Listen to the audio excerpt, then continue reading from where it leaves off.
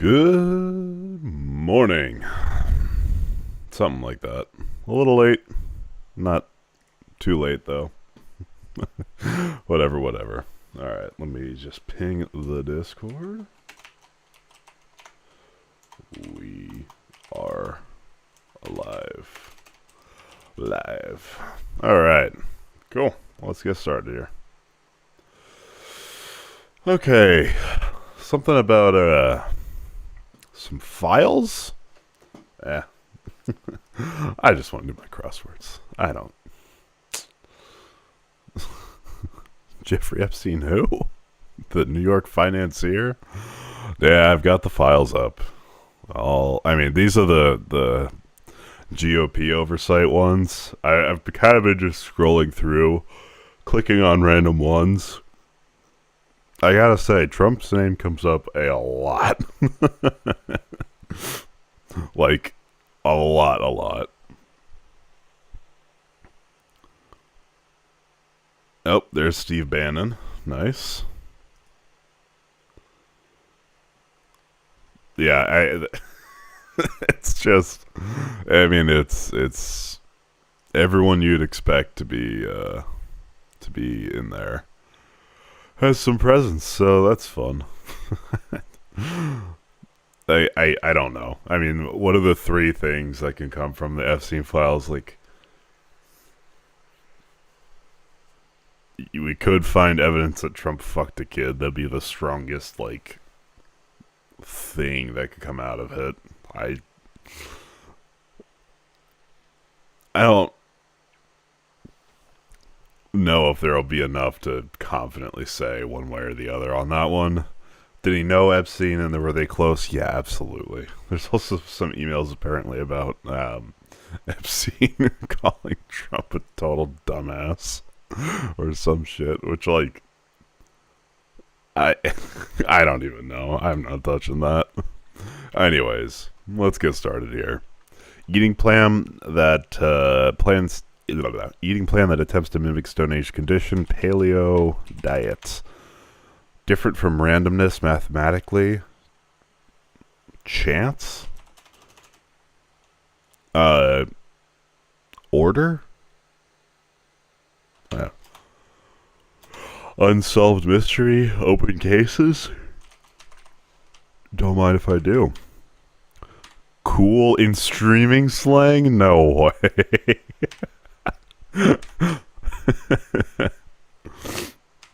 No fucking way. Why is Pog an answer? Oh my god. Okay, a celery stalk. That's crazy.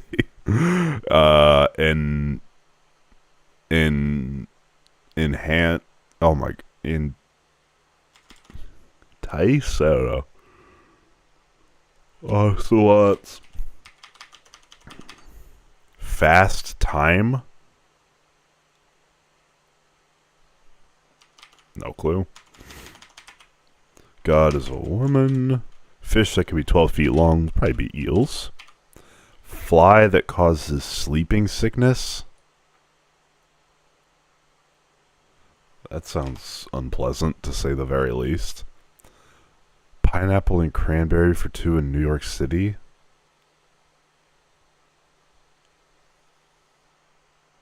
Hey, what? Toy Story antagonist. Is it the bear?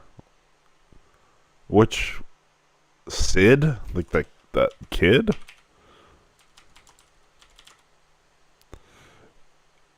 For the old East Germany, Avengers Endgame? Probably. No clue here. Despite its name, it's not alcoholic. Oh, ginger ale. Nice. I have no idea what this would be. Fly that causes sleeping sickness?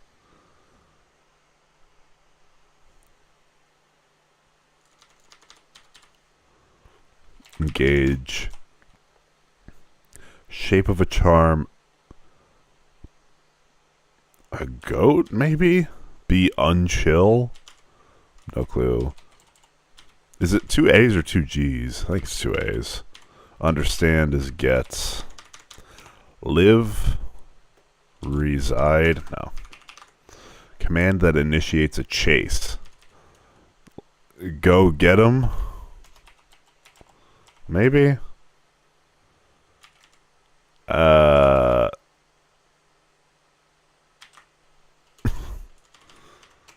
Go get it, maybe? Like, to a dog? Be unchill. Shape of a charm.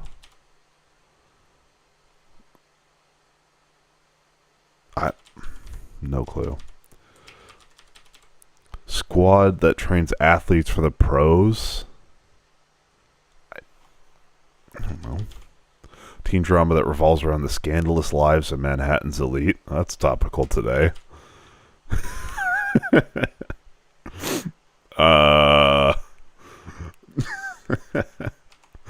That's not a coincidence, is it? Ooze.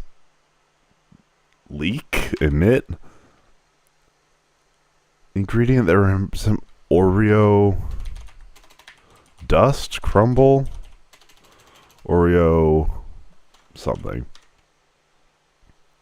Don't know Spanish. Roman Empire invader. Oh, Jesus.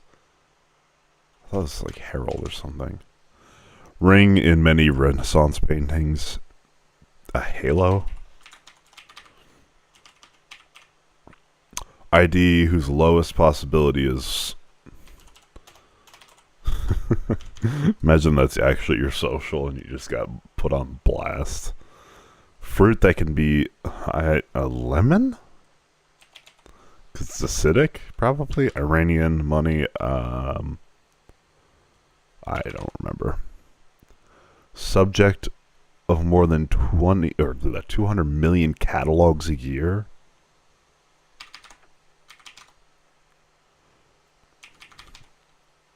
I cannot handle this. Don't even. Nope. Ooze. This might be leak. Group of whales. Is a group of whales a pod? A pod of whales? Or am I thinking of dolphins? No, I'm pretty sure it is a pod.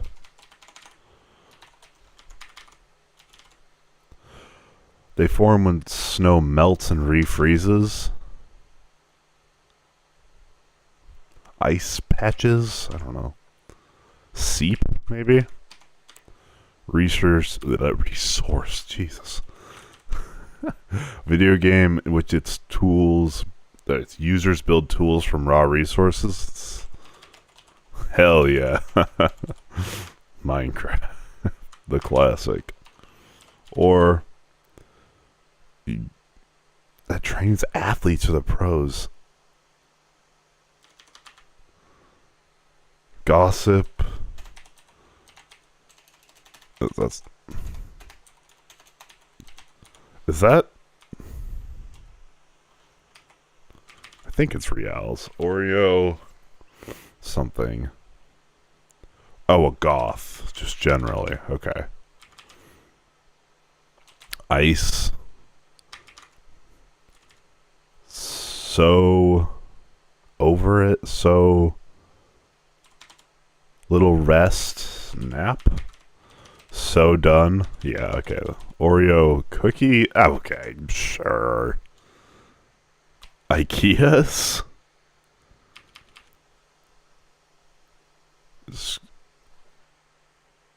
That trains athletes for the pro.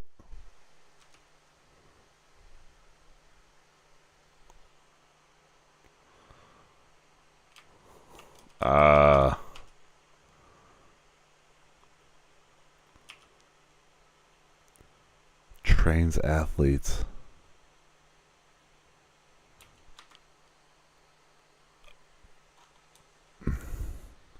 I have no clue. G Diet team.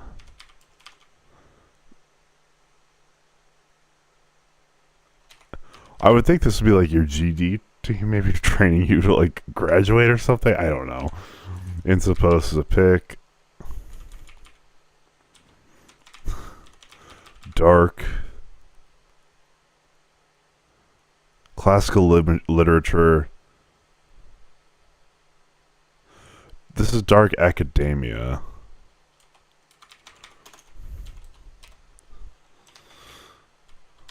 Ice dams. I've never heard of that. This might actually be goat.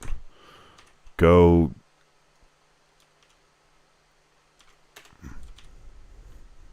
Okay. Go fetch. Okay. Be unchill, thaw, dwell is okay. This makes more sense.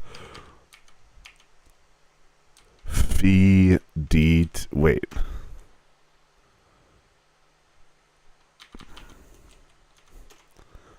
But then, feeder. Oh, feeder team. Okay, yeah. Scrams, liner notes. Man, I don't know. Falco, I should know this. Cellular data plan. No clue. British natural historian David Attenborough. Ardoit Daft, maybe?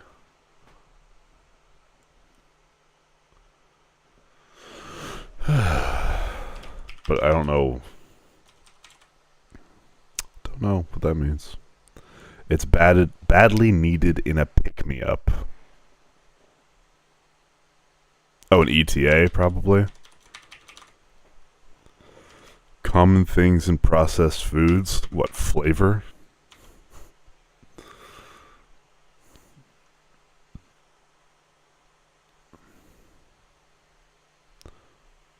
Was it 7 years ago? Who Discorded me? Why did I hear Oh, Loner Box live. Not to me directly, but just an at everyone. Needing a 34-inch inseam, maybe? Oh, gosh. Lean to one side. List.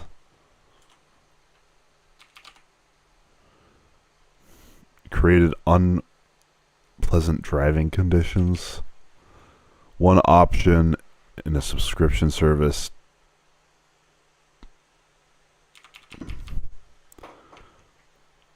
Beyonce song subtitled Put a Ring on It. Single ladies. Can't fool me with Beyonce. Okay.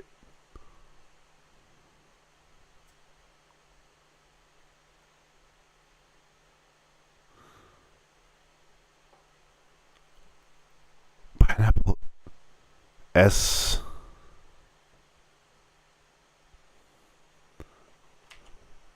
Subways? I have no clue.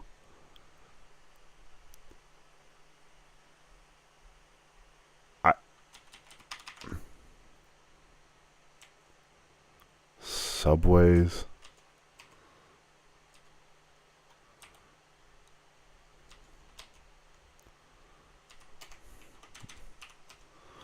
I have no clue. We'll have to get that one on the auto check. Be in one's good graces. Lass is a gal. College versus career life. I told you. See. Slow. Tier. Okay. Shut again as a gate. I'm not sure. Horror character known as the Mistress of the Dark. I don't know. What in the holy cringe? How to be an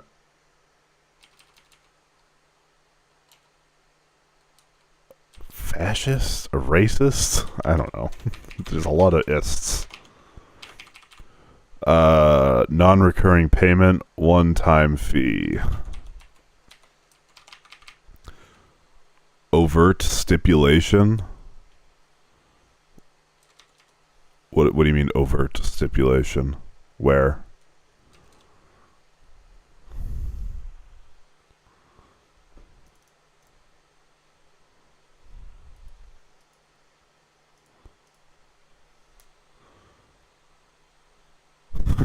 Nah, I just say that. So.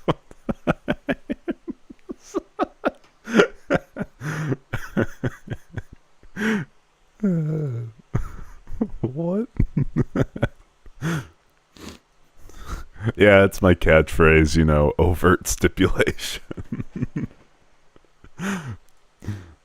Does it mean something unique in your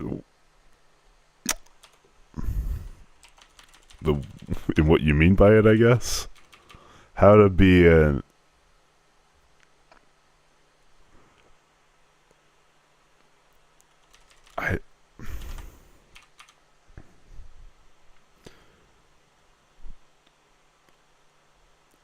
overt's a very present, but stipulation means like a condition or hedging. So very presently hedging, overtly stipulated. You wake up at... Okay. Is it like a play on overstimulated?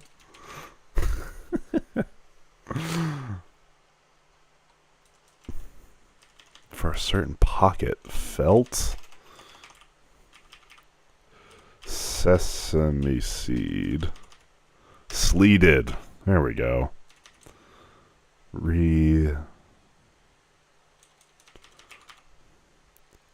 Cellular data plan.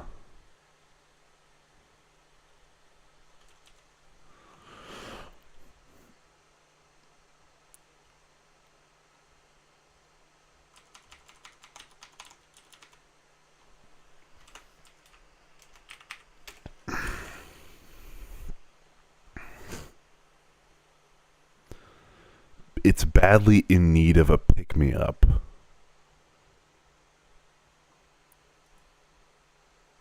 No clue.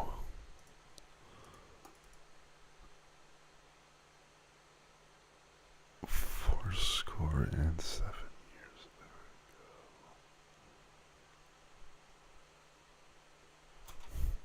years. Alright, I'm turning on auto check. It's about as far as I...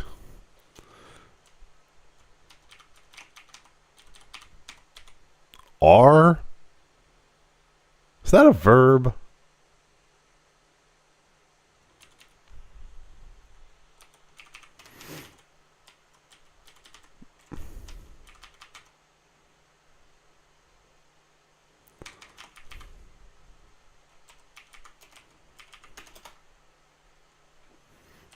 Tall. Elvira Relatch. There we go. Deft. Okay. 59 down. Ivan? Probably. Yeah, good call.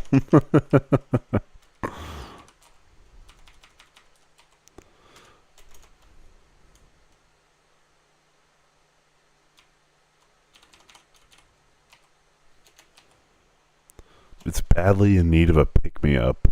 Sty? Oh, like a cleanup. Liner notes? Oh, like an ocean liner. I guess.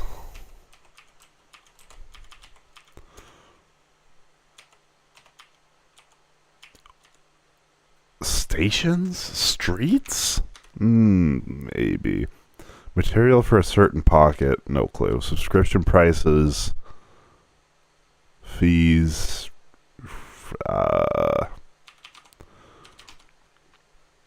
With Prime, the subscription price is actually free.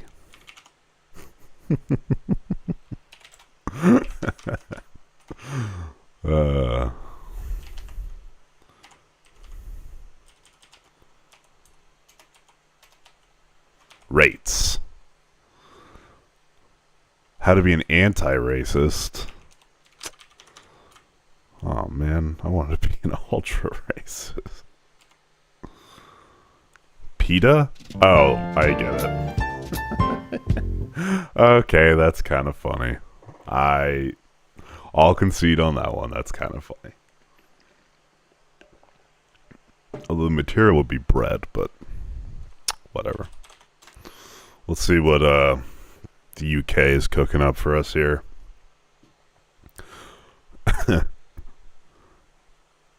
Okay, this hot dog looks awful, but a bowl of popcorn and a beer for 22 pounds is ridiculous. But this is also 7 pounds. But I gotta go with this just because I don't think I'd eat either of these. Oh, right. But okay, that's a rough.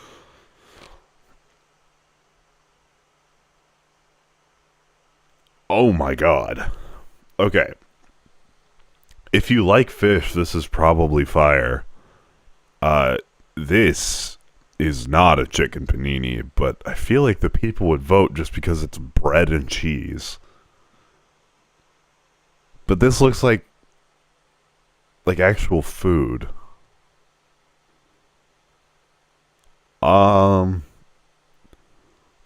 Jesus. For £5? It's a little cheap. Yeah, okay. You might not know what that is, but that hot dog looks like a cocktail. Maybe. Okay. Oh. Honestly, I'm sure this tastes fine. I feel like people are going to vote. Okay. Dude, what is wrong with the UK? Why is Bovril a thing? It's just beef juice that people drink? Like, hello?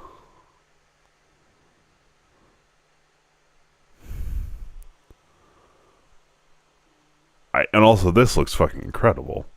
How is that so low? Camden Town. I've been to Camden Town. Okay, mint arrows are probably incredible. An 8-pound stout? No way.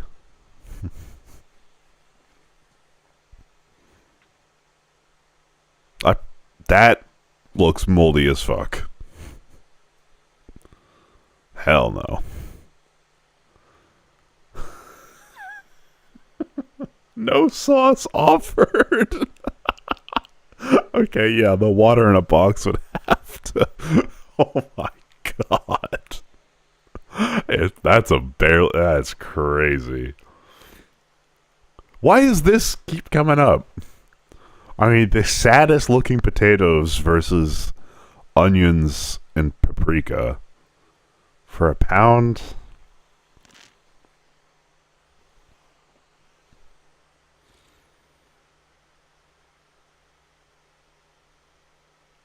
Oh, that's really rough. Because this looks like dog shit. Oysters, mini donuts. Dude, if you're choosing free oysters, you're a freak. Ham and cheese panini with 2 beers. Sorry, free oyster. I'm not over that. Free oysters at a football game. Sorry, you're gambling with your life at that point. What the hell? This looks good. This looks better. I didn't feel satisfied about that one. Let's do a random one. All right. Ooh. Wait, shoot. These both look really good. Bratwurst and a pint. I'm going here. That looks way better. Pizza slice. Chicken chips. Dude, 27 pounds, no way. People are going to lie because it says USA. Yep. Bullshit. Jerk chicken. Easy money. the saddest looking cheeseburger ever versus a big slab of chicken schnitzel. Yeah, easy one. Easy, easy, easy.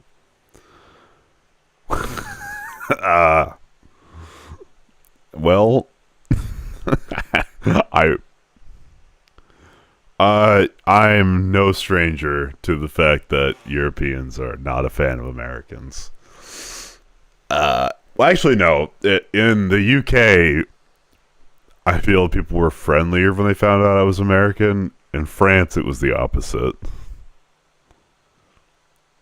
I found out I was an American, like it wasn't glaringly obvious.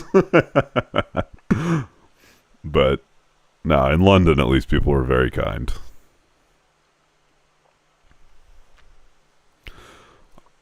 Yeah, that's no question there. I thought European racism was really, yeah, no, I'm good. I don't need to make things worse for future Americans that go over there. Oh my god, I can't believe people actually just go and say that. I mean, is it true? Probably, but this is a very neat looking sausage. Oh, of course, it's Japan. Goat curry loaded fries, that also looks good. Bull honky tonk. Burnt pizza versus pie in a donut. That is so Scottish. Actually, that would be like, is Scotland just the America of the UK? Or is that Birmingham?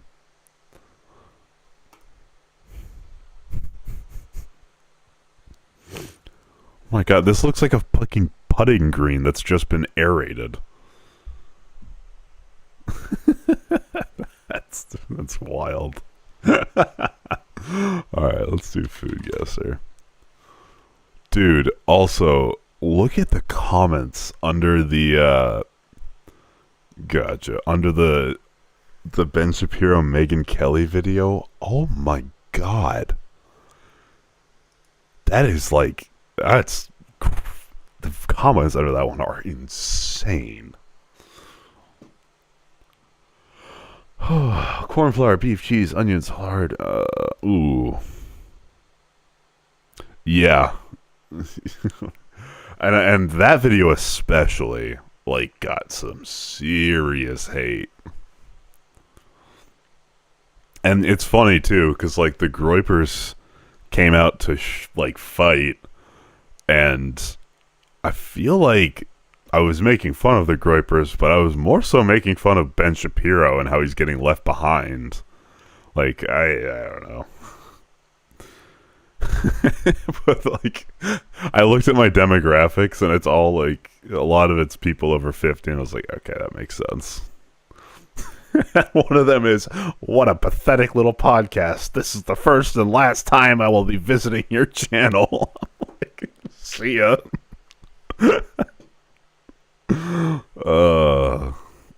Ground beef.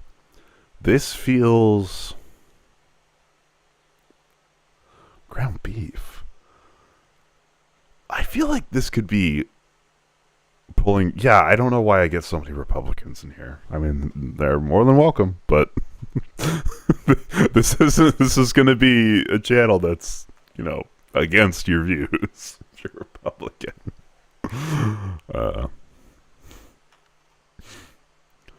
I feel like this could be either South America or Texas. I'm gonna go... No. Oh, okay, so it's... Oh. No. What? What's the one in the middle? Is it Uruguay? No. What's the one in between Argentina and Brazil? Does Argentina border Peru? What's the one in the middle? Paraguay. Yeah. Milk, salt, rennet, no idea. Starter culture. Ooh. Oh. What?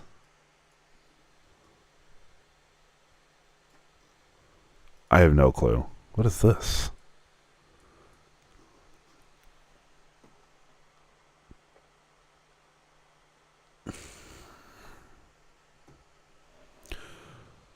Surf player top. Yeah, it's just kinda cheese.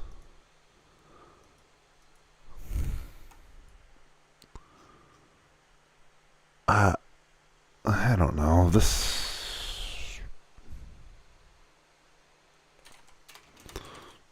Oh, okay. Oh. So is this China then? Okay. Weird. Interesting, yeah. Puff pastry, egg yolks, lemon cream. That's a lot of orange juice. Although it's custard. Kind of want to say the UK. But it looks too flavorful. I'm trying to remember in the UK if OJ was as prevalent as it was. Or it's probably France, isn't it? Nope. We got the scurvy sergeant over here with all that orange juice. True. Oh, shit. Oh, Portugal. Okay. I mean, hey, we were above average, right? That's what matters. Flourless chocolate cake. Probably tastes great, but that looks like coal from a fire. But butter pie. Oh, fuck. Brick? Let's take a look. Tuna, capers, parsley, raw egg, and a thin pastry sheet. That sounds really fucking good. Bullshit. Crossing the bridge noodles. Tiki masala. That's gotta win. Oh, shit. Deep fry. Deep fry, that's big points. Big points. Oh, yeah? What is this crime against humanity? Deep fried hard-boiled egg? Okay, so yeah, Scotland just is the Deep South. Meant to be eaten whole. Honestly, that doesn't even sound bad. Like, I would absolutely have that.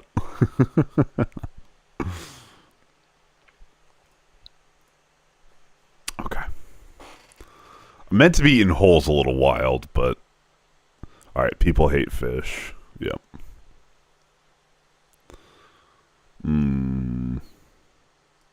Yeah. I mean, we do deep fried Oreos. There's gotta be...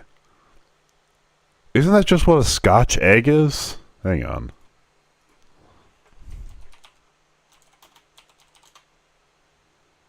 Is a British dish consisting of a hard-boiled egg wrapped in sausage,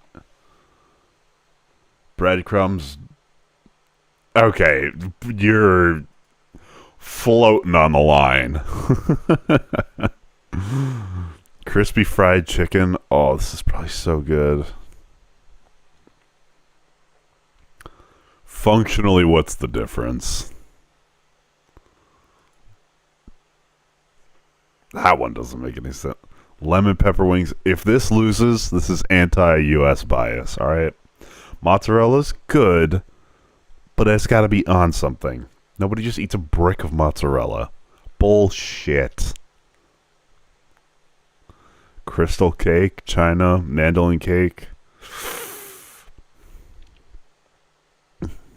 Okay, not bad, not bad. Let's do kind of hard golf. Mozzarella is best served in cubic meters. Agreed. Pretty much all cheese is.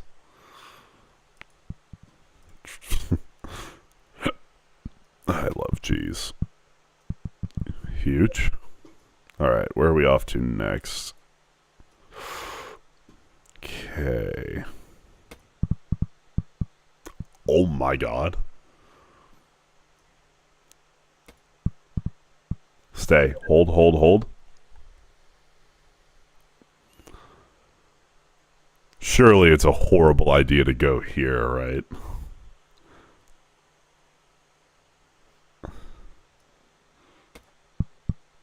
Okay, I'll take it. I'll take it. Stay. Oh my god.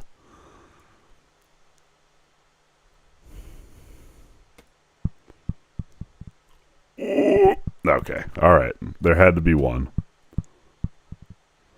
Actually crazy. What the fuck?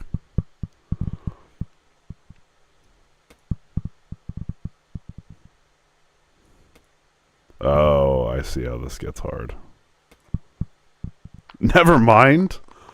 15 under par, top 2%. Whew. God damn.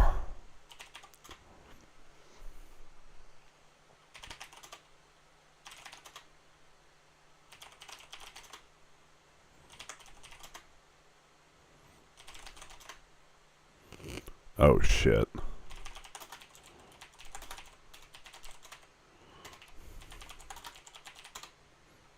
Where the what?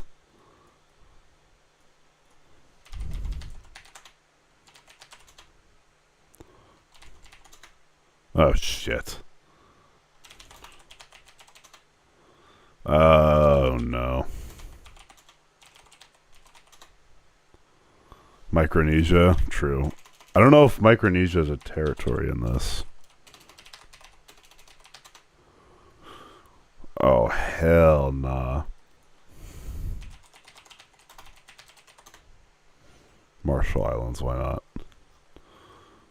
not? Shoot. Wait, how warm? It's not even that warm.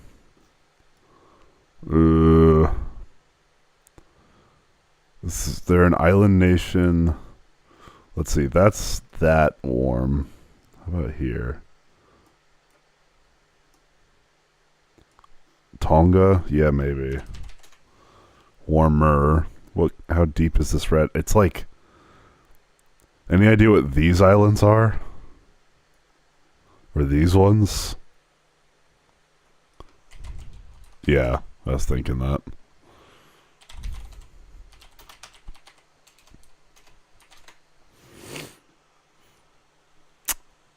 Kiribati, true. There we go. Good call. Whew. You are Albania. No, you are Serbia. Is it Tunisia? It is Tunisia. Nice. I was thinking of all the vertical countries that I know. Tajikistan to Kuwait?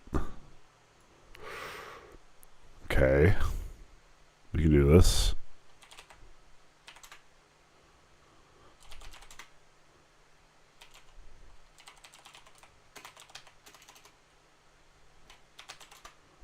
Oh my god. He's cracked. The Middle East knower is here. Holy shit. What other daily games are there that we do?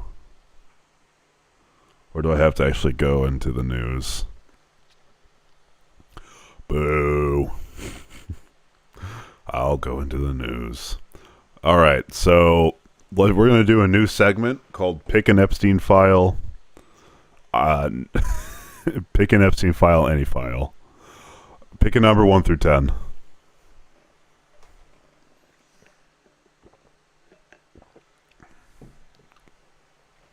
One, two. Oh, sorry.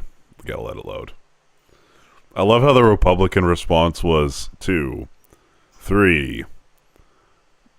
To Democrats releasing 3 very incriminating emails was shit. Here's 23,000 emails. 4, 5. 6. All right. This will be the one that brings him down.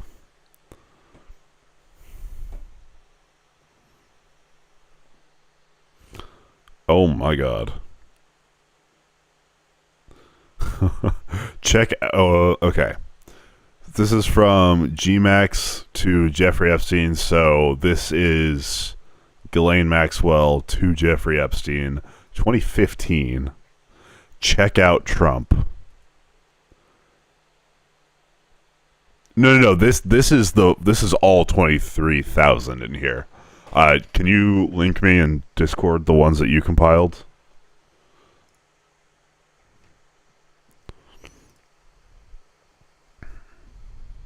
Thank you. Daily update news. Donald Trump gets back on the birther wagon, but insists Hillary drove it first, says she will. Okay.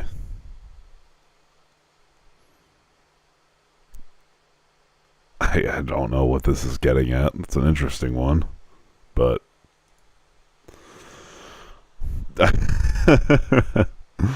okay. So you're a House Republican? All right. Important what has taken place, because we've seen how good government can be and how bad government can be if people don't know what they're doing. For the past 43 days, Democrats in Congress shut down the government of the United States in an attempt to extort American taxpayers for hundreds of billions of dollars for illegal aliens. And okay, so he's moderated off of the 1.5 trillion number.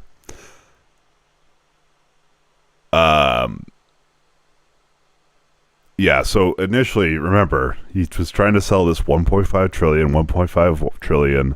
Now, it's hundreds of billions. So he's closer on the number now, but not on the fact about illegal immigrants. Illegal immigrants would only receive help by this incidentally because of funding for poor and rural hospitals that Democrats want.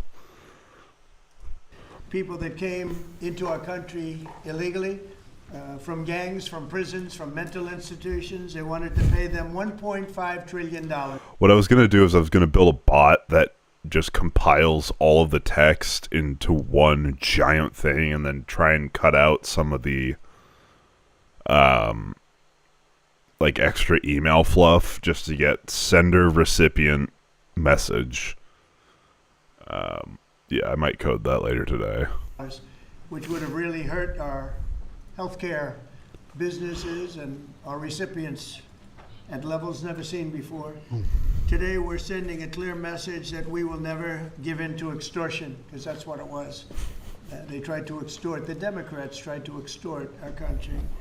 In just a moment I'll sign a bill exactly like we asked Democrats to send us all along, many days ago. It's cost just the country 1.5 you are like it's $5 trillion. okay, never mind. I almost thought he was coming around to at least the right number. Nope. Fuck this. Little excursion that they took us on. Republicans never wanted a shutdown and voted 15 times for a clean continuation of funding. There's never been a time when one or the other party ever didn't sign a continuation. It's just a continuation, not a big deal. It's a continuation. It's a continuation. It's a big deal because it covers the window in which the tax credits expire. All right.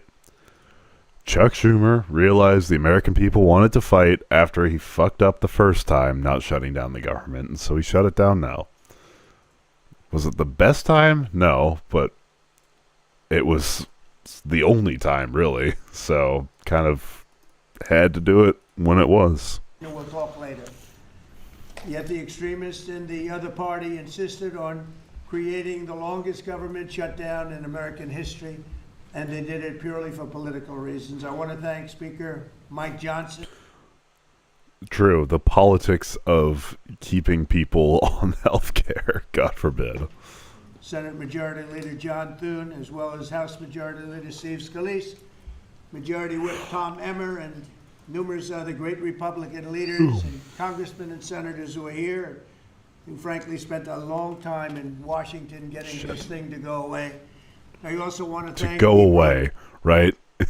Listen to his language on that. It's not to help negotiate with the Democrats, not to, bring our country forward to a resolution on this pressing issue of healthcare costs. No, to make this thing go away. What a fucking piece of shit. Coalition of Americans that stood with us in this fight to reopen government, including the Teamsters, the American Federation of Government Employees, the Fraternal Order of Police, AMVETS, the National Small Business Association, the American Farm Bureau, the American Trucking Association. These are all incredible patriots.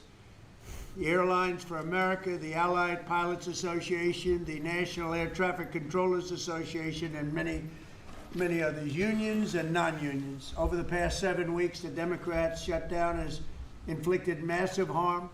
They caused 20,000 flights to be canceled or delayed. They departed so many times, so late. People were hurt so badly. Nobody's ever seen anything like this one. This was a no-brainer. This was an easy extension. But they didn't want to do it the easy way. They had to do it the hard way. And they look very bad, the Democrats do.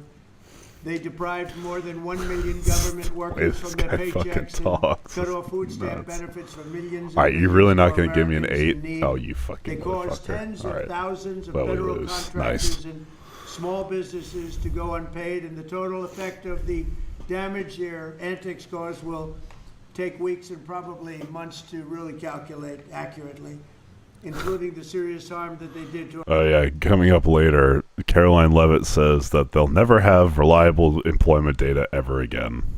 Our economy, and to people and to families.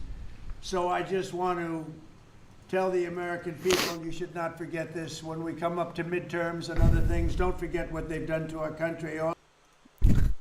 So I think we have polling on blame for healthcare. Pretty sure November 6, 2025. Okay, Democrats largest support. Okay.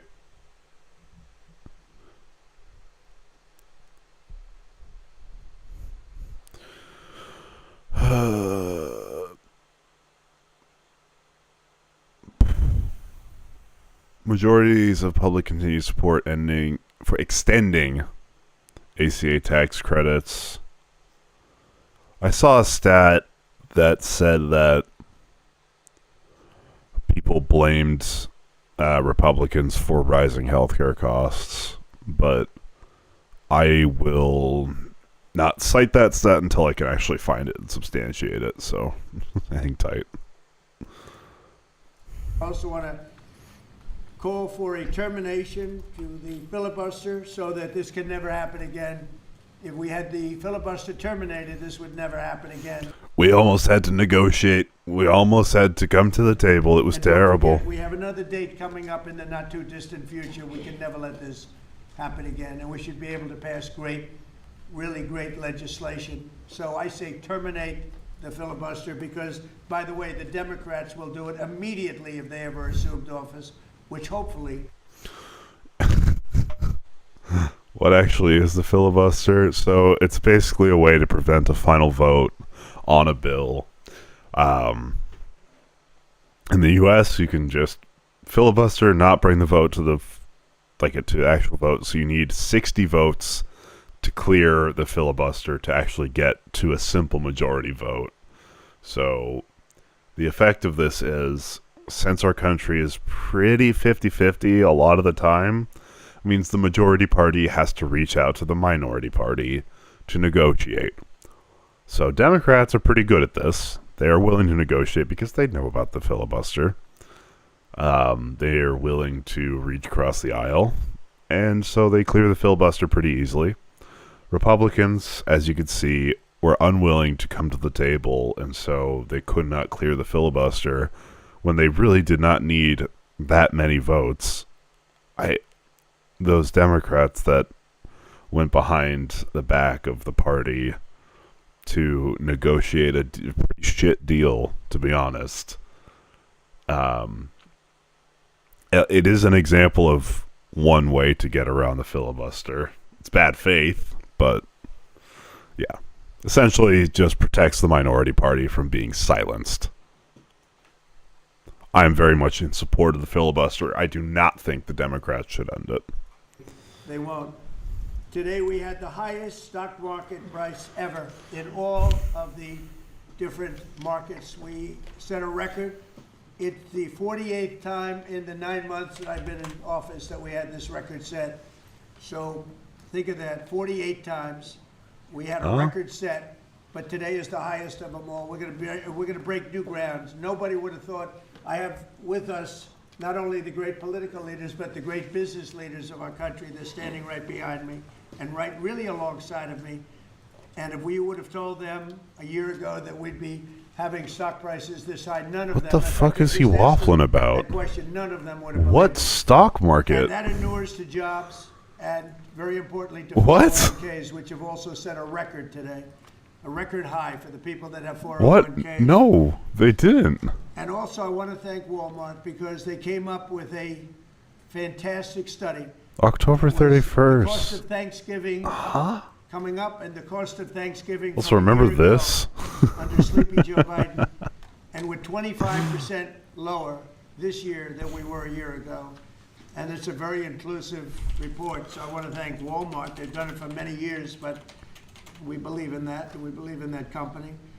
I want to also thank the 8 Senate Democrats who finally did the right thing in voting to end this craziness, this madness. But unfortunately, Curious. the vast majority of congressional Democrats were happy for millions of Americans to suffer. They really did suffer.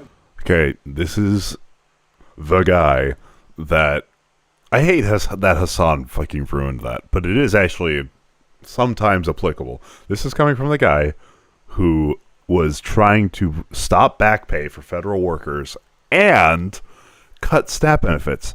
It's so insane of him to try and say that, you know, Democrats are the one that were trying to hurt the people when he was trying to make the shutdown as painful as possible because he knows that Democrats have a conscience and won't, like, dude, it's crazy.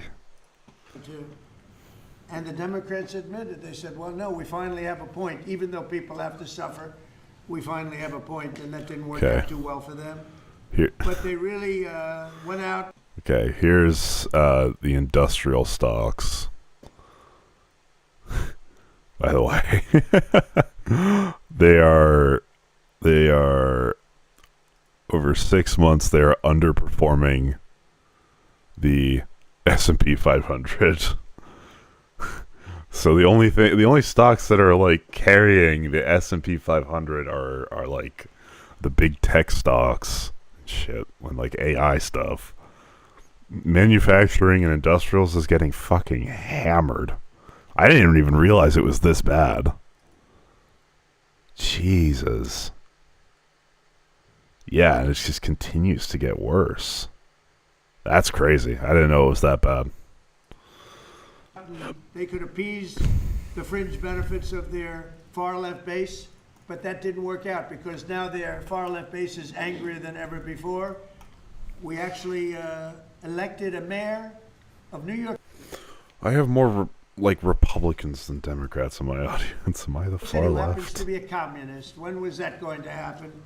Remember I said all the time during my campaign, we will never be a socialist country, and that's right. We turned out to have a communist in New York City, and if you look at his views, Bro's quaking in his communist, boots. not a socialist. So this is no way to run a country. I hope we can all agree that the government should never be shut down again. End the filibuster, terminate the filibuster. It'll never happen again. So with my signature, the federal government will now resume normal operations, and my administration and our partners in Congress will continue our work to lower the cost of living, restore public safety, grow our economy, and make America affordable again for all Americans. Again, costs are way down. Energy is way down. Gasoline is at $2.50 a gallon versus $4.70 for the Democrats. And we think we're going to hit pretty close to $2 a gallon. That's like a really Dude, he's incoherent. Yeah, sheep. True. Make America. Would be a good A. massive tax cut. It's the equivalent of that.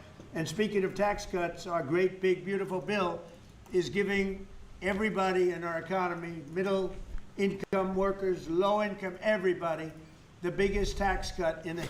Okay. How much do people care about tax cuts? Because people rank taxes as, I think, the fourth largest issue. But I got to imagine there's a percentage of that, and not a small one, that's saying taxes should be higher. That would be their gripe with it, right? Make America affordable again, man. History of our Good. country, Yeah, and that's there's no good. tax on tips, no tax on Social Security. and Goodies, very goodies, importantly, goodies. No tax on overtime. You work overtime, there's no tax. That's among the things that add up to the biggest tax cut in history. And one other thing, you hear about rich people with deductions. Well, when you buy your car and you borrow money, you're allowed to now deduct the interest. What? Yeah, they're talking about how much you actually saved the middle class versus, the upper tax brackets. Have you heard about insurance or interest on your car loan? Yeah, now that's deductible. What? He's actually jangling keys in front of people and hoping that it works. How do people fall for this shit? On that loan. So you can take that interest deduction and deduct what you can. Also, if you're in like a middle tax bracket, how much are you even saving? That's like I don't know, let's say you're paying like a 20-30% tax rate. Your interest is deductible, but you might be just taking the standard deductible. I don't even know. I don't even know how that shakes out. Can take Maybe the that CBO interest payment has something on and it. deduct it for income tax purposes. That's a tremendous tax cut right there. But it all includes fixing the healthcare system that Democrats broke with the disaster known as Obamacare. Obamacare was a disaster from day one. It's done nothing but go up. And if you remember President Barack Hussein Obama, when he came up with this crazy idea, he said everything. Poor people on insurance. What a crazy idea. This radical communist. Everything's going to be great. Rates are going to go down. Payments are going to go down. Everything's going to go down. It went the exact opposite with the biggest increase of healthcare in any country. It's a disaster. And I'm calling today for insurance companies not to be paid, but for the money, this massive amount of money, to be paid directly to the people of. Okay, this is a big thing. Having the government be a negotiator has all the buyer power, all right? If the government's negotiating on behalf of tens of millions of people, that puts all the power in the government's hands, if it's done right, to negotiate better prices. Having everyone negotiate their own individual health care severely weakens the position or the strength of the position of the buyer. It puts all the power back in the supplier's hand, which is the insurance companies. Having a monolith that can move as one to negotiate is way stronger. That's why you see much better negotiations in the UK or places with a national healthcare system, because they can negotiate on behalf of their entire country. That is so much buyer power. Of our country, so that they can buy their own health care, which will be far better and far less expensive than the disaster known as Obamacare. And I've had, I think, great support. I've even had Democrat support. So we want the money that would be going to the insurance company, which is hundreds of billions of dollars. Their stock prices have gone up by 1,000% in many cases. 1,000. Is there some event that might have caused more people to rely on their health insurance? % over a short period of time, because our country stupidly pays them so much money with this Obamacare scandal. So I want the money to go directly to you, the people. and you go out and you'll buy your own health insurance, and you'll negotiate different plans, and you'll get much better insurance, and you will be an entrepreneur for yourself. So I'm always willing to work with anyone, including the other party. We'll work on something having to do with healthcare. We can do a lot better. We can do great. So much money is involved, and we're willing to pay so much money to the people. So we're going to pay a lot of money to the people. They're going to go out and buy their own. This is the concepts of a plan. You've had the entire campaign trail. You've had what, your first 9-10 months of your presidency. This is the best you got. What? Healthcare, and we're going to forget this Obamacare madness. So with all of that, This is I just want to tell you tragic. the country has never been in better shape. We went through this short-term disaster with the Democrats because they thought it would be good politically, and it's It an was, honor now to by the sign way. this incredible bill and get our country working again. Thank you.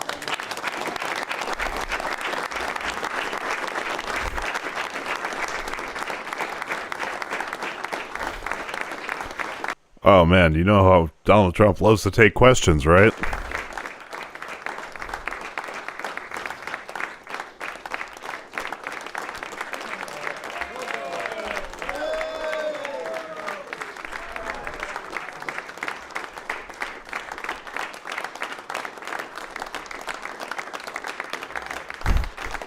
At some point, maybe. I might have to redo that for the clip. I don't know if you have questions. I think we really have a really great situation. We have a country that we love, and we have a country that's in great shape. As you know, we have now it's over $18 trillion invested in our $18 trillion summed of word of mouth potential hypothetical appeasement investment. But like, it's not even until the money flows in, I call bullshit. Like, obviously. country by other people and countries. That's a record. There's never been a country that had so much, and that money's going into also building new auto plants, new AI plants, new everything. We've never had a Where's the FDI, Donald? time like this. Thank you very much, everybody. I appreciate it. Thank you very much. Oh no. For the first time in his fucking life, Trump doesn't want to take in questions. Oh, poor guy. Poor guy.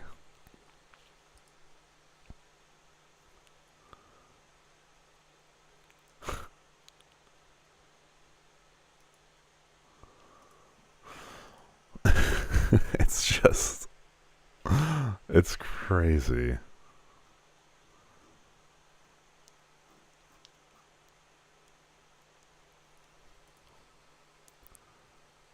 Trump FDI tracker. Yeah, whatever. So, yeah, that's, not very base, my guy. Yeah. Yeah. Oh man, we have so much to go over. Let's do a press secretary thing.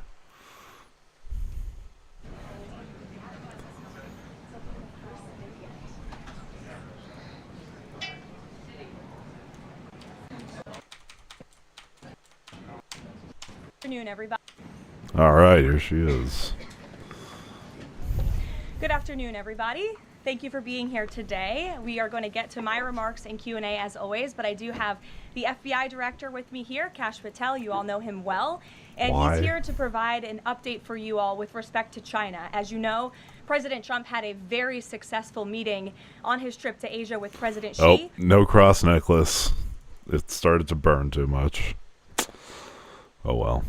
Where they discussed the need for China to crack down on fentanyl production and distribution, which ultimately makes its way here to the United States of America. And the FBI director recently traveled to China following President Trump's meeting to meet with his counterpart in Beijing. And he has a really positive announcement for the American people to share. So the president wanted me to bring the FBI director out to share that with all of you today. So Cash, please, thank you for being here. Hey, teacher, leave my Fent alone.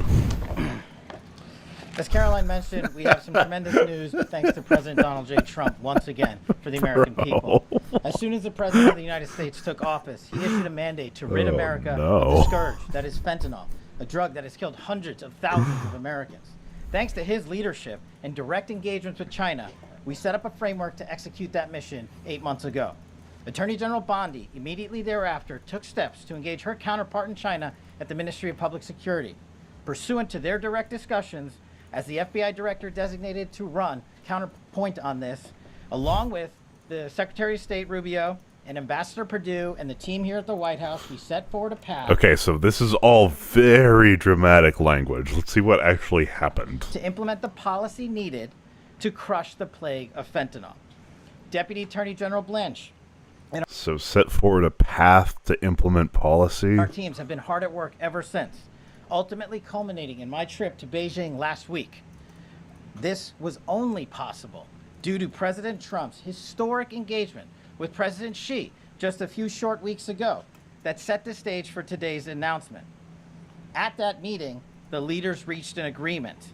But just to put this in frame for the American people, a reminder here that nearly 100,000 people died of fentanyl overdoses just last year alone. Here, Yeah, we know fentanyl's bad. What did you do about it, though? this year, under this president, the FBI has seized 1,900 kilograms of fentanyl so far.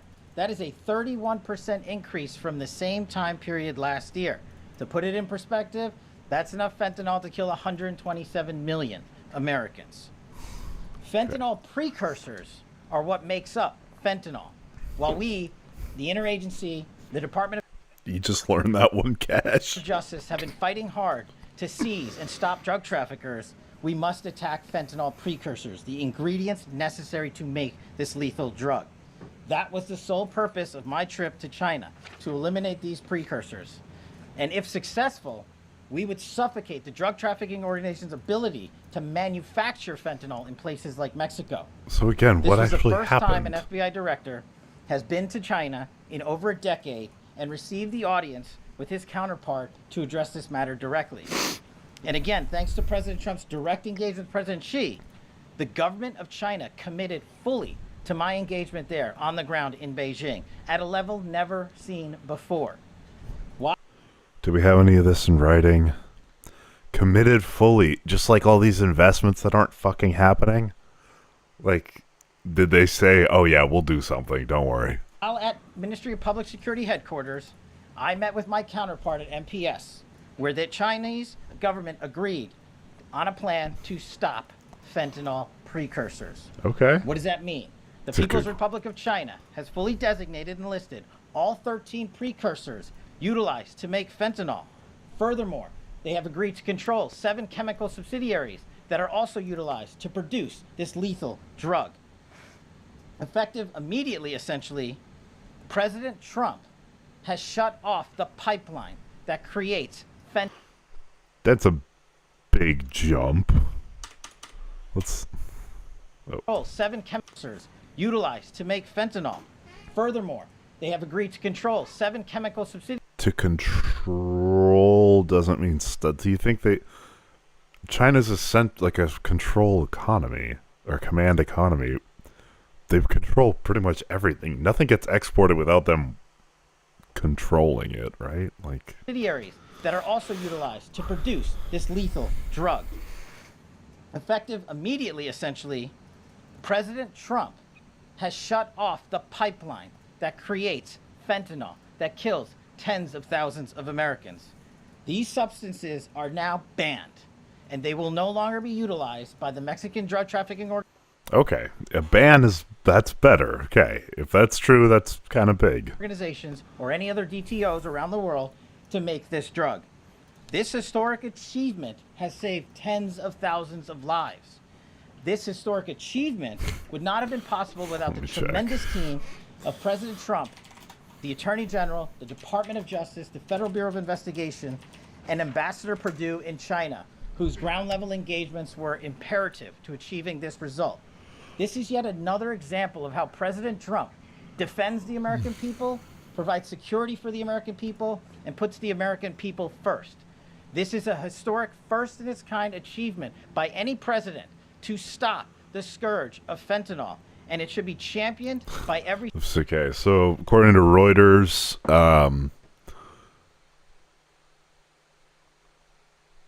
the Chinese embassy in Washington did not respond to a request for comment. Okay, China's Commerce Ministry announced on Monday that the country will make adjustments to the catalog of drug-related precursor chemicals and require licenses for export. Okay. Like, yeah, that's good. I guess, yeah. Every single American. This achievement will save lives. We are thankful for President Trump's steadfast leadership, and this FBI will fearlessly follow in his footsteps to ensure that this mission of safeguarding the American public is achieved every single day. Thank you. Thanks, Caroline. Cash. Thank you so much. Appreciate it. Okay. Thank you again, Director Patel. Before we get going, I do have one quick scheduling announcement. Tomorrow, President Trump will be joined by the First Lady in the East Room for an executive order signing aimed at expanding opportunities for education, career development, housing, and other resources for young people transitioning from foster care to adulthood. This is part of the First Lady's Fostering the Future efforts, which are a Be Best initiative. In other news, the Democrats dragged on the government shutdown for 43 days, the longest shutdown in U.S. history. Yep. But tonight, thanks to Republicans, the White House is very hopeful that this shutdown is going to come to an end. The damage caused by the Democrats with this reckless government shutdown cannot be forgotten. It is entirely the fault of Thanks to who? Wait, what? Okay, yeah, sure. the Democrat Whatever. Party. Just look at the vote count. Hundreds of thousands of federal employees have missed their paychecks. Tens of billions in wages and benefits were withheld, impacting vulnerable families. Millions of low-income Americans missed their SNAP benefits. Nearly 20,000 flights at airports across the country were delayed due to staffing shortages, causing Americans to miss family events, vacations, and work obligations. According to Airlines for America, an estimated 5.2 million travelers have had their flights disrupted over the course of the Democrat shutdown. And our economy has lost billions and billions of dollars in economic activity over the course of this shutdown, hurting consumer sentiment and crushing the travel and hospitality industries. Bro, do you remember what the travel and hospitality volumes looked like as soon as Trump took office and started tariffing the world? Like, according to a CBO hang estimate, on. The Democrat shutdown could end up decreasing fourth quarter economic growth by 2 whole percentage points. The Democrat shutdown made it extraordinarily difficult for economists, investors, and policymakers at the Federal Reserve to receive critical government data. The Democrats may have permanently damaged the federal statistical system, with October CPI and jobs reports likely never being released. And all of that economic data released will be permanently impaired, leaving our policymakers at the Fed flying blind at a critical period. It's hard to recap all of this without asking a simple question. Jeez. Why? Why have the Democrats put the American people through this pain for 43 days in a row? And it feels like Groundhog Day being up here again talking about this Democrat shutdown. And the answer to that question is our tourism is just recovering. Trump takes office, we tank. And then it kind of goes up that we tank again. And now it's kind of going back up. But it's also summer. Even after So it was we'll clear see. President Trump and Republicans would never force Take an average. American taxpayers to pay for free health care for illegals. In fact, President Trump's One Big Beautiful Bill fixed that problem. By kicking fucking single parent families and families with one working parent off if they miss their reporting deadline by a day. Yeah, you're saving money, but it's not from illegals. It's from American citizens who are poor. You goddamn demons. The Democrats kept dragging this reckless government shutdown on for weeks longer to boost their turnout in an election, perhaps one may guess. That's because the Democrats are totally captured by their far left-wing base, who Oh only my care about God. attacking President Trump, even if it means It's like hurting innocent Americans. actually in our listening to the country. Ministry of The Democrats' Truth. I weakness never and their thought. unwillingness to buck the fringe members of their party dragged this harmful shutdown on for 7 weeks. Bro, and fringe inflicted members like massive pain who? onto the American public. But let's be clear, the Christ. clean CR being voted on today in the House of Representatives that will lead to the reopening of the federal government is what President Trump and Republicans have supported from day one. Our troops, air traffic controllers, and federal employees will be back to receiving their regular paychecks. Families in need will get back to receiving their food purchasing assistance, and the people's government will soon be back open for business. President Trump looks forward to finally ending this devastating Democrat shutdown with his signature, and we hope that signing will take place later tonight. On another matter, I want to address the affordability issue that's received a great deal of media attention this past week, Oh boy. Where the fuck is this headed? which is ironic because it didn't receive that much attention when Joe Biden was here and inflation was at a record high. Bro, that is all people talked about. And also COVID. Hello. Are we forgetting? 9%, the worst inflation crisis Oh in my modern God, American dude, history. these And President people, Trump won a man. landslide election in part to address the affordability issues created by Joe Biden and the Democrats. And that's exactly what President Trump has done God. since day one of his administration. It's so Since the first Chungus. day in office and every day since, the Trump administration has taken aggressive action to fix the Biden-created cost of living issues. The new lab leak theory is Biden was actually there creating it in China to raise prices. Man, it's so crazy. The notion that the same Democrats who just shut down the federal government to sabotage our economy, rob people of their paychecks, and also helped Joe Biden ratchet up inflation to 9% are now suddenly affordability champions. That notion is completely absurd. That's And what it's something that's some only the shit they liberal would media say. would have the gall to push. But the reality is that President Trump and his administration have done so much to lower prices and increase the economic prosperity of the American people. Like what? Like nothing. They're going back on tariffs because they're saying, yeah, we'll ease up on the tariffs for the expensive items, which implies that the expensive items are the things being tariffed. Like, dude. And this president and his team of amazing economic advisors are going to keep working on this issue every single day. In less than 10 short months, President Trump signed the largest middle-class tax cuts in American history, Oh my including no God. tax on tips, overtime, and Social Security, which will guarantee that next year Americans are going to put more money back into their pockets. The president has completely unleashed American energy dominance to help bring gasoline prices to the lowest in 5 years. And Have we expect started them to new drilling continue to projects? decrease. And it has also lowered energy costs overall. There is more work to do. But again, the president's deregulatory and pro-American energy agenda is absolutely going to continue to drive down prices. This formula worked in the president's first term, and we expect that it's going to work again. And this I'll do is some key reading on because that we know after. Energy costs are the #1 driver of inflation. Again, just look at what Sorry, energy costs were the only thing keeping inflation like relatively stable for you guys initially. When grocery prices were jumping by like 10%, energy was down 3%, and that was stabilizing the CPI for you. Shut the fuck up.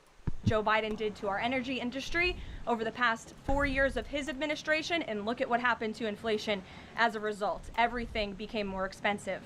It went down. What?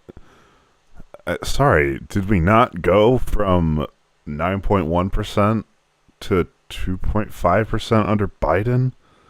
Is that just not a thing that happened? Like, excuse me. Give my boy some goddamn credit.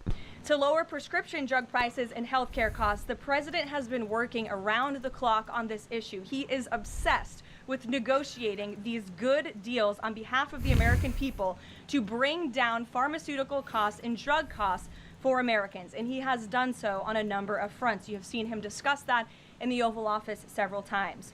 To fuel small businesses, lower their costs, and incentivize hiring, the Trump administration has already cut 30 unnecessary regulations for every new one on the books, which we know will save employers and small businesses across the country thousands of dollars in regulatory burdens. All of these pro-Trump policies are working, and they will continue to work. Wages are rising at the fastest pace of the start of a presidential administration in 60 years. I love this admin, and they're like hyper specific stats where it's like, okay, prices are up across the board except on like one or two items. Let's focus on those one or two items. Oh shit, the CPI is up. Walmart. Like, shut up, dude. Years. The cost of the typical new mortgage is down by nearly $3,000 per year. There's much work to do, and this administration will continue to do it. But President You're Trump running has out of already things, made great man. progress Holy in cleaning up the shit. economic disaster that was created by Joe Biden. With that, I will take your questions today, and in our new media seat, we have Bev Turner, who works for a new outlet, a UK outlet, but based here in Washington, D.C., GB News. Bev, thank you for being here today. Why don't you kick us off? Thank you, Carol.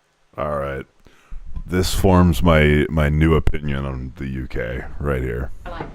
So the clock is ticking on the Friday deadline by which the BBC must retract and apologise for their malicious edit of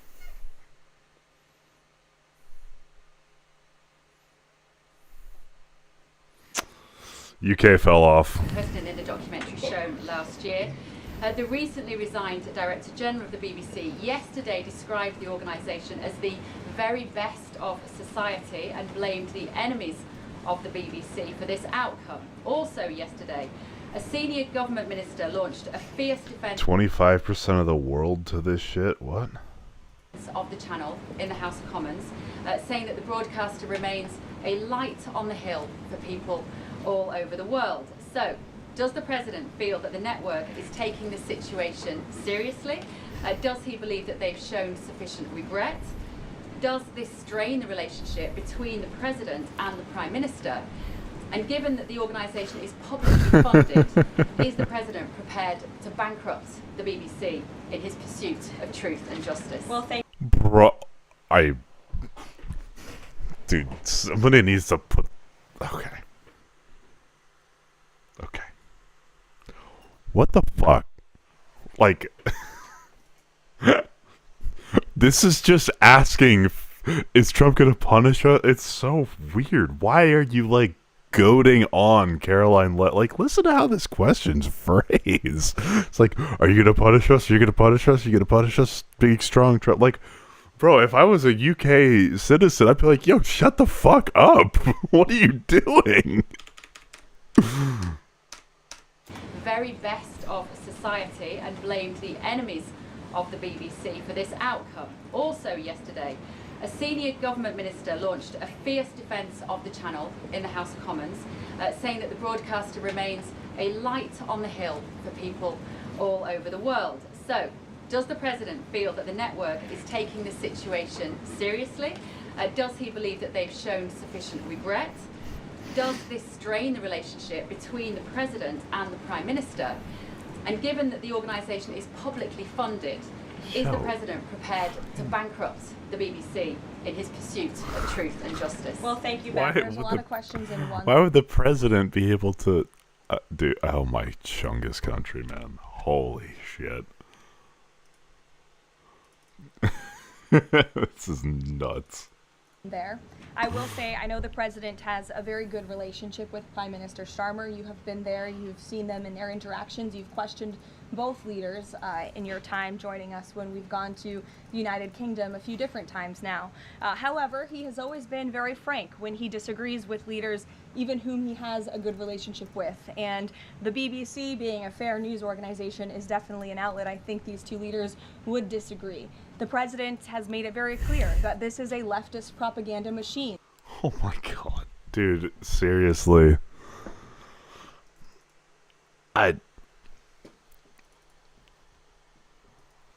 Oh man, how do you... I don't know how you go through the world not auditing anything that you ever read. Like, I feel like so much of the shit you can just look up. Like, yeah, was the edit, quote-unquote, a bit deceptive? Sure. But I'd say that it captured the spirit of the speech better than just leaving it at peacefully and patriotically. That is unfortunately subsidized by British taxpayers, and he thinks that's extremely unfortunate for the great people of the United Kingdom. Who gives a fuck what he thinks? He's the U.S. president. This is a UK media org. Like, what are we talking about? In Great Britain, and I think that the president was deeply concerned by the editing, the purposeful and dishonest editing of his speech that was so clearly fake news, and he rightfully dubbed that term many years ago, and this is a classic example of that. We see it in the United States all the time. We see it now in the United Kingdom. As you know, the president's external legal counsel has filed a lawsuit against the BBC. We expect that to continue, and whether they apologize or not is up to them.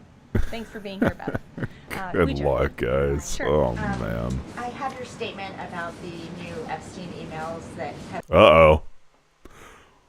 What's the response going to be? Well, we don't know enough yet. There's a lot of things that show that Trump and Epstein were in communication, but we're not sure the extent. Or is it going to be the Democrats? have been released by House Democrats. Separate from why you believe the emails were made public, can you address their substance? Did the president ever spend hours at Jeffrey Epstein's house with a victim? These emails prove absolutely nothing other than the fact that That is what they are trying to do. Mike Johnson had that flub saying that now Trump was a foreman on Epstein. It's like the dog who hasn't barked is Trump, meaning he's not squealing. Like, it's so cringe. So cringe. But I don't know if they'll be able to navigate this effectively, because you forget that these people are, like, stupid. President Trump did nothing. Okay. Did the president ever spend hours at Jeffrey Epstein's house with a victim? These emails prove absolutely nothing other than the fact that President Trump did nothing wrong. And what President Trump has always said is that he was from Palm Beach, and so was Jeffrey Epstein. Jeffrey Epstein was a member at Mar-a-Lago until President Trump kicked him out because Jeffrey Epstein was a pedophile and he was a creep. And this email you refer to... That's not why he kicked him out. Oh my god. And according to Epstein, he wasn't a member there. Now, that's not exactly a shining beacon of truth, but he kicked him out because Epstein liked and stole one of Trump's, like, masseuses or something, or a girl that worked in one of his spas. Like, yeah, he kicked him out because he was raped. Yeah, I mean, yeah, like, no, I want these super young girls. You can't have them. Like, yo, chill. Like, what the fuck are we doing here? With the name of a victim that was unredacted now and has since been reported on in this room, so I will go ahead and say it, Virginia Giuffre. And it was CBS's own reporting, Ouija, that recently wrote that Miss Giuffre maintained, and God rest her soul, that she maintained that there was nothing inappropriate she ever witnessed, that President Trump was always extremely professional and friendly to her. What about the other women, Caroline? And so I think it's a question worth asking the Democrat Party, and you should all go ask them after this briefing, of why they chose to redact that name of a victim who has already publicly made statements about her relationship with Jeffrey Epstein and is unfortunately no longer with us. Mary. Thank you, Gillian. Two questions on this. In the interest of transparency, why not just go ahead, release the full files on Epstein, get this all over with? This administration has done more with respect to transparency when it comes to Jeffrey Epstein than any administration. No. Nope. If the buck stopped with you, that doesn't mean you get points for it, for trying to delay it as much as possible. Ever. In fact, this administration, the Department of Justice, has turned over tens of thousands of documents to the American people.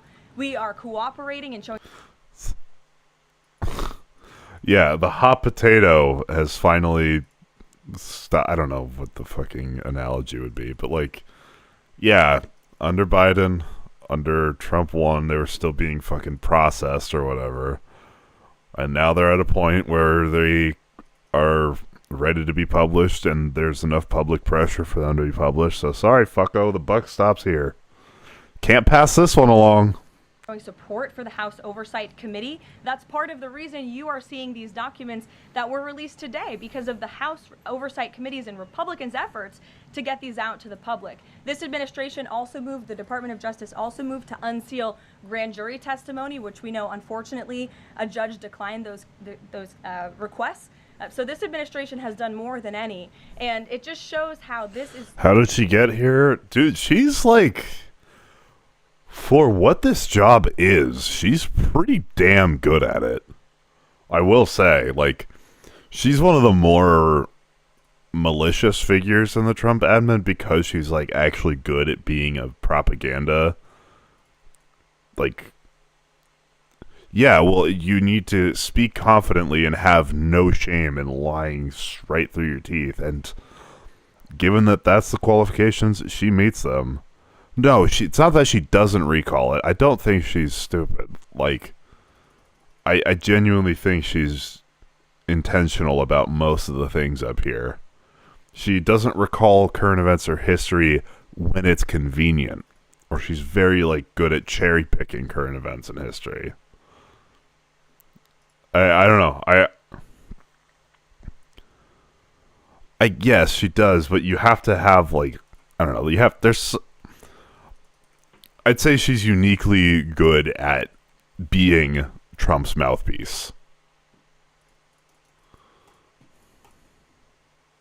Yeah, exactly. Her competitive advantage is zero shame. Truly a manufactured hoax by the Democrat Party. For now, they're talking about it all of a sudden because President Trump is in the Oval Office, but when Joe Biden was sitting in there, the Democrats never brought this up. This wasn't... Joe Biden wasn't best buddies with Epstein.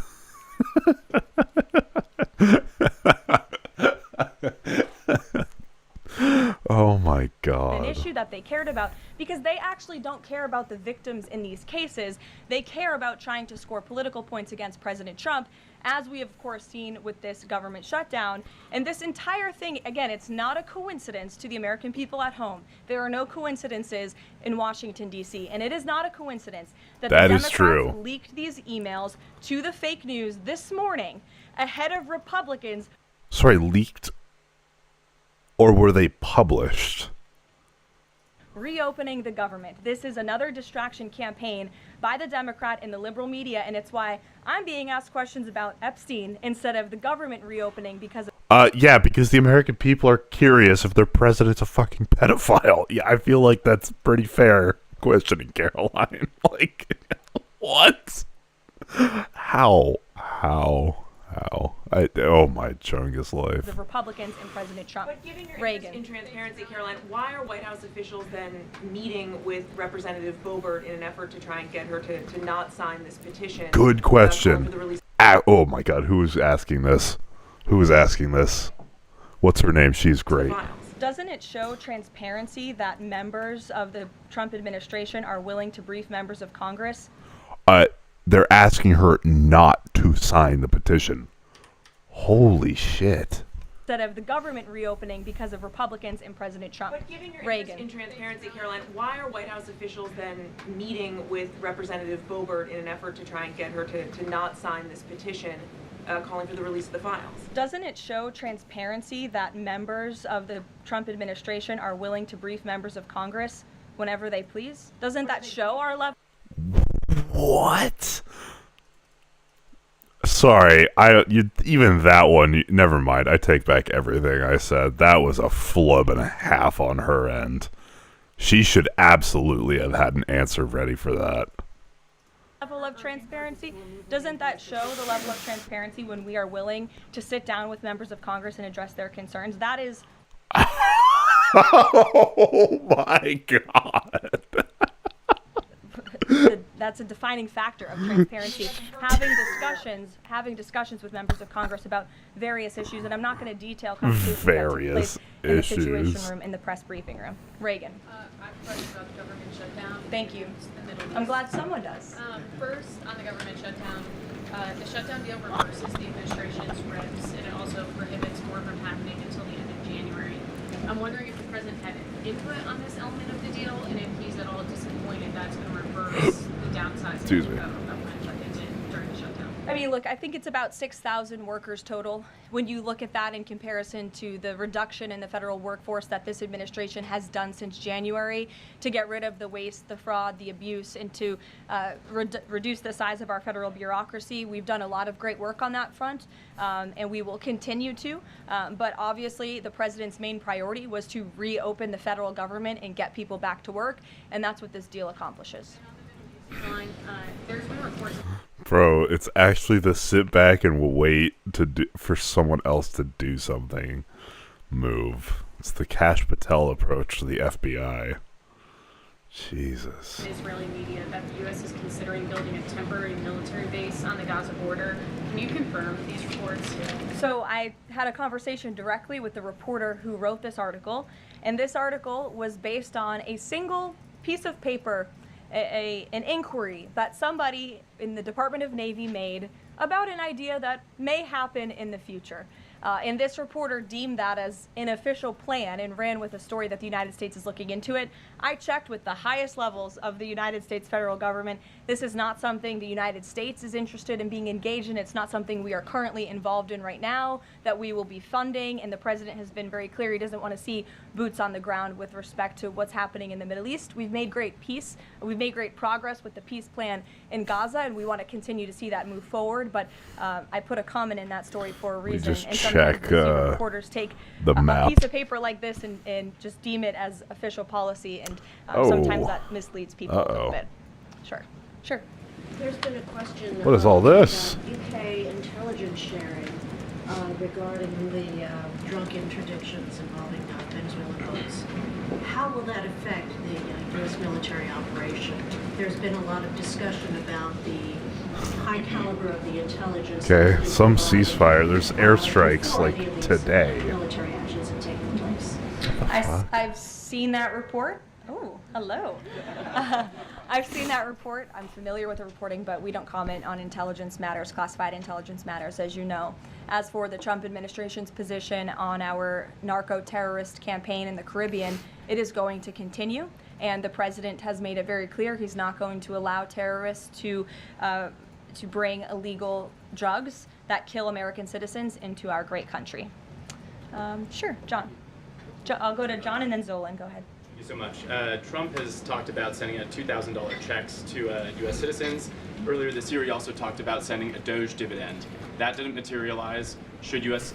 Citizens expect a $2,000 proposal? Is the White House committed to making that happen? The White House is committed to making that happen, yes, and we are currently exploring all legal options to get that done. I don't have a timeline for you or any further details, but I can confirm for you that the president made it clear he wants to make it happen, and so his team of economic advisors are looking into it, and when we have an update, we'll provide one. Solon. You said at the top that one of the costs of the government shutdown was that people missed their SNAP benefits. Can you explain then why the administration went to court to fight the funding of food stamps? Another good question. SNAP benefits? So recipients missed their SNAP benefits because the Democrats. Yeah, I mean, I don't know. I mean, I'm a dependent, so I don't think I'd get anything. I'll take it, but I mean, it'd be the most principled thing in the world to say, fuck you, give it back, or donate it immediately. Maybe I'll do that if it ends up happening. I don't want their goddamn blood money, and I'll stand by that. But I would like $2,000, so I don't know. Democrats shut the government down, and they forced the administration to tap into a contingency fund that did not even fund the full entirety of this. What do you think a contingency fund is for? What other... It'd be like disasters and shutdowns.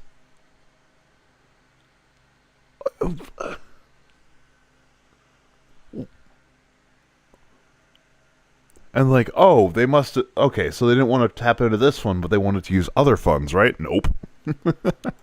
Program. And so then you had an unhinged judge who was trying to dictate from the bench what the executive branch has to pay for and where that money has to come from. That is judicial overreach at its finest, and so that's why the administration...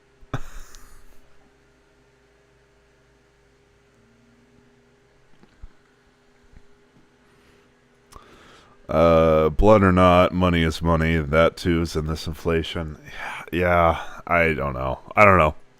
I say like 3% chance the checks even go out, so we'll cross that bridge when we get to it, but we'll see.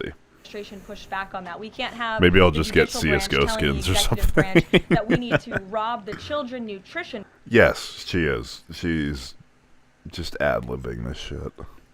fund, which is what this judge was trying to do to pay for SNAP benefits. That's completely inappropriate and it's unconstitutional, and we've been proven right with that legal argument. But now the good news is, again, thanks to Republicans and in several hours President Trump, the government is going to be reopened, and SNAP recipients are going to receive their full benefits, which is what President Trump has always wanted to do.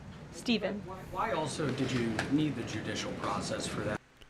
Yeah, I feel like people aren't buying this shit anymore. Am I right? Actually, that's not true. At least from my limited sample of YouTube comments, people still love this shit and buy it hook, line, and sinker. I mean, during this shutdown, didn't the administration have a responsibility to tap into any of those reserves to ensure that essentially We did. people... We did tap into it. We did After tap being into forced to. And then Dude, the through line. The judges ordered you to, man. the judge told us, no, you have to get more money from a children's nutrition fund. And we felt that was judicial overreach. You shouldn't tell the president which fund he has to rob. Not all of these, because there have been some pretty hard hitters in this one. I don't think it's staged. I think that's more conspiracy than I'm ready Democrats are for. holding the country hostage by shutting down the federal government.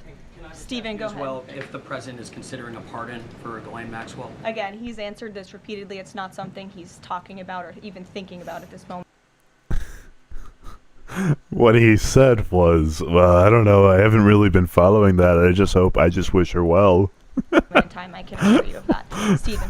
Come on, dude. Come on. Trump, I wish her well, Maxwell. I don't know. I just wish her well. Ghislaine Maxwell is in prison, and a lot of people want to know if she's going to turn in powerful people. And I know you've talked in the past about Prince Andrew, and you've criticized Bill Clinton's behavior. I'm wondering, do you feel that she's going to turn in powerful men? How do you see that working out?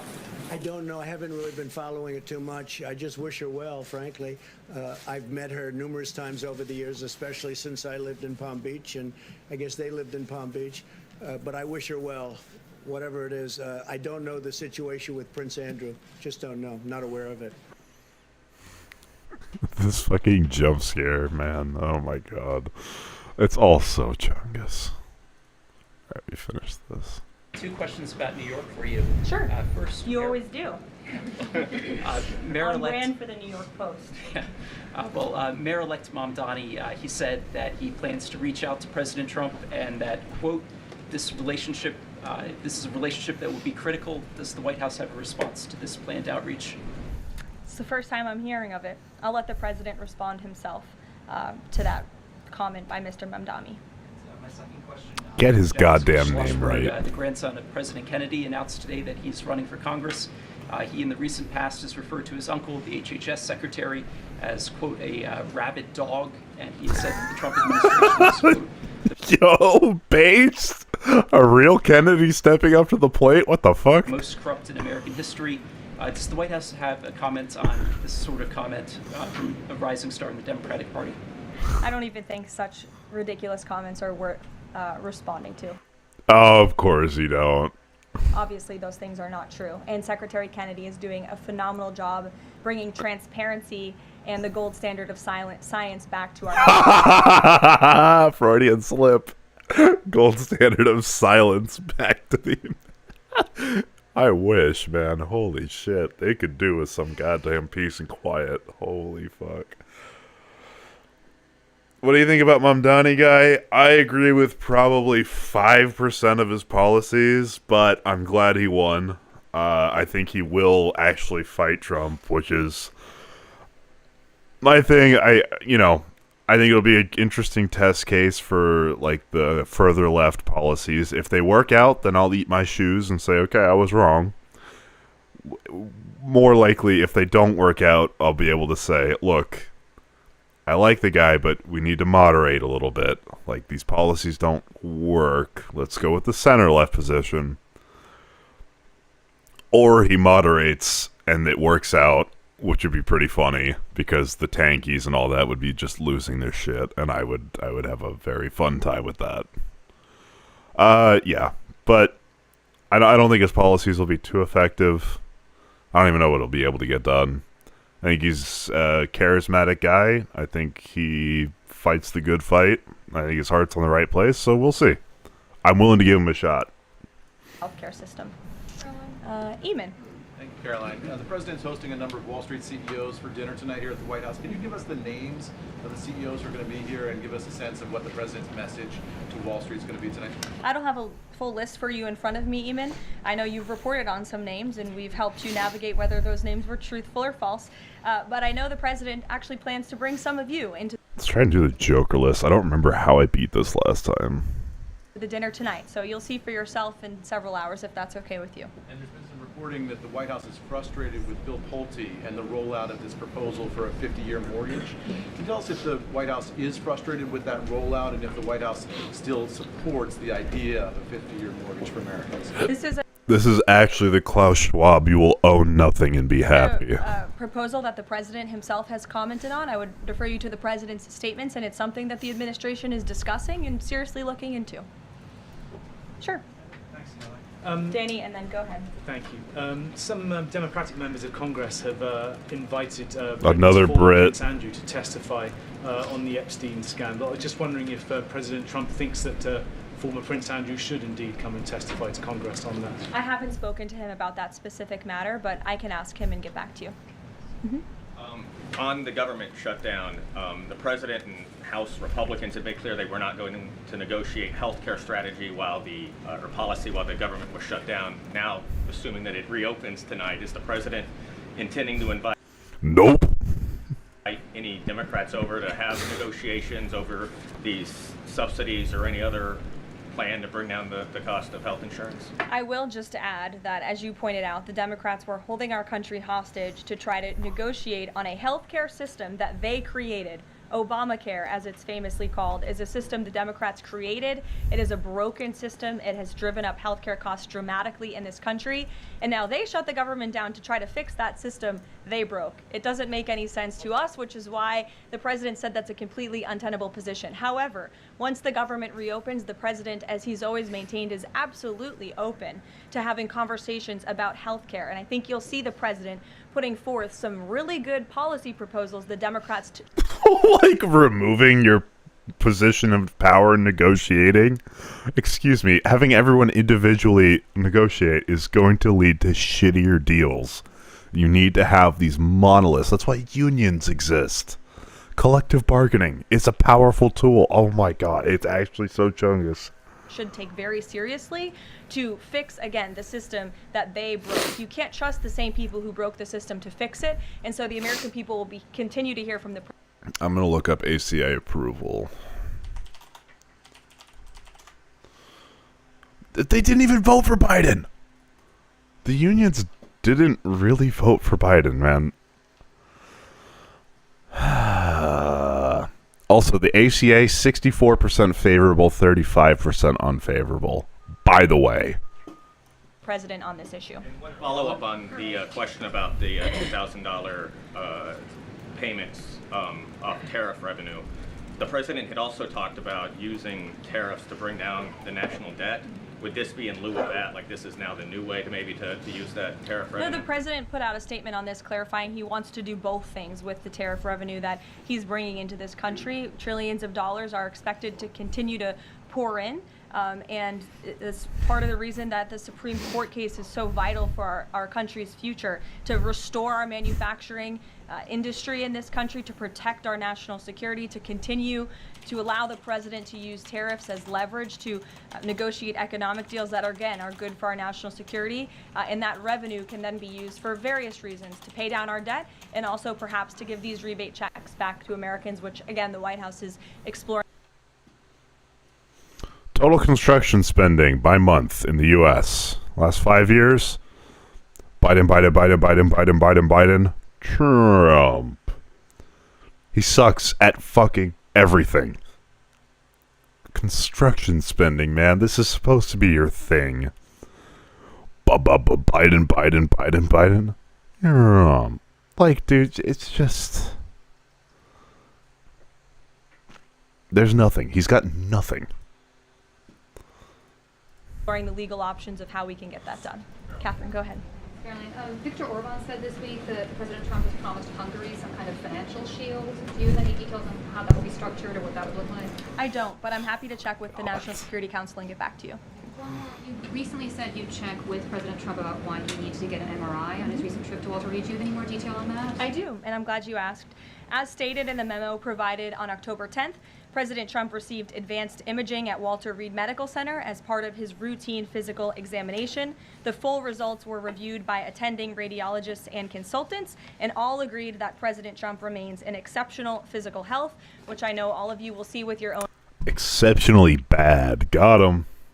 eyes later this evening when he opens up his dinner to the press, and perhaps you will see him when he signs the bill to reopen the federal government. So stay tuned on plans for that. Thank you, everyone. God damn.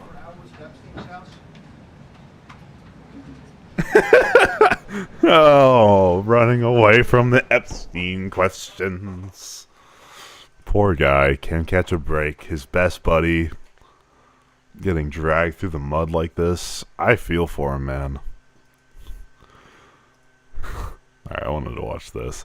So, Thomas Massie and Ro Khanna. Thomas Massie and Democratic Congressman Ro Khanna, and thank you both for being here, obviously on a huge day for the two of you. I'll ask you, since he's the Republican House Speaker, he's calling it totally pointless exercise and completely moot. What do you make of his comments? Do you agree with those? Well, the White House spent a lot of effort in the midst of a shutdown to stop a totally pointless exercise that's completely mute. And by the way, I got to give credit to Lauren Boebert. To walk into the White House, the center of power, the free world, really, and to sustain that and to come back out and to be solid, and also to Nancy Mason. Man, yeah. I gotta give Boebert credit. I can't believe it, but I don't know. I don't know why. That move does not square with my view of anything. Boebert staying strong after Trump tried to talk her out of it. I don't know. That's crazy, but it happened. Marjorie Taylor Greene. There was all the speculation that they might take their names off, and they never did. So it's not a hoax. It's not a moot point. It is a very serious thing. There are 1,000 victims. And there are survivors who have had a press conference with Ro Khanna and I, and that's what we're fighting for, justice for them. Did y'all talk to them at any point during this, as the White House is making clear they were targeting these members? I talked to them. I don't want to say which one I had this conversation with, but one of them was told, we can't let Massie have a win. How petty is that? I mean, this is more than about political wins. It's about getting transparency and justice, which, by the way, this administration promised. I'm like, this is the most principled I've seen a Republican in a long time, and this guy believes in chemtrails. Like, like, you know what? I'll fucking take it. If what's like the harm? There's one harm and one benefit of people buying the chemtrails bullshit.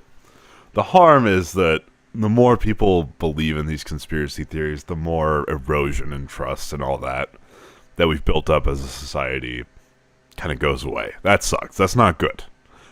Doubting everything is good, but not believing something that's been disproven, or doubting for the sake of doubting and then not believing any evidence that affirms the existing position is not good.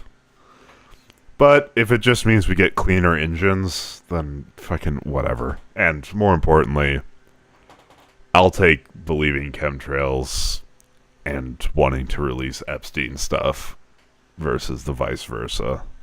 You have the vice president, J.D. Vance, you have the AG, you have the FBI director. They've all done a 180 on this. So the White House said to one of these members that they didn't want you to have a win here. That's correct. I mean, what does that say to you, Congressman Ro Khanna, as to the White House's motivation here? I mean, I think so many people look at this and say, why is the White House fighting this as hard as they are, and you know, taking Lauren Boebert into the Situation Room, which is incredibly unusual based on my experience covering the White House. They've really lost their way, because it was really Donald Trump, and more than Donald Trump, J.D. Vance, who in podcast after podcast said, release the Epstein files. And I give credit, of course, to the courage of Marjorie Taylor Greene, Nancy Mace, and Lauren Boebert. They met with the survivors. It was personal. But I also give credit to Congressman Thomas Massie. I mean, he's got 3 billionaires literally pouring millions of dollars in his race against him to take him out simply because he wants these files released, which the president campaigned on. And you know what? The left and right are agreeing on one thing. It's time to get rid of the Epstein class, these rich and powerful people who rig the rules for themselves and ignore forgotten Americans. So how many Republicans do you think are going to vote for this next week when Speaker Johnson brings it to a vote? I think there's going to be a deluge of Republicans. The longer this goes on, the more support we gain.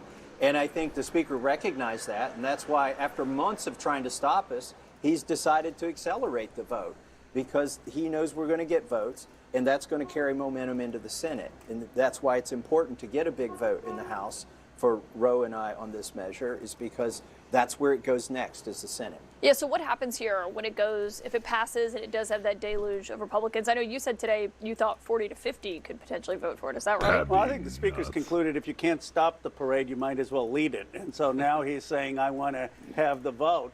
I do think that you could get 30, 40, 50 Republicans voting for it, because what are we talking about? We're talking about rich and powerful men who abused young girls and told people in junior high to go recruit others to be raped or abused. That's what we're talking about. And we're saying that these victims want to expose the men who did this to them. Some of these men still have buildings named after them. Some of them still have scholarships named after them. Enough.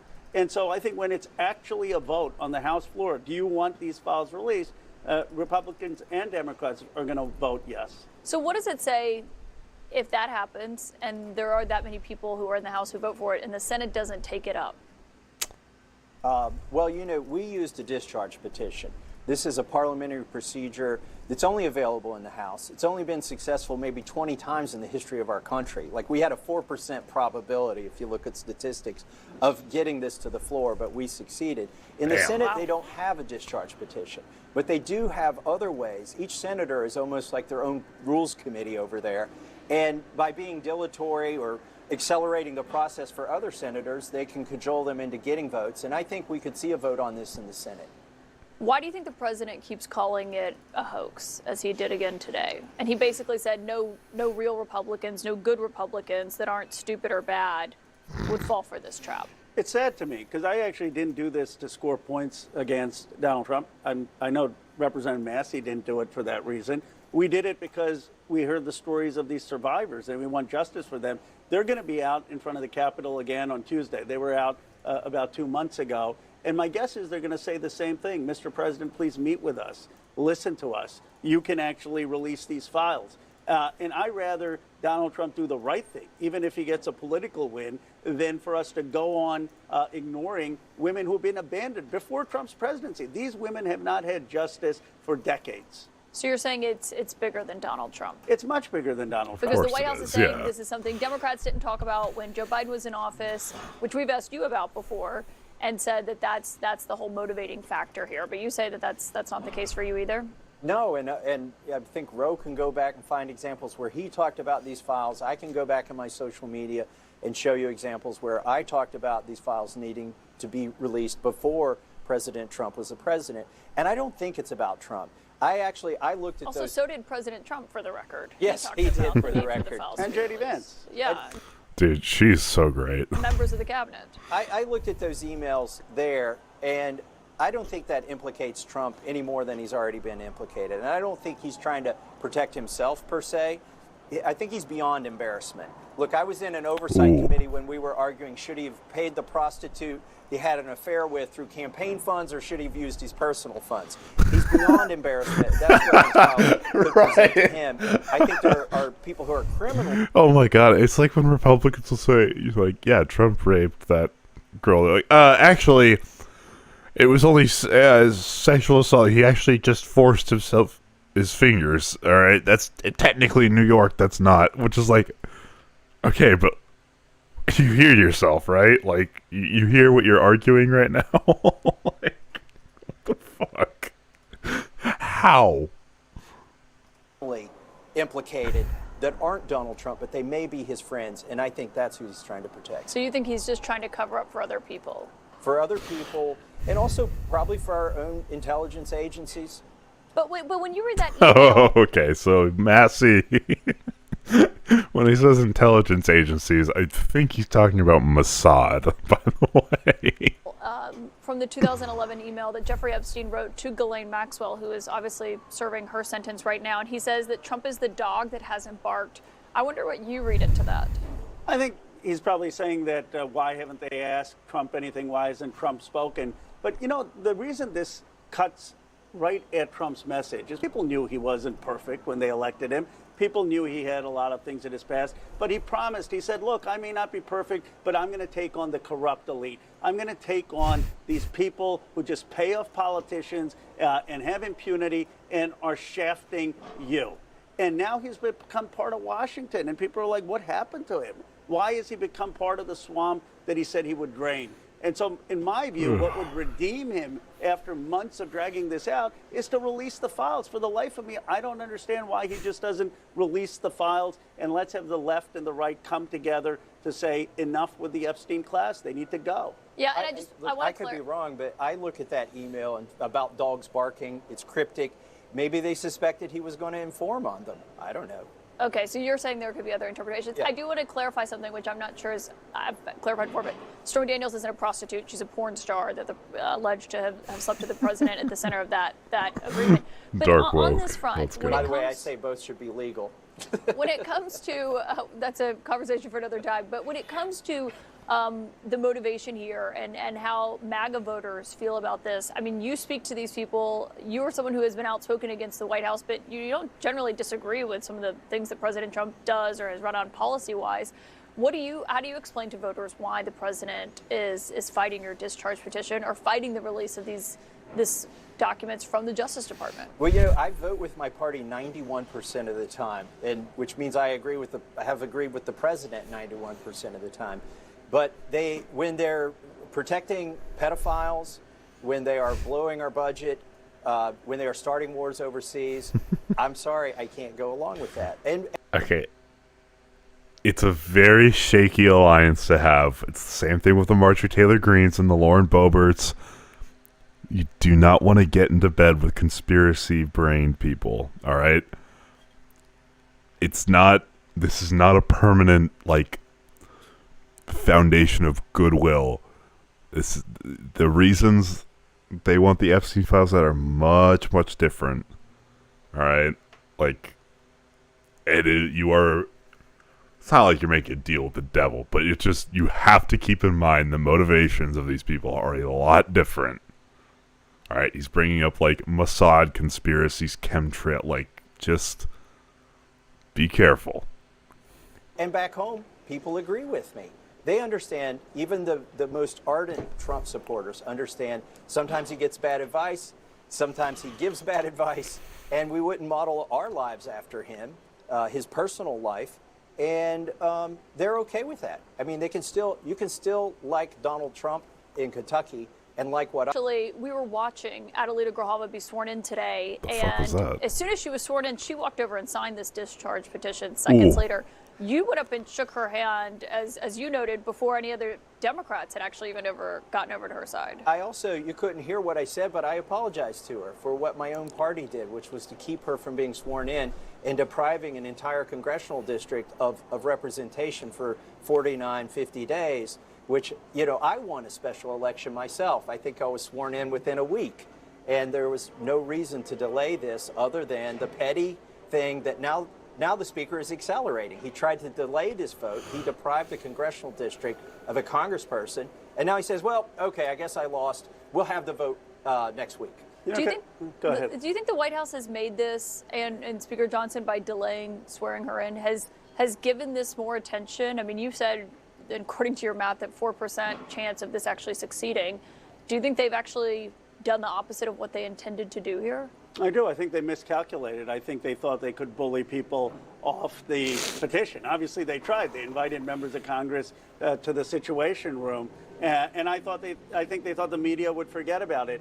But you know, Caitlin, there are a lot of days you're in Congress. I've been in Congress 9 years, where you start to wonder: is it worth it? It's frustrating. You don't get anything done. I've voted against President Trump probably 98% My of the chair time. just went. And shit. yet, Thomas Massie and I came together, and we actually achieved something that's going to get justice for victims. And, you know, Massie probably will never vote for me, and I won't vote for him. But it shows that you can have functional politics that achieves things when you build a broad coalition. And we need more of that in Washington. We're going to see President Trump this hour signing that bill to reopen the federal government. What would you say to him when it comes to, if you were advising him, which I know you're not, but if you were, on how to handle the Epstein situation going forward? I would say there's still time to be a hero. You know, Speaker Johnson has decided to pull the Band-Aid off. Trump could one-up him and say, well, Johnson wants to have the vote Wednesday. I want to release the Epstein files Tuesday. And he could literally be a hero. And he would bring... So one of the options, it's either Trump fucked a kid, which is the worst one, which is probably what would get most people to turn off of him. Trump was very aware of what Epstein was doing, which would get less people off, or like would turn less people away from it, but still would be very bad. Trump and Epstein were friends, and maybe Trump knew about it, or Trump just knew of Epstein, which is bullshit. I don't. We gotta stay focused on, like, okay, what is the actual implication of all this shit? Back his base, which he's alienated a lot of his base with his statement that you're no longer my supporter and you never were if this is what you're for. But he could also bring over some Democrats and independents. I know he doesn't have to run again for office, but we do, and our parties do, and I think it would behoove the Republican Party, frankly, if he would show leadership on this. You're saying it could hurt Republicans in the future if they vote against this when Trump is no longer in office? Yeah, the promise now to my colleagues, my Republican colleagues, they're handing out Trump endorsements like Pez candy over here in the Capitol and saying, take one of these and it'll protect you from the Epstein vote. The problem is this Epstein vote, the record is going to last longer than Trump's presidency. And so what are you going to do in 2028 or 2030 when he's no longer president and you sit in a debate either with a Democrat or another Republican and they say, why should we trust you? You voted to protect pedophiles. That will be a mark on your record forever if you vote against. That is a good point. Republicans and Democrats, take note of what Massey's saying. That's a really good point. Like, Trump isn't going to be around forever. He's not going to be president forever. Sorry. You're going to have a legacy beyond Trump. Do you want that to be trying to cover for pedophiles or not? Like, Our resolution when we force this vote. The last time I had y'all on, you both predicted you'd get to 218 when some people were doubting that you actually would. Do you predict tonight that these files will ultimately be released by the Justice Department? I do. How much? I don't know, but I do, because the American people are not letting this go. They are dialed in. And Epstein has become something even broader than justice for survivors. It's become a symbol for everything that's wrong in Washington, that if you have extreme wealth and you buy up a couple of politicians, then you can have bankers who help you, then you can get deals that help you, and the rules don't apply to you even if you're raping underage girls. And that's unacceptable. That's the line Americans draw. Like, you can do a lot of bad things. You can't rape and abuse underage girls.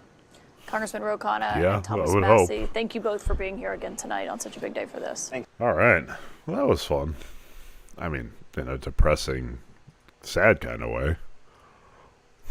What's this? House Press Secretary Caroline Leavitt is here. All right, Caroline, who would this White House rather deal with in the Senate, Chuck Schumer or AOC? Well, Sorry, wasn't there a bunch of Epstein files that just got released? Like, is that not what we want to talk about? the president just dealt with Chuck Schumer, and President Trump and Republicans shellacked Chuck Schumer and the entire Democrat Party. After 43 days of Chuck standing out there trying to bravely hold the country hostage and inflict massive pain on the American public, Chuck got absolutely nothing, and now the knives are out for him. As you can see, Jesse, as you just perfectly laid out in your monologue, the Democrat Party is in complete disarray. Jesus. The face to the public versus the face to, like, friendly state media is And the truth crazy. is, they have been for 10 years since President Trump came on the political scene. They don't stand for anything good. They just stand for Donald Trump is bad. That's the only thing that unifies their party. And now you see how far they are moving to the left. They ran Senator Gillibrand and Senator Manchin out of town. Now they're running Chucky Schumer out of town. It's too bad he turned into a Palestinian. He did it What? for nothing. Like President. Yo? What? She said he turned into a Palestinian. He did it for nothing. Is she implying that the Palestinians got nothing out of this war? Like, what?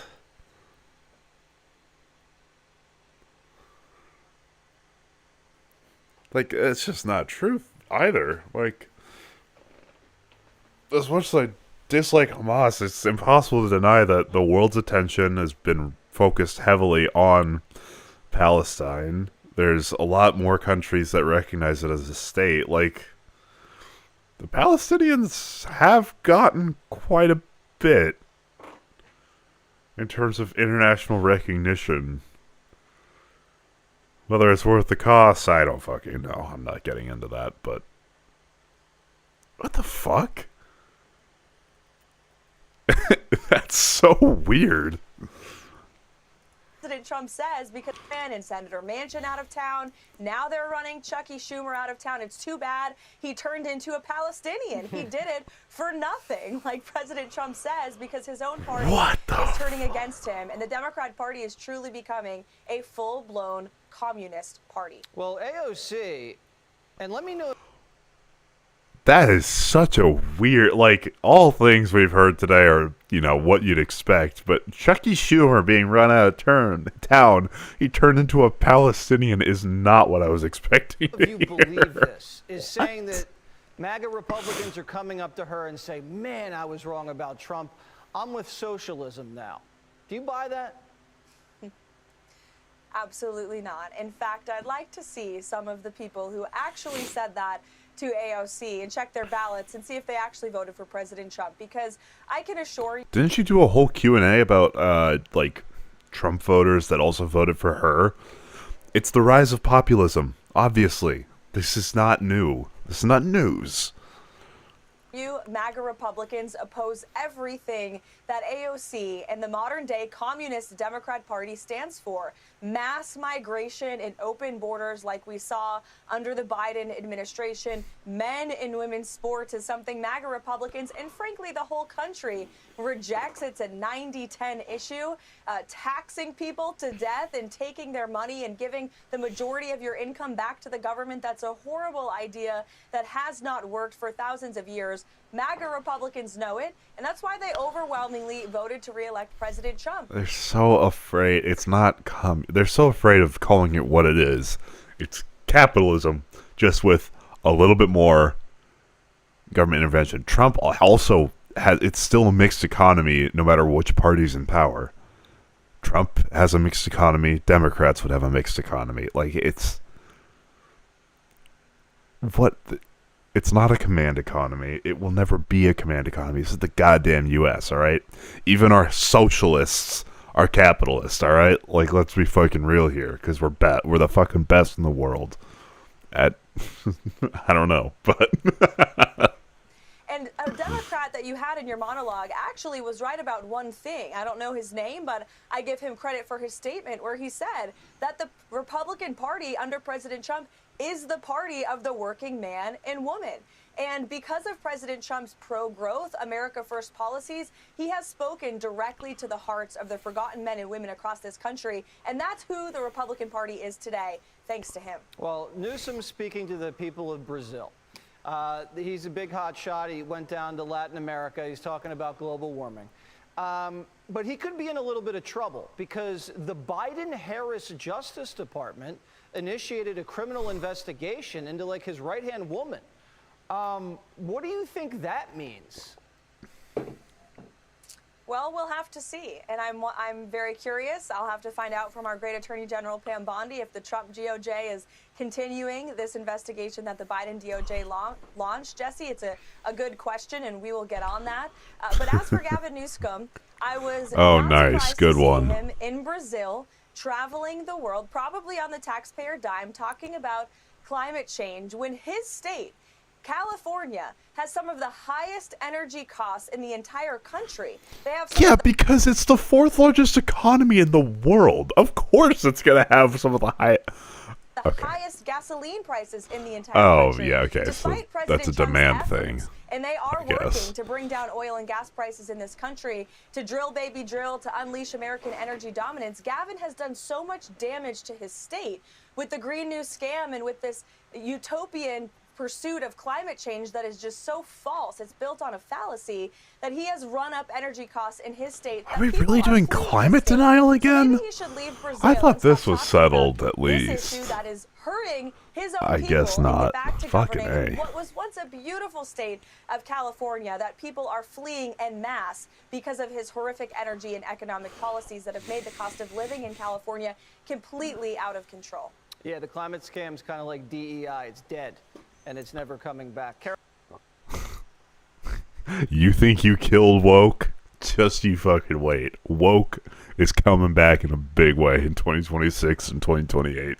Just you fucking wait. Nah, I'm kidding. Over wokeness is probably done, which is, I think, for the best.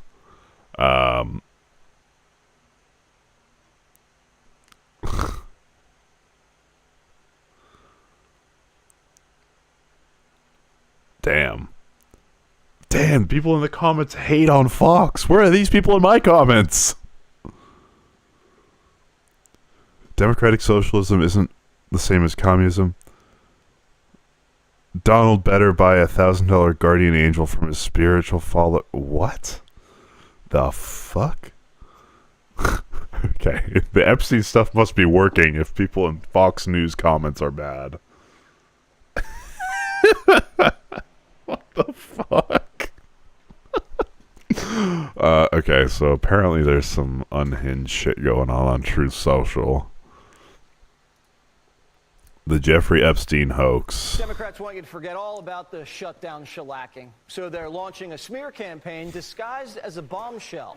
The Jeffrey Epstein emails. A smear? Bro, we're curious as to whether or not you fucked a kid. Congress is dumping thousands of documents, and Democrats are using them to frame Trump. Frame him for what? To see if he did the thing. Everyone's curious about this. That's not just Democrats. Oh my God. Everyone's curious under which category falls, because obviously they knew each other. It's, did he fuck a kid? That's the worst. Did he touch a kid? That's second worst. Did he know about kids getting fucked? That's third worst. Was he friends with Epstein? That's fourth worst. And maybe knew about it, maybe didn't. Or did he just know the guy, but didn't, like, have much contact with him? which isn't true. Americans are very curious as to which of the 5 categories you fall into. But we've been combing through them and can't find anything nailing Trump. His name, I picked like I've looked through all of them randomly, I'd say, or not all of them randomly, but like I've taken a random sample of them, and all like maybe half, if not a bit more, mention Trump. Even Axios says the emails contained no real. Also, the emails released were ones they've already combed through. These aren't the Epstein files. These are just emails that were seized from his estate. All right, this isn't the files. This isn't the big thing. The big thing is coming shortly. And also, these emails, True Social wants to show notifications. Fuck off. Smoking gun. The files do show Epstein's deep ties to liberals. Dude, where's that one email that says, "Oh yeah, Clinton was never on the plane. Should be easy to prove." Like anti-Trump author Michael Wolff. He colluded with Epstein on how to blackmail Trump. Wolff told Epstein in 2015, if you should let him hang himself. If he says he hasn't been on the plane or to the house, then... That's what you took from that? Bro, this is... num num num num num. It feels so goddamn good to be a Democrat right now. That gives you a valuable PR and political currency. Why is Wolff giving a pedophile PR advice and coaching him to take down the president? That wasn't the only writer Epstein colluded with. A New York Times reporter gave Epstein a heads up that a former cop was investigating him for a book. That reporter was pushed out of the company after they found he asked Epstein for a $30,000 donation. Larry Summers, who worked for Bill Clinton and Obama, seems like the company handled that appropriately. What? was also pen pals with Epstein. Based on everything, I would imagine he knew about it.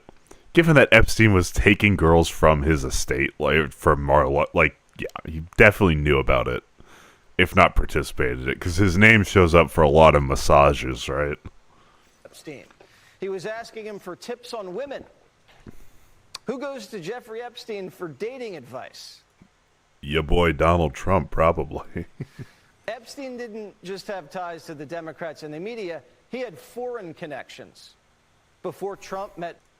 Man, how are they going to lean into the Mossad angle, please? In 2018, give me some of that conspiracy was theory himself shit. To the Kremlin, saying he could give Russia insight on Trump, which is weird because if the Kremlin was controlling Trump like the Democrats accused him, why did they need insight?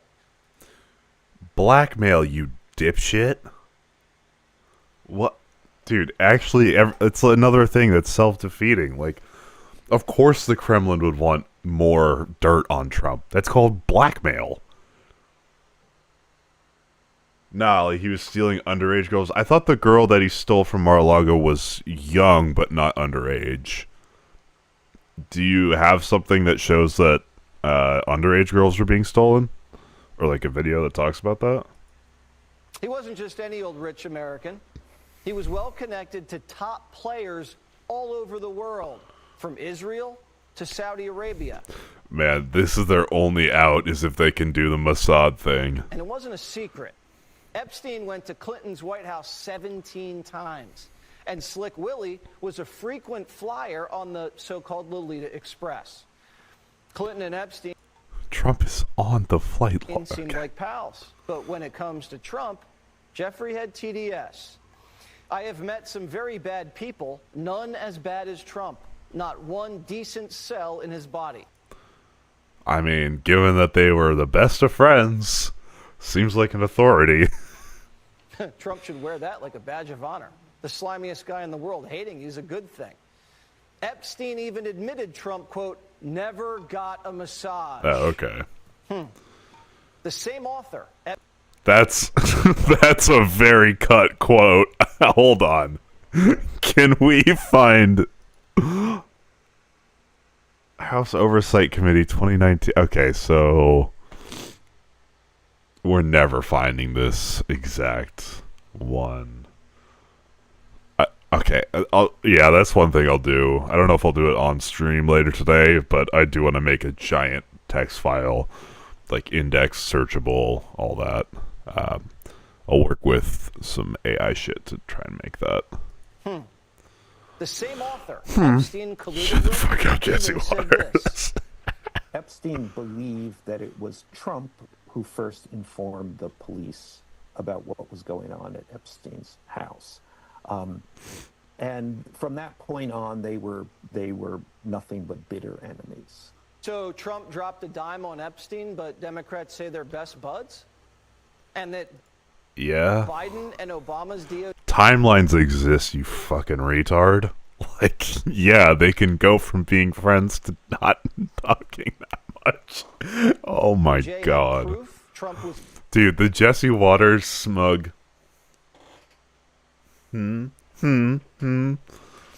Compromised? It's falling But waited apart, 3 man. elections to keep it a secret? They arrested Trump over bookkeeping and want us to believe they had real dirt and didn't use it. The Epstein files were in existence and free to have been opened during the Biden administration. You were there for 4 years.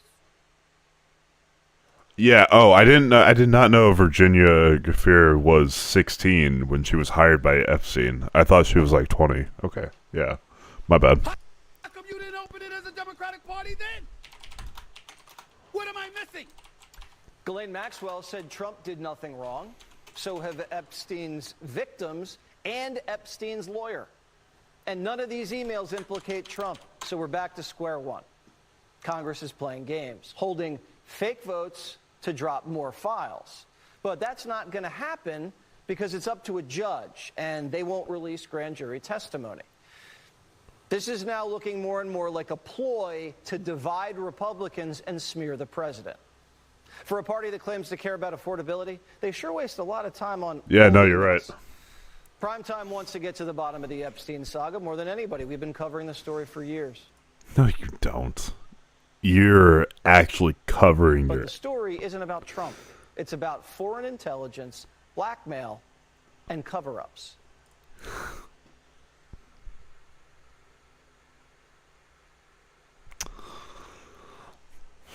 Dude, it's so funny. Even he's falling apart here. Christopher Rufo is a senior fellow at the Manhattan Institute and host. Okay, I don't give a shit. Alright, should we go backwards on the timeline? Because apparently there's a big crash out here.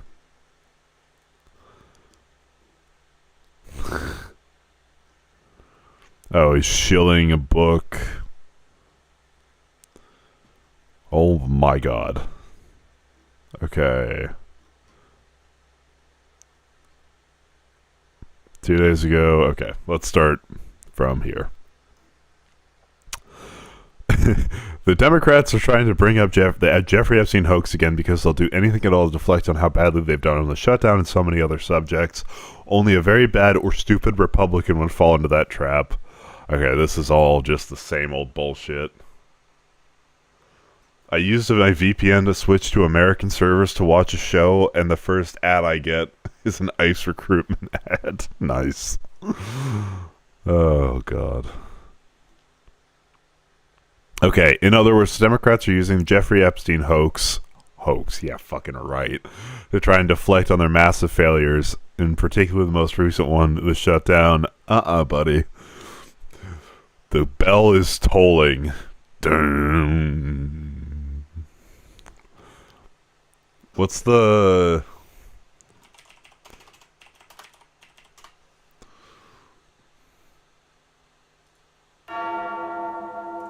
Okay, I can just keep playing the first second of this Metallica song. That'll work. Okay, the Democrats are doing everything in their withering power to push the Epstein hoax again, despite DOJ releasing 50,000 pages of documents. Again, it's quality, not quantity. Okay, shutdown. Disarray has no idea what to do. Some weak Republicans have fallen into their clutches because they're soft and foolish. Epstein was a Democrat, and he's the Democrats' problem, not the Republicans' problem. Jesus.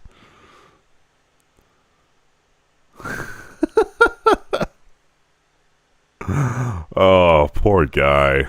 Not really. I'd have no sympathy for Trump, but this is fun. He's still going on. Now the Democrats are using the Epstein hoax involving Democrats, not Republicans, trying to deflect from their disastrous shutdown.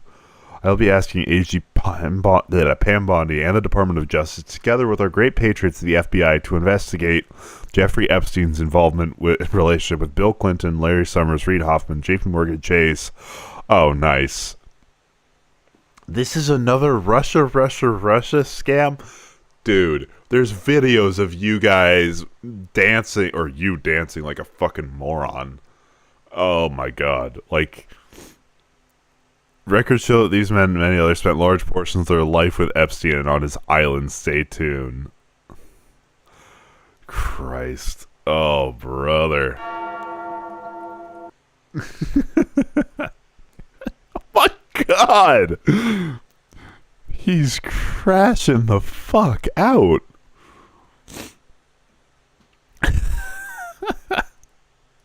Oh no. Oh, good stuff. Oh man, dude, Fox refuses to cover it. Wait, what the fuck is this? Tonight, not far from the White House, more big news from the executive branch, where the Department of Justice is busier than ever. In fact, the DOJ, they just sued good old California Governor Gavin Newsom and his state over gerrymandering and his plan called... Why not sue Texas? What? Okay, calling it whatever. an illicit power grab. Meanwhile, the DOJ is making very serious progress with their investigation into Biden's weaponization of justice. Apparently, even former Speaker McCarthy's phone records were targeted by Jack Smith, and it's growing by the day. Oh yeah, another thing about the shutdown provision: $500,000 for participating in the attempted overthrow of the government. Excuse me. You don't get to retroactively sue the DOJ for looking into your phone records through the proper channels. Tough schnookies. Shouldn't have tried to overthrow the fucking government, or at least try not to help the fucking former president do that. Like, tough shit. Also developing tonight, a new criminal referral against, Mr. Fang Fang himself, Eric Swalwell. Imagine that. Over what?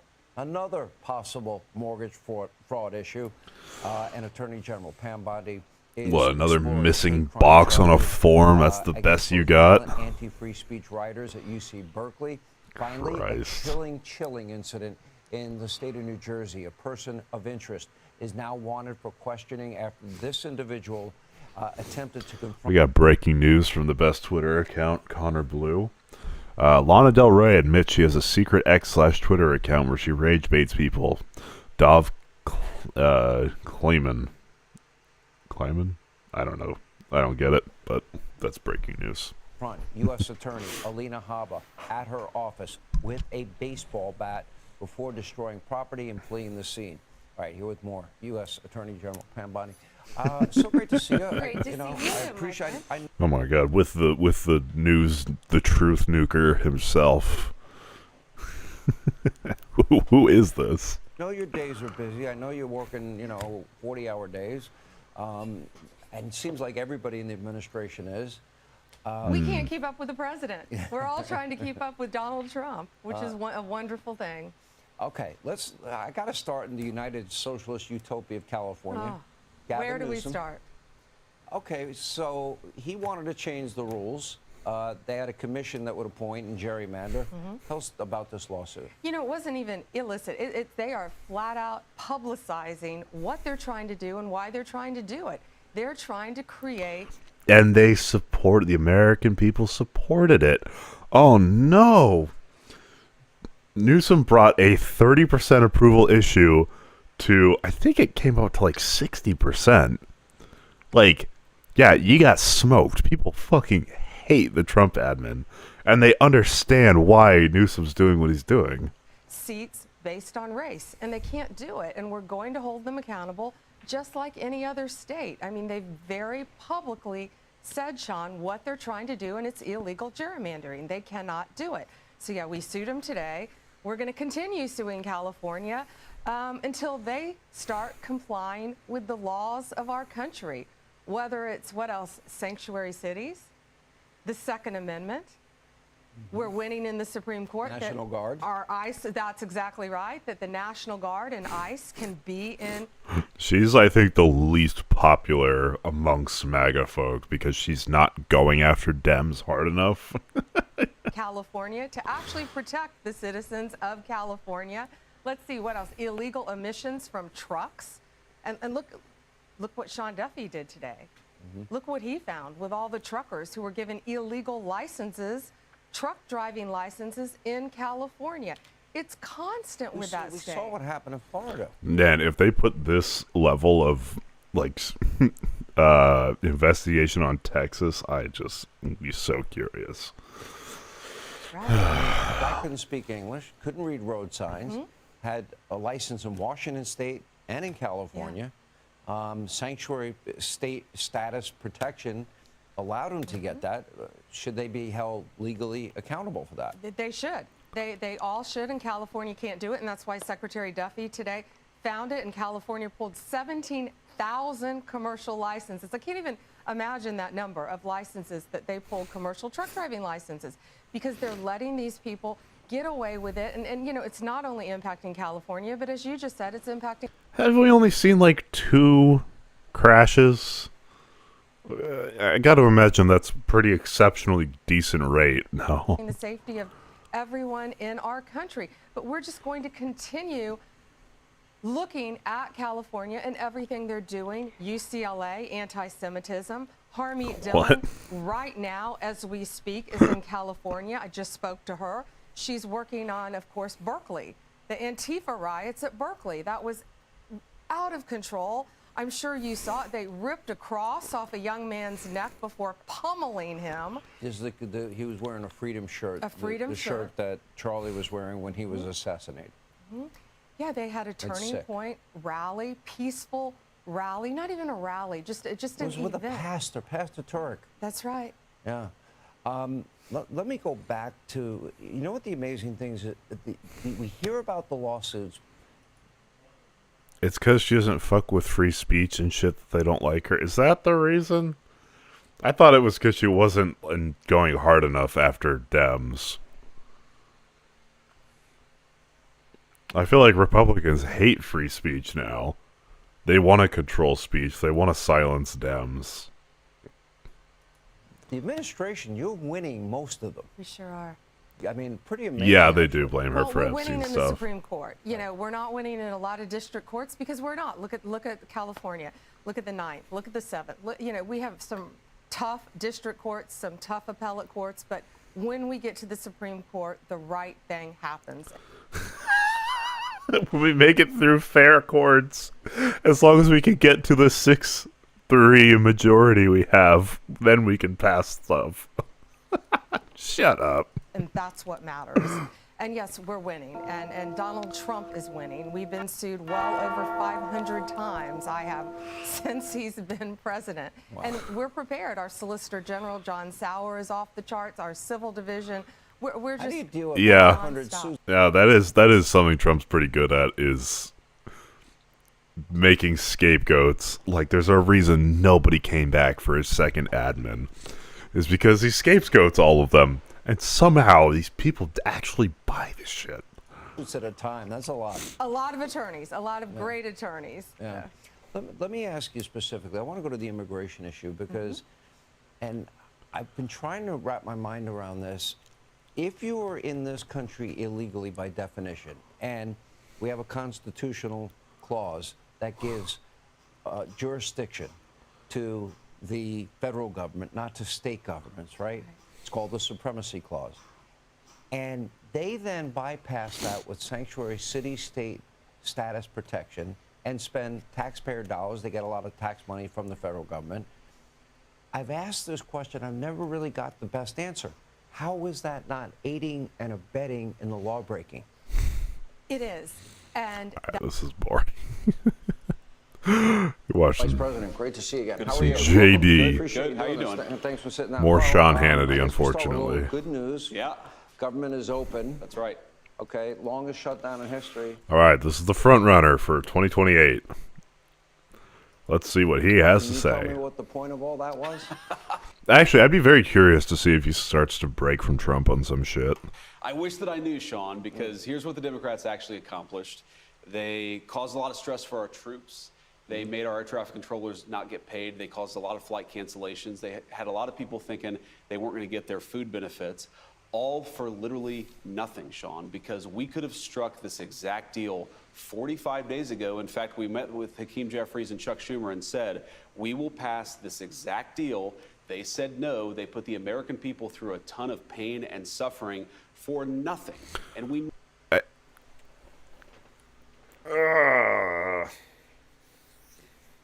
It's so frustrating. I'm so curious.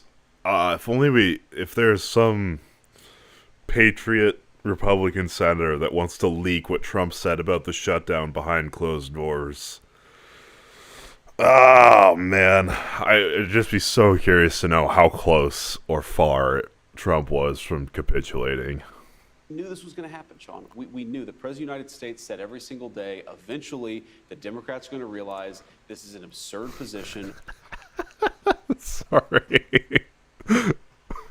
Someone get the children away from him immediately. She's smart. She said yes. Christ. That's wild. We've got to reopen the government, and that's what they did. As bad as it was getting, I'm trying to comprehend the thinking behind this.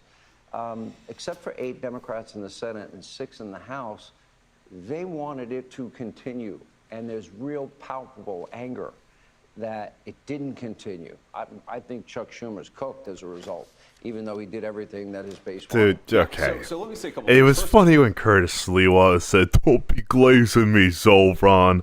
I don't want Sean Hannity to say cooked. As a result, anger that it didn't continue. I think Chuck You Schumer's ain't cooked hip with as a the result, youth, man. even though he did everything that his base wanted. Yeah, so let me say a couple things. First of all, I do give a lot of credit for the moderate Democrats in the Senate who were with us from the very beginning. So if you remember the original bill to keep the government open before the shutdown even started, there were 52 GOP senators, 3 Democratic senators. They recognized where this was going. They recognized what was in the best interest of the country. But I think, Sean, there are so many far left people who run the Democratic Party in Washington, D.C., they just want to burn it down.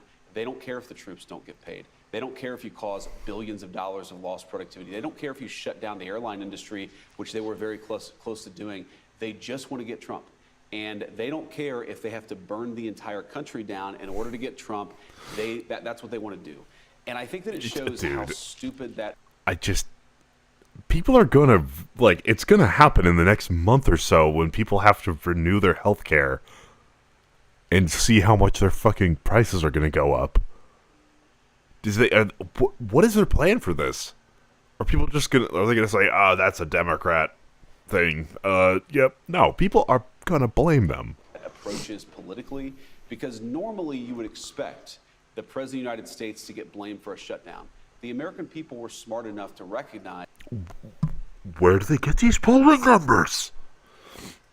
that the Democrats were the ones who were sort of holding this. No, there's no poll that said that. What? How? We need the national cite your source law that was enacted on 4th graders. But somehow the vice president, national media organizations don't have to. Cite your fucking poll. I don't care if it's a bad poll. Just cite a fucking poll. At least. Hostage. They were saying that unless you give us everything that we want, unless you give us $1.5 trillion of benefits, health care for illegal aliens, we're going to destroy the country. We're going to keep the government I need to shut take down my vitamin D. I think the president recognized eventually the American people are going to recognize this is the Democrats doing this. The Democrats, I think, made a huge political mistake by continuing to push for all of these crazy things. And they said... Tax credits, man. And DSH hospitals, which are hospitals in rural areas. Man, dude, you can't... Okay. I thought this would be J.D. Vance's low-key breakaway thing. No, he's doubling down. 2028, do not let this man fucking forget what he said about healthcare. When people are pissed the fuck off, do not let him escape on this one. Holy shit. You don't give all these crazy things. We're going to keep the government shut down. It was politically stupid, but you're right. I don't understand the psychology. Also, why is he so of a fucking Democrat who smooth? Says, we'd like to burn the Not like a country smooth down talker, in order but to like get Donald physically Trump. smooth. But unfortunately, it just drives home. That's what their party is about. That was the thing, 1.5 trillion, hundreds of billions of dollars for healthcare for illegals, DEI programs abroad, NPR, PBS to fund them. Oh, not NPR and PBS. Oh, God. Fucking woke Elmo. Fuck no. Dude. Once again. And I'm like, that's the hill you want to die on? During the process, did Yes. you at any point that NPR and PBS and healthcare? Absolutely. That's a hill to die on. any Democrat, any leader, did you have conversations with them? Say, work this out with me. Did that happen behind the scenes that nobody? No, it didn't. That's the fucking problem. Oh, of course. Privately, we were having conversations all the time. And frankly, Yeah, privately, right. the Democrats would recognize the position of their far left was crazy. But they all feel a little bit Source? Conversation? Hello? like they're being held hostage by their far left. You said it very well. Chuck Schumer, this probably ended his career, and he was the person who was fighting more than anybody to keep the government shut down. So the far left, they're never going to be satisfied unless the Democrats are willing to burn down the entire country. Sorry. I forgot I reposted this. 71% of the country's largest economy in the world. What are you arguing for? Mississippi? 71% of the GDP in America are blue counties. I would 71% of the GDP. 71% of the country's wealth. 7 of the top 10 dependent states. Let's say you're right. States. Let's say you. No, we're subsidizing your states, Sean. That's fucking good. Mogged. Luckily, there were a few moderate Democrats who allowed reason to prevail. We have to step back, Sean, and remember how crazy the demands were. They wanted $1.5 trillion, a lot of that healthcare benefits for illegal aliens. They wanted us to undo all of the great border policy that we've been doing. They wanted us to refund, like you said, NPR and PBS. They were basically saying that we want the far left's priorities to dominate in the Trump administration. Bro, it's so funny. All right, there's no way he wins in. Yeah, well, we'll see. But dude, like he's actually just towing the line. Sleeper pick Marco Rubio, maybe. And unless that happens, we're going to set the entire country on fire. A really disgraceful moment for the far left of the Democrats, and frankly, a very revealing moment for the American people. Because what were they asking, Sean? They weren't saying that we want to do great things for the American people. They weren't talking about jobs. They weren't talking about health care. They were talking about give us $1.5 trillion for health care benefits for illegal aliens. And unless you do that, we're going to make it impossible for you to fly home to see your family on Thanksgiving. It's just craziness that was ever their position, but it was. Will we get it back up and running fast? You know, it's going to take a little bit of time to get everything fully up and running. They actually brought the bill over to my house last night around 9 o'clock to sign it because as the president of the Senate, I had to sign it for the Senate. Mike Johnson signed it for the House, and then, of course, the President of the United States had to sign it into law. Uber eating bills from Congress? Right. Is that? Basically, I mean, the Senate parliamentarian was driving around in an Uber, going from place to place to get this thing signed. But I had this conversation with the president yesterday afternoon. I said, assuming the House is able to get this done, do you want to sign this tomorrow morning? He said, no, I want to sign it tonight because the only way to get the people's government turned back on as quickly as possible was to sign the bill as quickly as possible. But well, no it shit. goes to show the entire time, the president, the entire administration, we were focused on getting the government turned back on, getting critical services actually funded so the government could function for the American people. The Democrats were focused on, we want to take you hostage. We want to make it hard for you to get home to see your family on Thanksgiving so that we can give your health care benefits to illegal aliens. What an incredible... Do people actually believe? Is there polling for people who believe that this shit? Like, the only funding that would help illegal immigrants is, again, by funding underserved hospitals. that incidentally may treat someone who's here illegally. And as a country, we've made the correct moral position of we're not going to ask you for your papers before you walk into an emergency room. Juxtaposition of priorities. We care about Americans, they care about illegal aliens. That's been true for years. They made it super clear with this government shutdown. Good luck in 2028, buddy. Oh, you're fucked. Always front and center for most Americans. I would argue that foundationally, everything's set. Trillions of dollars of committed monies for manufacturing. Committed or tax cuts in mentioned? history. Oh It my took God, it's such quite bull. a while, over a year and a half, for the Reagan tax cuts to kick in. That's right. Ended up with 21 million new my jobs, chungus longest country. period of peacetime economic growth. President Trump now has given us the largest tax cut in history. No tax, tips, Social Security, overtime. Then you add the energy component. So for people now that maybe are still suffering from the Biden-Harris economic hangover, when do we really see the engine of the economy start to take? But I thought this was already the best economy. I thought America was the hottest country in the world right now, and that we didn't want to hear about affordability because it's already fixed. What are you gonna say, JD It's Vance? already started, Sean, but some of it is going to take a long time because we inherited a disaster. We inherited. You inherited 2.5% inflation. All you had to do was get it 0.5 down, but instead you shot it up to 3%. You fucking, oh my lord! Like everything was going fine until you came into office. The highest peacetime debt. Hey, what's up, in the history Doctor? of the United States of America. Monarch. We inherited the worst inflation crisis in at least the last 40 years, and I think probably longer. Again, he inherited 2.5%, and it's higher now. I just don't know why they're not on their knees thanking Biden for bringing inflation down before they had to. Is Dr. Disrespect in your chat right now? Maybe. So a lot of Americans, when we took over, they were struggling. They either were underemployed or they didn't have a job altogether. Their wages had been stagnant. And the President of the United States said the most important thing that we have to fix is for people to be able to live a good life. We need a good job to pay good wages. We need people to be able to... Jobs are down. Jobs are shrinking. Hello. Go to the grocery store and actually buy what they need for their family. That takes a little bit of time. And I know that there are a lot of people out there, Sean, who are saying things are expensive. And we have to remember they're expensive because we inherited this terrible inflation crisis from the Biden administration. But you've already seen signs that things are getting better.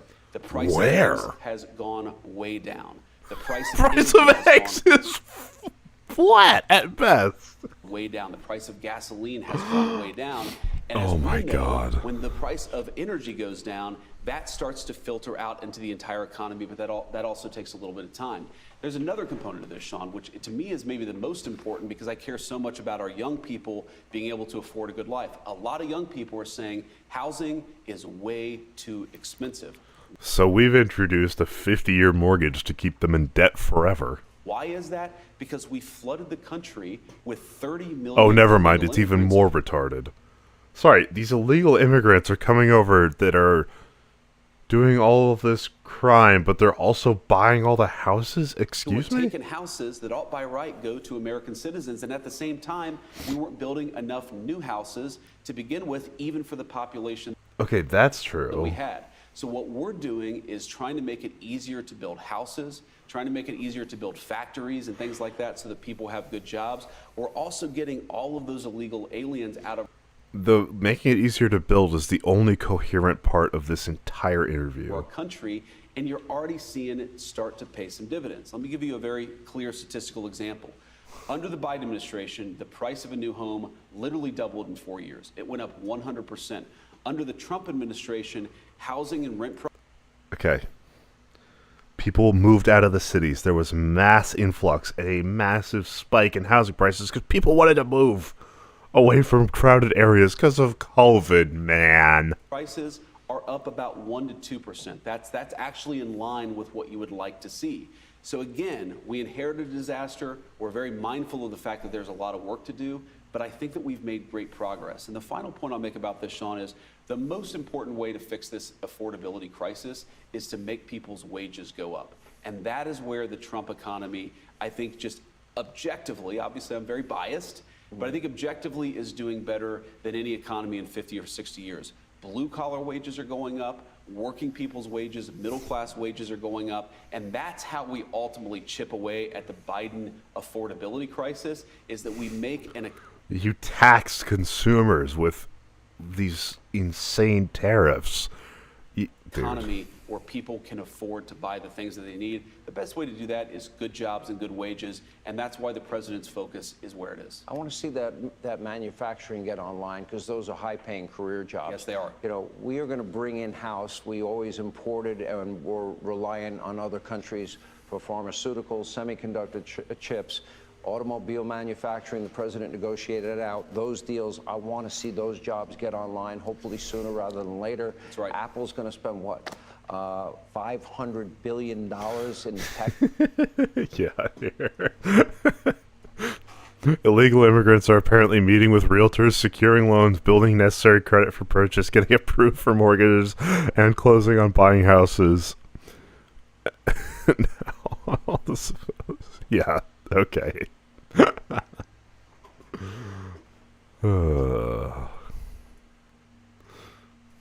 Texas. They're going to spend at least $500 billion in the United States, and that's just Apple. We've seen about $18 trillion of new capital commitments, Sean. That, to your point, those are good career-creating jobs, and nothing like that has ever happened in this country. If you go back to the Biden administration, a good year for the Biden administration was a few $100 billion of investments. The president is getting trillions upon trillions of new investments. Now, of course, I'm mindful that people were suffering, Sean, because those factories don't get built overnight. These things actually take... Yeah, they do. So saying I don't want to hear about affordability is probably not the best look. Take a little bit of time. But here's what's different from the Trump administration, the Biden administration.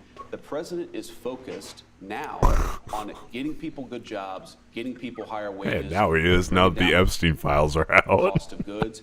We inherited a disaster. We've chipped away at a lot of that problem in 10 months. But that's why you've got 4-year terms, because we're going to do a lot over the next 3 years, 3 months, to make sure that more people can afford a good life. They can afford to buy homes. Young people can afford to start families. And we've actually got good jobs that put people on a career trajectory to stability. The biggest problem with the Biden economy wasn't even the affordability. That was the second biggest problem. The biggest problem with the Biden economy is that people had the kind of jobs where they couldn't build a career out of it. They'd make $14, $15 an hour with no promise of ever being able to make more. That is not how you build a middle-class American dream. That's how you build debt servants. And that's what the American people are becoming under Joe Biden. It's so important that we stay the course, keep these economic policies going so that Americans can own a stake in their own future, build the... You know, Americans, like, overwhelmingly do not support any of your economic policies, right? Like, just... I'll find the poll. That every American deserves. Back to the home building part. It's interesting you brought it up. Are you as obsessed with AI as I am? I am. Okay, I don't know. I'm a grok guy. Okay. Me too. I'm a grok guy. You're a grok guy. Okay, Elon. I think it's the best. I think it's the best. It's also the least woke. Okay.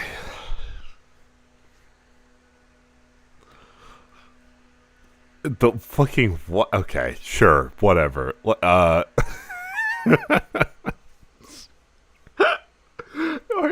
There's a TikTok account that I follow. It's just Republicans arguing with Grok on end.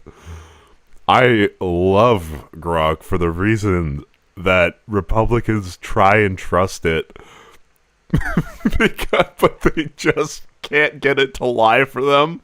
Like, Musk has tried to hard code Republican bullshit into Grok, and it doesn't work because it's not true. I'm always asking myself, if I ask an AI a question, is it going to give me an objective answer? The vice president puts it in an extreme woke answer. If you put it in an extreme woke, like what? extreme mode just for kicks and giggles? It's a little. Well, if you want, I have not, Sean. I don't want the media to attack if you want to me. know the neighborhood that Donald Trump grew up in and the kind of language you probably heard every day, you can put it in extreme mode. Whoa, Grok says retard.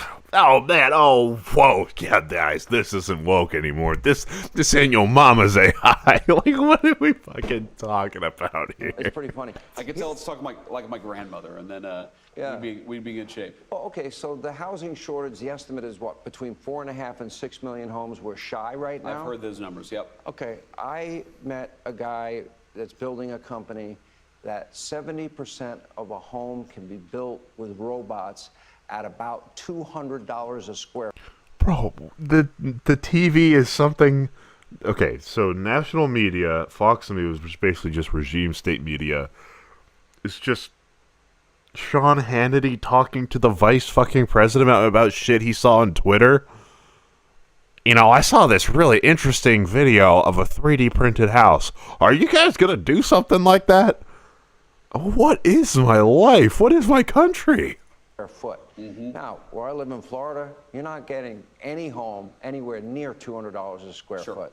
So will that be a factor? And then you have to think of, okay, are we going to lose blue-collar jobs? How do we transition people into the economy if they're going to lose those jobs? Yeah, so a few things about that, Sean. First, we probably need to build about 5 million new homes. And if you look in the red states, we're actually doing a very good job. One of the biggest challenges that we have in the housing market, aside from too many illegal aliens who are taking the houses of American citizens, is that in the blue states, you're not building enough houses. So you go to California. Why are so many people moving out of California? It's, you know, yes. I have a guess. There's no water. No water. No. Jesus, the artificialness too. Building enough houses. So you go to California. Why are so many people moving out of California? It's, you know, yes. I have a guess. There's no water. No water. No. Your friend Gavin Newsom. Yeah, my friend Gavin Newsom. Maybe if they put water and fire hydrants and. I like how they can lie, get disproven, and then just continue to lie, and then now it's just part of the conservative zeitgeist that there was no water in California until Trump came and turned fucking.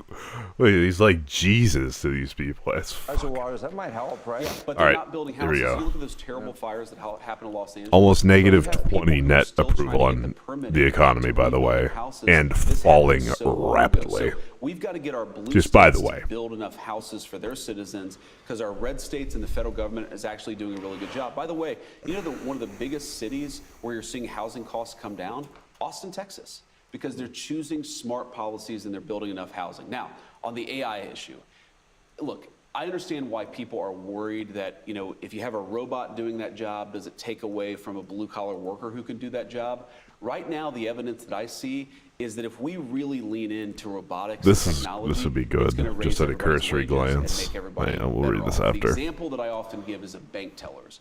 If you go back to when the automated teller machine was invented, everybody said it was going to destroy the jobs of all the bank tellers. What actually happened is that today you have more people working in bank telling than you did 50 years ago. They're doing different jobs. They're not just handing people money. They're doing different jobs, but they have higher wages. So sometimes what technology does is it allows somebody to do something a little bit different, to use their mind a little bit more than some of the rote tasks they might have been doing. And that actually means they're more productive, they get better wages, and everybody becomes better off. So I don't. Whoa. Careful there, bud. You don't want to look like you're advocating for the advancement of technology. Did you forget who your fucking base is? Excuse me. I think that we're going to ever eliminate the construction industry in this country just because you've got robots. What you're going to have is a lot of construction workers who. But this is correct. Is that technology has advanced since like the fucking printing press, and we've adjusted. AI will find its place in the workforce and will be just fine. This is actually correct. Just JD Vance, he is smart. He's smarter than Trump. So that's why, again, he's more on the sinister side than stupid. He's a Yale lawyer, right? Like, he's a smart guy. And he used to speak so eloquently on issues regarding like the Rust Belt and Midwest, but now he's just doing this. So he knows better. He's one of the ones that knows better. Who are using those robots, who are directing those robots, who are actually able to do more with less because they're using technology to help them. You're always going to need construction workers in this economy, but I want their wages to go up. And I think if we lean into technology, that's what's going to happen. It's actually amazing because you'll see them, they'll do the framing, they'll put on the siding, they'll do actually a robot will put on the roof. It's kind of crazy. It is crazy. They'll wire the house, they'll put in insulation, they'll put up the wall. Yeah, I know. Well, that's why it's interesting the direction he's taking this. He seems like he's sticking with Trump on the loser issues and breaking on the popular ones. Like the anti-technology and advancement rhetoric is really popular, and Vance breaking on that seems like it would hurt him. And then him doubling down on a lot of the healthcare, anti-healthcare stuff, that's crazy. It seems like he's making all the wrong moves. Which is great because he's just going to be obliterated in the 2028 presidency. Please, God, no. I mean, unless he does a full 360, then no fucking shot he wins. We're going to have President Newsom or President AOC or President Buttigieg. Ew. Oh my. Okay, this is chat. Don't try and rage, baby. Because it's fucking working. They'll paint the wallboard, and then the finished work, in comes the craftsman. I'm not so sure that AI is going to be able to do that, at least in the short term, but it wouldn't surprise me. Kendrick, okay, that's something I'd support. A lot of the direction, a lot of the management, you're going to need a human being to do that. Nobody can replace, no robot can replace a great blue-collar construction worker. You know, you see some of the houses, some of the things they do. Trump 2020, please. I would love to watch him lose again. The trim that they're able to do. There's an art there that I don't think a robot's ever going to be able to replace. But can a robot maybe make it easier for a construction worker to put more nails and more walls over a shorter period of time? Some of the rote things, in other words, you're going to see, I think, robotics help the construction workers. And I think that's going to lead to higher wages, and it's also going to lead to more homes for American citizens. The president would love it if they could build the one big, beautiful ballroom faster. If a robot could do it faster. What about Mr. Beast? I think it's about time. Sure, why the fuck not? No, Trump wouldn't win with anybody in 2028. Trump is super unpopular. He's at like 39% now. Even on immigration, he's underwater. The economy, he's underwater. Everyone, there's 30% of this country that'll support Trump no matter what. That is the loyal cult. Everyone else, over the next couple of years, if you're placing your bet there, I will bet against you any day because it's going to be lights for this cult of personality around Trump. No shot JD Vance, Marco Rubio can pick up the pieces. It starts and ends with Trump. He's not a kingmaker. He is a king. So I think he'd hire the robot. With the conflict with China and India, Trump winning again is very hard. Okay. Yes, I know, but dude, just the amount of people that do actually buy the shit that come into chat, no, I remember. If you look at my comments on my, Ben Shapiro, Megyn Kelly video, that's blackpilled me a lot, but...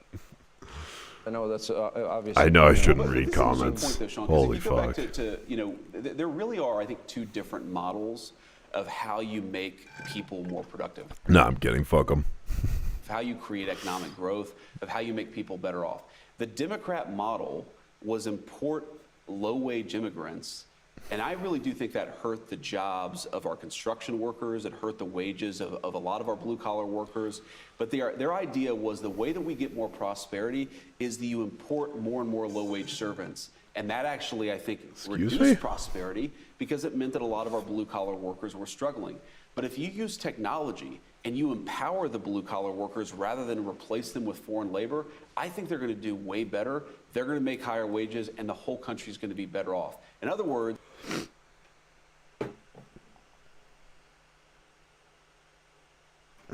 I need to listen to that again. What? Prosperity, because it meant that a lot of our blue-collar workers were struggling. But if you use technology and you empower the blue-collar workers rather than replace them with foreign labor, I think they're going to do way better. They're going to make higher wages, and the whole country is going to be better off. In other words, do you depend on... Sure. I mean, like, maybe you could have a thing where immigration quotas depends on, like, demand for goods. Because right now we just have a shortage, right? Like, and we don't have enough trained people to do shit. So, it's tough.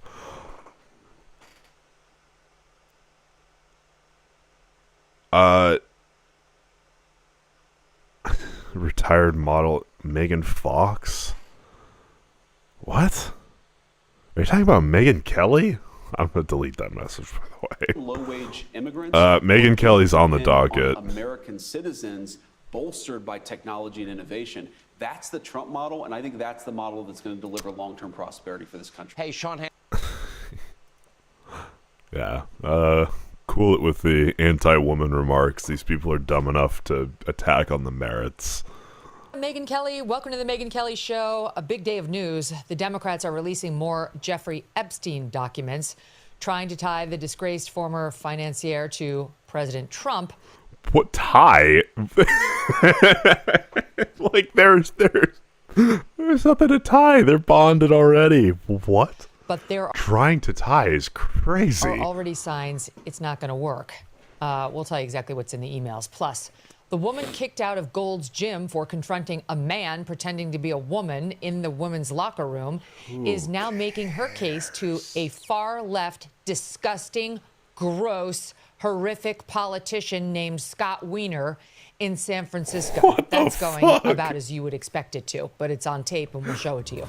Joining me now Good fucking morning. What the to react to all of this is Batya Ungar-Sargon. She's hosted Batya over on News Nation now. Oh. Don't miss a right. moment. Subscribe to all right, this show on YouTube and follow me on Insta, Facebook, and X. You know how much my family and I love our dogs. Yes, even sweet Strudwick. He's getting so good.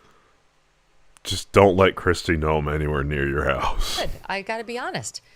I can't even imagine life without them. Even Strudwick, I can't imagine life without him for once. I want him more than I don't want him. That's the truth. They have a great life, but some dogs are not so lucky. And this is why I'm so glad to tell you about Delta Rescue. This is the largest no-kill, care-for-life animal sanctuary in the world. Those are the words you have to look for. No-kill, care for life. They have rescued thousands of dogs, plus cats and horses too. All right. They provide all of the animals with shelter. This is something I'll agree with, I guess. Safety and most of all, love. It's a fucking ad. And they've been doing it now for more than 45 years. Delta Rescue relies solely on contributions to stay open. And giving can bring tax benefits too. Speak to your estate planner about how you can grow your estate while helping animals in need. And check out the estate planning tab on their... Wait. What? How did this turn into estate planning? And they've been doing it now for more than 45 years. Delta Rescue relies solely on contributions to stay open. And giving can bring tax benefits too. Speak to your estate planner about how you can grow your estate while helping animals in need. And check out the estate planning tab on their website to learn more. We love Thunder and Strudwick, but would like other dogs who need love to find it too. Visit deltarescue.org today to learn more. That's deltarescue.org. Batya, great to see you. Thanks so much for having me, Megan. It is such an honor to be here with you. Oh, God. Oh, I love Oh, when boy. you're on. Okay, so there's a lot finally to get to because it's been kind of a slow news time, but it's not today. The Epstein documents have been subpoenaed by the House Oversight Committee, and this is basically kind of a middle finger to, Trump and Pam Bondi, who didn't want it. This is a middle finger to potential pedophiles. God forbid. You Democrats, you guys are doing this as politics to try and see if the president's a pedophile or not. You slimy Dems. What? Anything more released, but there was enough Republican and Democrat pushback that they did issue subpoenas on the Epstein estate and on the DOJ as well. But most of the documents. Who are you? Who's Megan Monroe? That we're talking about today have come from the Epstein estate, some 33,000 of them. And the Democrats are now salivating over the latest releases. And I'll read what they say, but my overall take on this, Batya, is why didn't Trump just release these? Just release them. Just release them. Right? Yeah, like good now question. He's in a position of being like singled out. They're so close to getting part of it that it's like, that is kind of odd that he wouldn't want these released. Do you think he might feel he's implicated there? And why won't he take any questions about it? Like, oh, come on. How are you this close to getting it, but you can't make that final leap? As the only one, allegedly, as opposed to one of a slew of names. The Democrats, of course, are going to make a ton of hay over it. And I don't know These that there's any there silly whatsoever, Dems making a but ton of hay I over concede pedophiles. That Oh, they God. sound bad. They don't sound good. If I were a Democrat, I could easily make some hay with these, which they will. They won't be doing fair and balanced reporting on these over on MS or CNN, et cetera, right? So it's like, to me, this is a self-inflicted wound by the Trump administration, and it was unnecessary. Okay, so here's where things stand. There are 3 emails that are getting a lot of attention. Hold on. The teeniest tiny little font. It's a very small font. How many neutrals in the U.S.? The percent of independents that we have? I'd say probably 20 to 30% consider themselves independent. I'd say probably 5 to 10% of them are independent. Usually independents are just people that don't want to admit they're Republicans. I call them Republican binaries. Because either they don't vote if they don't like the Republican candidate, or they do vote for, like, fuck Trump, yeah, that's what everyone says, but then at the end of the day, people will vote for one of the two of them. Like, oh, I don't like either candidate. Oh, it's just so bad. I guess I have to vote Trump. It's like, oh. Look at it. Look at the report has nice big font up here. And then the teeny tiny font. Like, honestly, even when I was 20, I'm not sure I could have read that without my readers. Okay, here we go. Okay. There's one. This one's from from Jeffrey Epstein to Ghislaine Maxwell, his right-hand woman and sometimes affair partner, dated Saturday, April 2nd, 2011. And he writes... There's a saying in Turkey. I'm sure there are many. To her, I want you to realize that dog that hasn't barked is Trump. Insert name of victim that's been Yeah, redacted. that's what it That'll feels come back like. in our discussion. So just victim. Spent hours at my house with him. He has never once been mentioned. Police chief, etc. I'm 75% there. Now, I don't know what I'm 75% there means other than possibly... Yeah, what does I'm 75% there mean? I don't have a good answer for. He's 75% ready to tell authorities about Trump or something. But this is before Trump was running for office. He was just a businessman and a celebrity apprentice host back then, an apprentice host. And this is post Jeffrey Epstein's sweetheart deal, that he cut with the Trump administration a couple years later. And but the trouble had arisen back in 2008, 2009, originally. So I'm just trying to get my facts straight of when the actual deal was cut under the Trump administration, Alex Acosta. You can Google it, right? But the trouble started back in 2008 and 2009 when he first got arrested. Yeah, swearing's fine. So there's been a sequence of events. And Just don't be racist, homophobic, or sexist. We'll be okay. In any event, this is him saying that allegedly... We gotta be a little this is woke. the dog that won't hunt, that some victims spent hours at Epstein's house with Trump, and Trump has never once been mentioned by anyone, including the police chief. That's one. I guess we can that just start too. And no Kosovar genocide denial either. Or ethnic cleansing, sorry. The fact that the word victim is redacted is quite telling, Batya. And what we're seeing from House Republicans who are responding to the Democrats' immediate No, actually, no Armenian genocide denial. That will be bannable. attempt to try to play this up is the following. House Oversight Committee tweets out the following, or at least the GOP. Why did Democrats cover up the name of the alleged victim when the estate, Jeffrey Epstein's estate, which produced this document, did not redact it in the redacted documents provided to the committee? So this was a Democrat redaction, not an Epstein estate redaction. And they wrote, it's because this victim, Virginia Giuffre, they out, publicly said she never witnessed wrongdoing by President Trump. That's probably not why they reacted it. It's worth mentioning, until Turkey acknowledges it, we should keep on it. Democrats are trying to create a fake narrative to slander President Trump. Shame on them. Just for context, Julie K. Brown, the Miami Herald reporter who's broken tons of stories about Epstein, says the 3 emails were written during critical times in Epstein's life. We'll get to the other 2.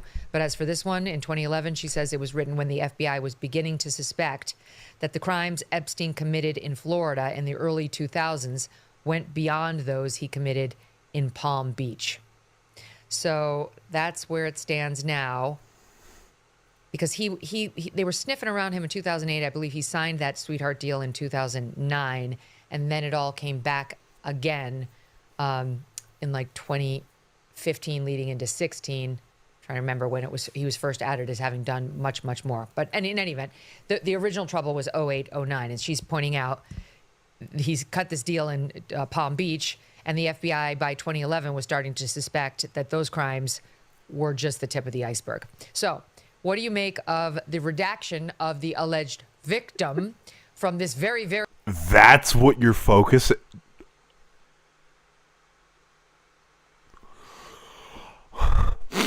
Okay, yeah, sure. Why not? That's your takeaway of all of the... Dude. very damning email, Batya. It's so hilarious to me because they knew if they left her name in, this would be totally dismissed because she has been revealed to be a serial I agree. fabricator who had to literally recant her testimony against Alan Dershowitz. In relation to? She's made up so many things. Her book was initially supposed to be a novel because so much of it was just absolute fabrications. Unfortunately, she took her own life. It's very sad, obviously very troubled. But the idea that this is somehow like a smoking gun for Trump, I think is so utterly ridiculous. To see the Democrats racing to take the word of an actual pedophile, Jeffrey Epstein, just so they can smear Donald Trump. It's just so gross. It's like when they went to the trough of Michael Cohen and... Dude, it's... Okay. Just because... Okay. How am I going to phrase this? If you've got 2 murderers, you've got one for murder, and the other one... And one of them says, yeah, while I was murdering, this guy was also murdering. I feel like that's pretty credible, or it's at least worth entertaining. Yeah. This condescension... Sorry, I got a bloody nose. The condescension over trying to cover up like actual pedophilia is insane. Where do you get the goddamn nerve? elevated him as some sort of truth teller because they thought it would hurt Donald Trump. I just think if this is all they could find in there on Donald Trump and Epstein, Trump is in a really good place. We know that he kicked Epstein out of Mar-a-Lago because he thought he was a creep. So the idea that it's somehow... He kicked Epstein out of Mar-a-Lago because he was stealing girls from him, dude. Smoking gun, you know, that he thought he was a creep, I think is so totally ridiculous.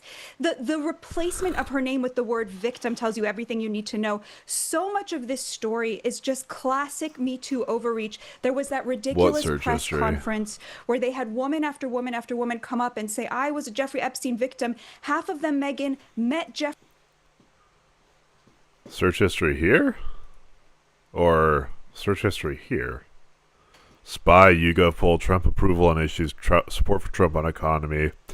When did this victim work at Mar-a-Lago? Bell toll. Jeffrey Epstein after they were already adults. You know, the idea that they are the victims of pedophilia, it's just, everyone should read Michael Tracy's reporting on this. He's just been Jeffrey Epstein after come up and speech. There was that ridiculous press conference where they had woman after woman after woman come up and say, I was a Jeffrey Epstein victim. Half of them, Megyn, met Jeffrey Epstein after they were already adults. Dude, you're gonna float by on the actually they were 18 in one day, so it makes it totally hunky-dory that like these 50, 60, 70-year-old men were trying to sleep with. Oh, brother, don't. I'm not embarrassed about having a Jobs bookmark. You know, the idea that they are the victims of pedophilia, it's just, everyone should read Dude, is Jeffrey Epstein Indian? No. Michael Tracy's reporting on this. He's Jewish, just been yeah. absolutely great, just holding their feet to the fire. And it's just so funny to see the right running with what is a classic Me Too overreach story. Fucking, oh my god, you're gonna try and say it. This is a Me Too overreach. It's Jeffrey fucking Epstein. Because they thought the Democrats were sort of holding back on them. It turns out they are now. That redaction tells you everything you need to know. The Virginia Giuffre thing is amazing. That the fact that they redacted that is just incredible to me. First of all, she outed herself as an Epstein victim. Like, you don't have to protect the identity of a victim when she's outed herself as a victim. Like, and they know this rule. Yeah, so don't talk about you wanting to violate the rules either. It's just cool because I hate to bring her up, but let's just take Gretchen Carlson, who claims she was a victim of Roger Ailes'. And CNN and the Democrats, they had her testify before Congress. They didn't say, oh, witness in shadow, because she outed herself as an alleged victim.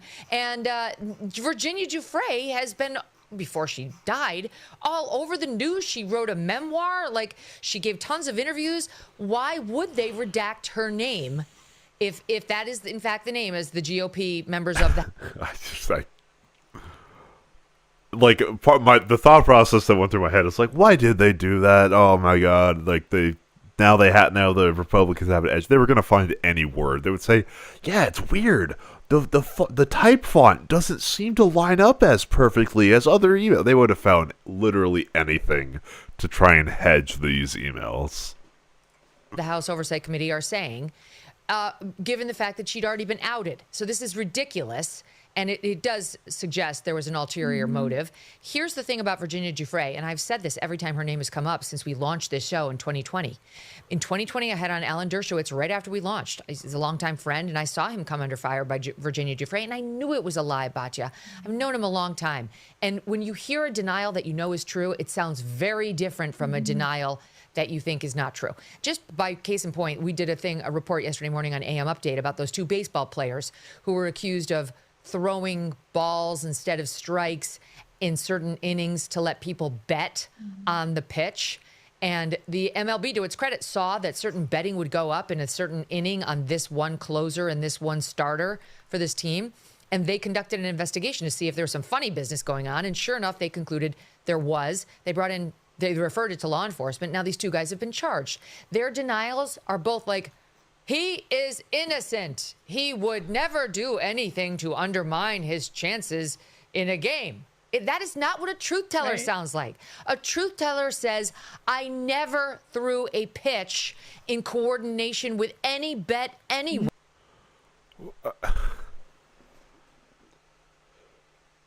Does a truth teller say, oh, go look at these other guys. Don't look at me. Don't look at me. Don't worry about me. Don't worry about me. Go look at these other guys. Where? I always threw my best pitch and the appropriate one for the moment and never reaped any or sought any reward therefore. Okay. God, the stretch the denials that Alan Dershowitz issued to Virginia Giuffre sounded like this. I never slept with her, ever, anywhere. I never slept with any woman other than my wife ever, anywhere. And there will never be a recording or any proof whatsoever that I did, because I didn't. I am factually innocent of the charges against me, and I demand that she come forward with proof that I was where she says I was on these dates. When she didn't, he produced his own date books showing he couldn't have been in the places she was alleging. And here is how the Virginia Giuffre allegation, keep in mind, we're talking about this because now it appears she's being used by the Democrats as Trump's alleged accuser. That this is how no, that is a horrible misframing of that email. Is that what the email shows is not that Trump and Giuffre had some incident. It's that Trump was around Epstein, in his house, around some of these potential victims. Like, that's what it shows. That's the important part. Virginia Giuffre decided to ruin Alan Dershowitz's life. The first email between Giuffre and a journalist named Sharon Churcher happened in May of 2011. Okay, right around the time this email between Epstein and Ghislaine Maxwell happened, by the way. And this journalist was trying to help Virginia Giuffre sell a book that she was writing then about her experiences with Epstein. Giuffre writes the following email to Sharon Churcher. Hi, Sharon. We're drawing up a contract through her agent right now and getting busy to meet my deadline. I don't know who her agent is. And getting busy to meet my deadline. Just wondering if you have information on you from when you and I were doing interviews about the JE story. I wanted to put the names of some of the assholes, I mean to say pedos, that Jeffrey Epstein sent me to. With everything going on, my brain feels like mush, and it would be a great deal of help. Churcher responded, don't forget Alan Dershowitz. We all suspect Alan is a pedo. And though no proof of that, you probably met him when he was hanging out with J.E. That is what was behind the Giuffre accusation that ruined Alan's life. People still think he was an Epstein sex trafficker. It's a fucking lie.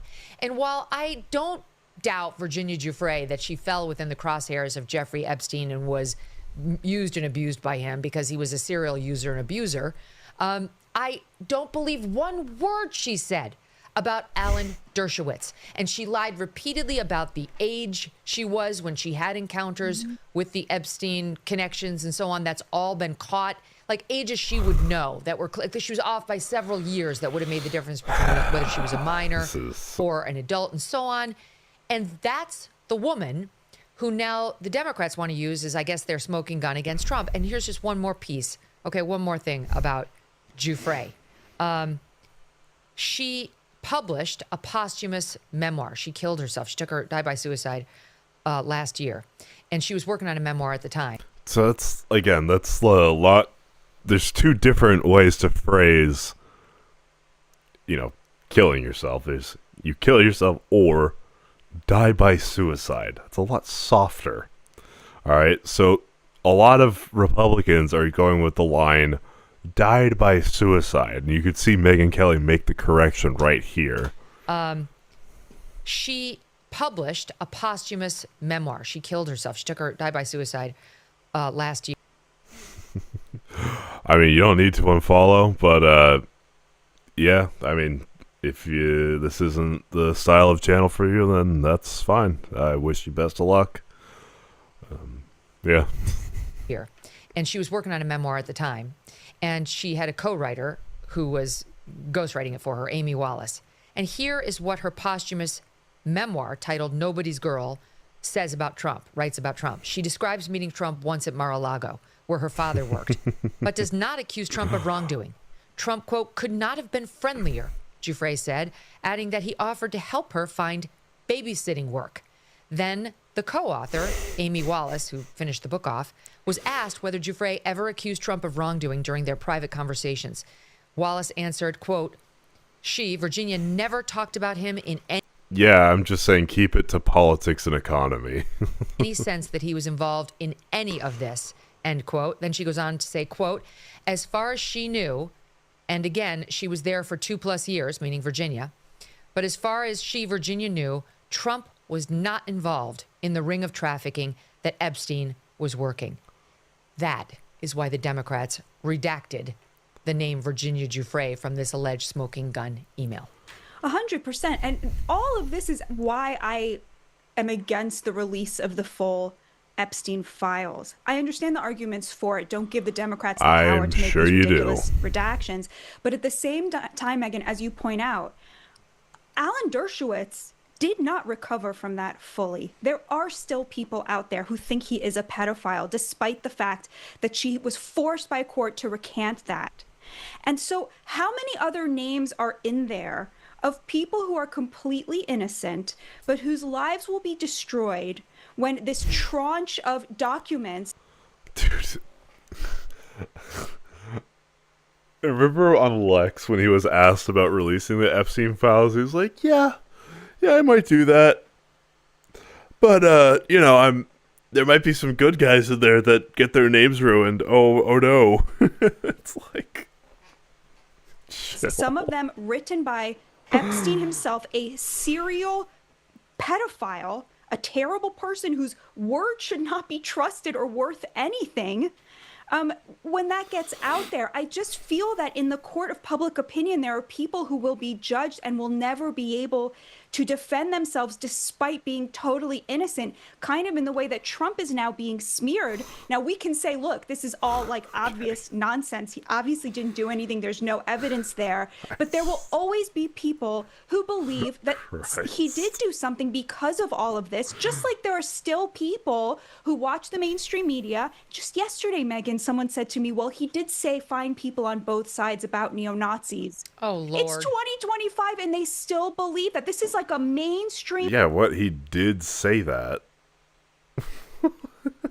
person, a person who actually is, in the political world, who, honest to God, was not lying to me. Like, honest to God, still believes that. And I just feel that it is unfair to people to do that to them because they will not recover, just like Alan Dershowitz's reputation never fully recovered. If you're going to do it, you're going to have to release the victims' names. I've said this before. This is utter bullshit. But speaking of Gretchen Carlson, when the Fox News investigation went down around Roger Ailes, I remember asking, is he going to know the names of the... Russia's also half Asian. Hey, everyone. I'm Megyn Kelly. Welcome to the Megyn Kelly Show. All they could... A report yesterday morning on AM Update about those two baseball players who were accused... Some of the victims... What do you think it should be? If he says he hasn't been on the plane to the house, and that gives you valuable PR.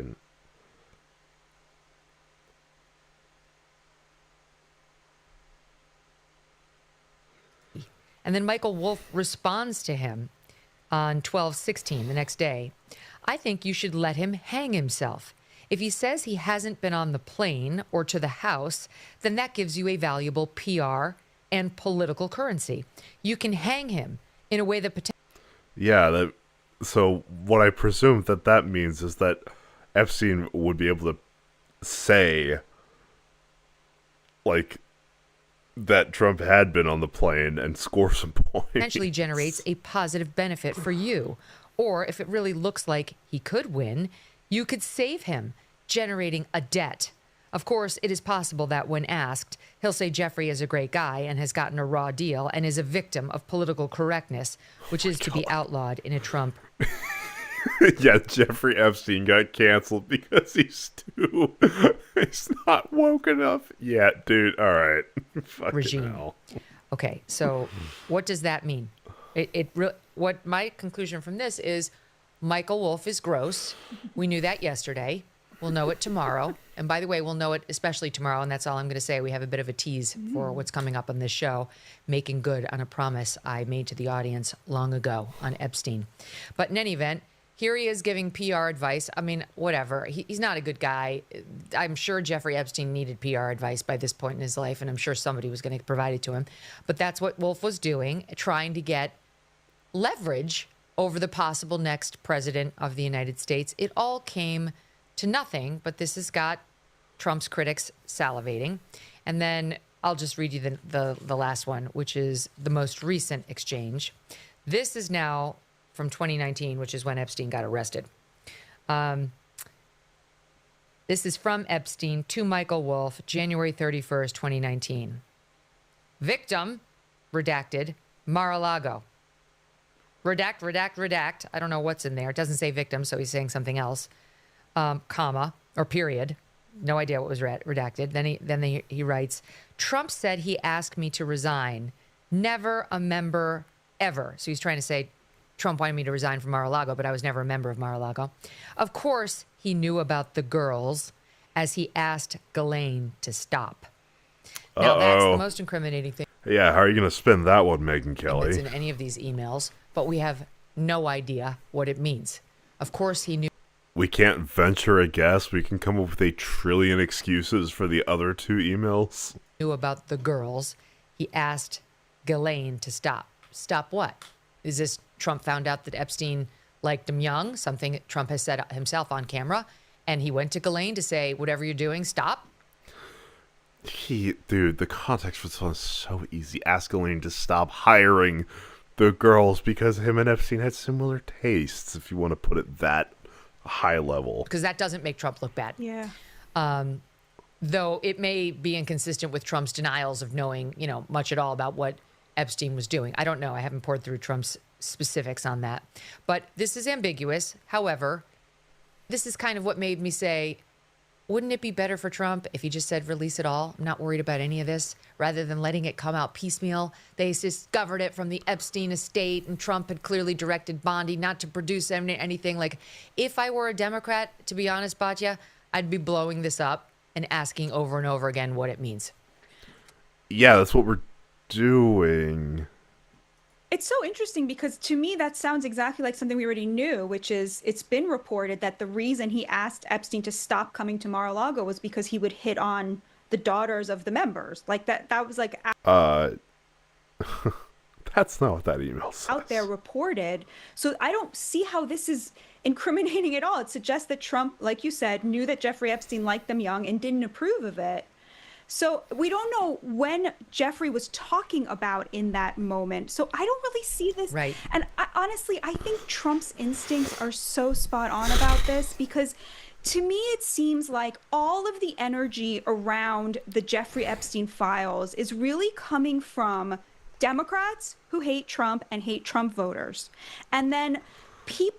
Bro, this is crazy, Cope, in this fucking chat. I mean, you can't leverage a race as an insult, by the way. That's not.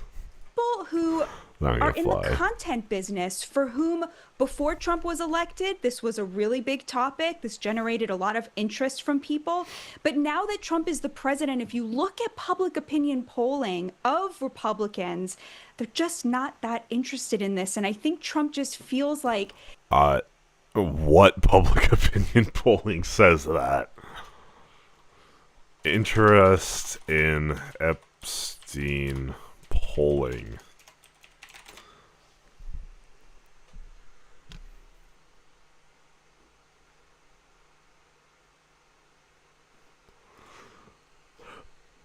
Which polls?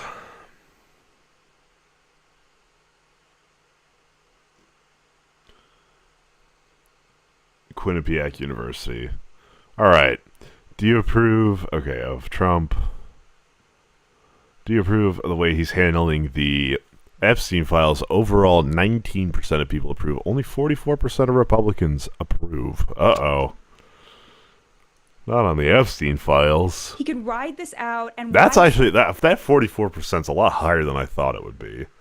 That's not...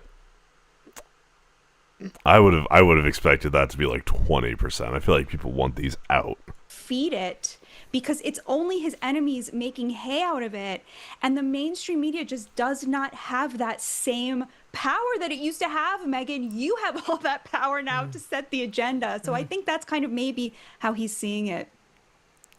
Yep, I mean that I understand that rationale. Oh hell no! Just for the record, Trump has said he stopped speaking to Epstein because Epstein stole workers from Mar-a-Lago's spa. Now, that is what happened with Virginia Giuffre. Virginia was a worker in the Mar-a-Lago spa, and Jeffrey Epstein did steal her to go work for him. So Trump is saying that's why. He's not leaning into he was sniffing around young girls, and so I told him he had to leave Mar-a-Lago story.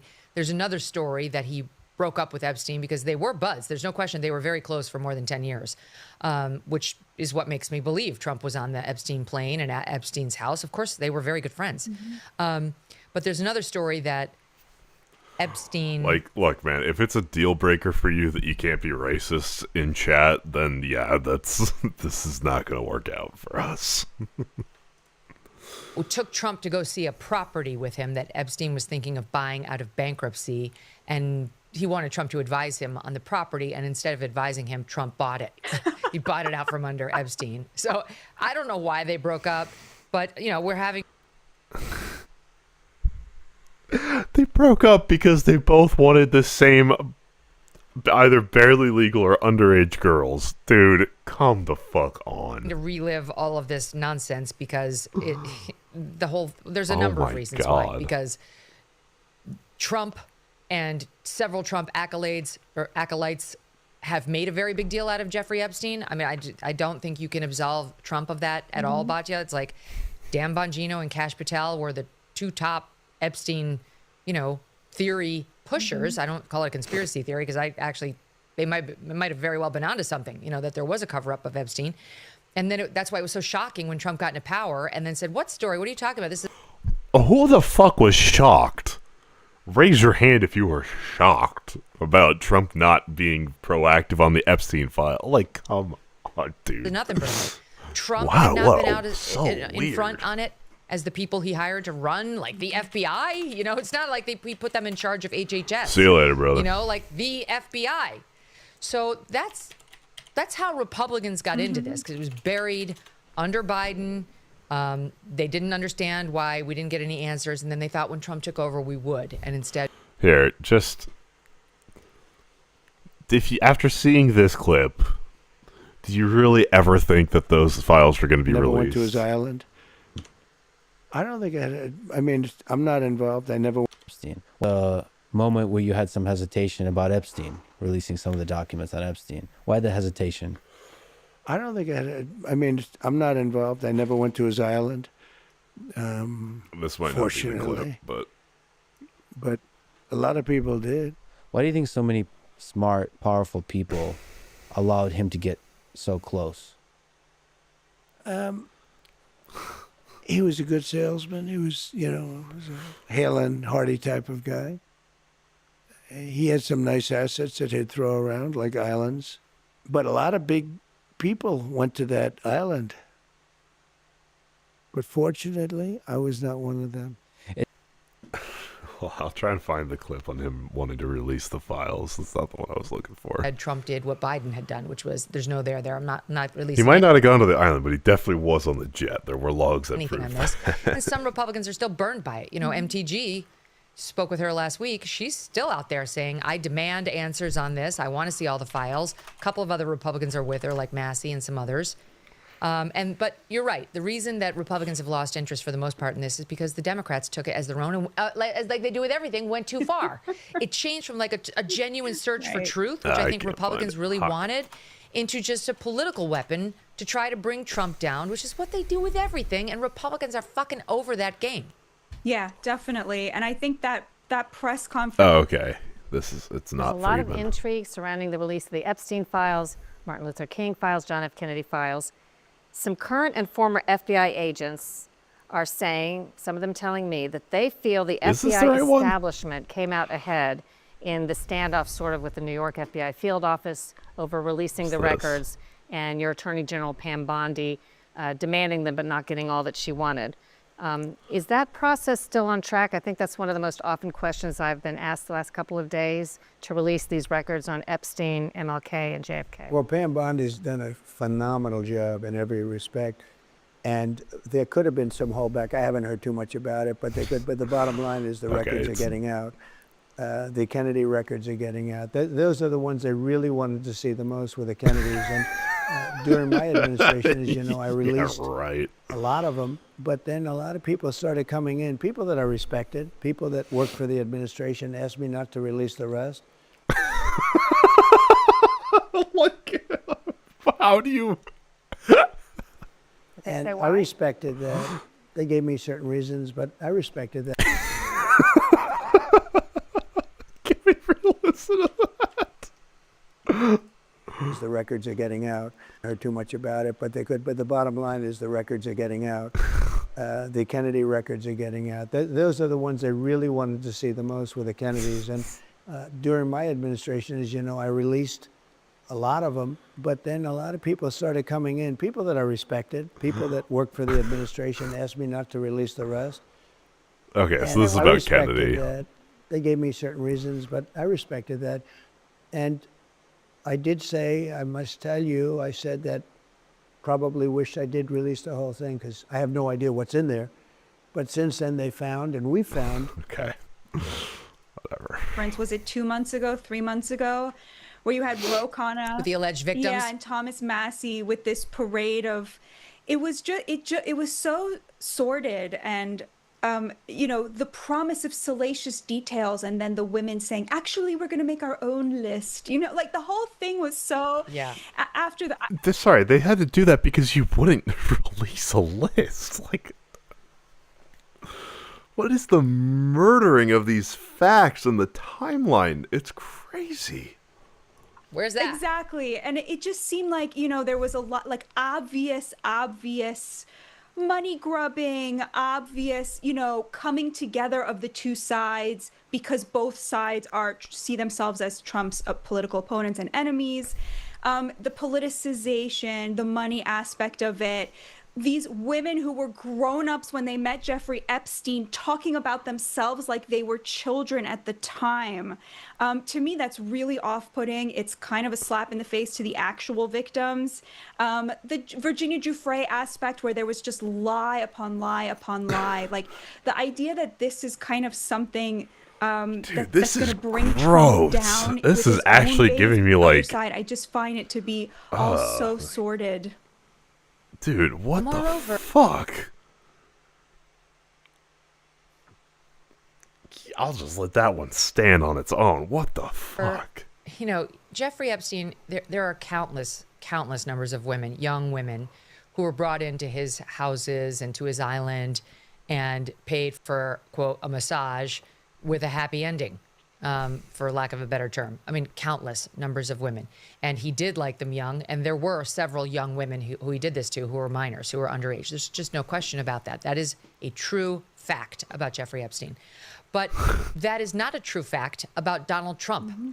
And if Donald Trump allegedly liked the barely legal type, we would know. Batya, we would know. We know virtually everything about the man's sex life, unfortunately. And we would know if he had a penchant for the super young girls at this point. Like, he ran the Miss Universe contest. Like, yes, we heard it. Yeah, and we know that he would bring people into like a private basement and have them do dances for him. Excuse me? This is like yeah, we know. I can see clearly now. I can see it all. What? A story about him possibly going backstage into the dressing room at least once. We also know that he... Jesus. Not great. Not... He forced his fingers inside of somebody. Like, dude, like, really? Particularly shocking, given how Trump was when he was younger. But we have not... We can just hand wave that? What? In what universe? Seen some slew of young women come forward to say, me too, on Donald Trump molesting them or having paid for sex with them when they were barely legal or otherwise. It just hasn't happened. Yeah, in fact, at that same press conference, the lawyer for a group of the women actually said Jeffrey Epstein would prey upon women when they were underage, true and disgusting and horrible. And then the lawyer said, and when they came of age and he was no longer interested in them, he would then pass them on. So there was no... Is that acceptable? pedophilia ring.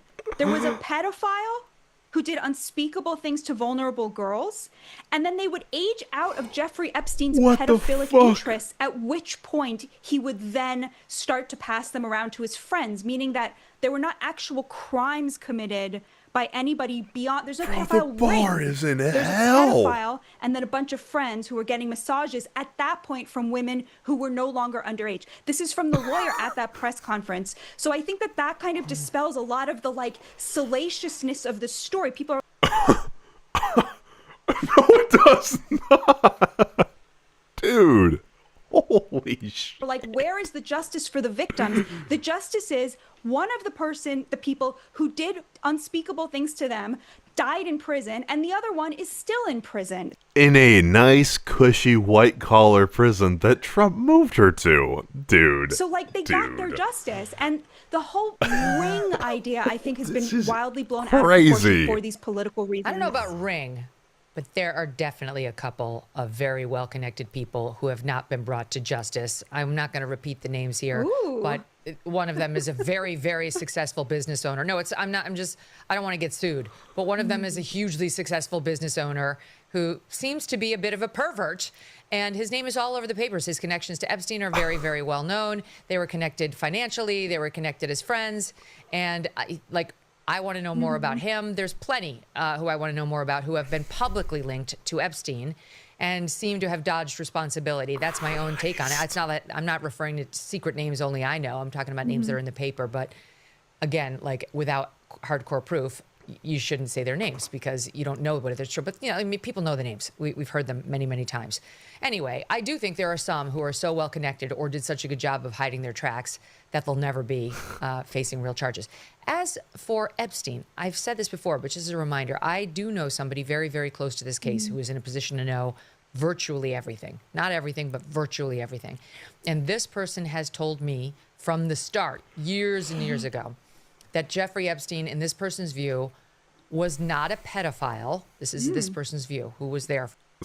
Oh my God. Is this the clip I think it is? For a lot of this. But that he was into the barely legal type. Like he liked 15-year-old girls.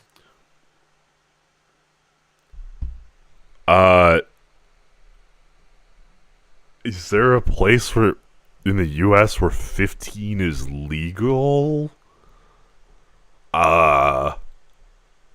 What? And I realize this is disgusting. I'm definitely not trying to make an excuse for this. I'm just giving you facts. That he wasn't into like 8-year-olds, but he liked the very... That's the bar we're going towards? That's the bar. You stupid liberals. Jeffrey Epstein was only into 15-year-olds, not 8-year-olds. Get on. What? What are we doing? Very young teen types that could pass for even younger than they were, but would look legal to a passerby. And that is what I believed, and that was what I reliably was told for many years. And it wasn't until we heard from Pam Bondi... And that was fine by you? That they had tens of thousands of videos of alleged, forgive me, they used to call it kiddie porn, now they call it child sexual abuse material, on his computer, that for the first time I thought, oh, no, he was an actual pedophile. I mean, only a pedophile gets off on... Yeah, no, the guy that goes after the barely legal fucking finding the minimum... 15, I can't imagine, is...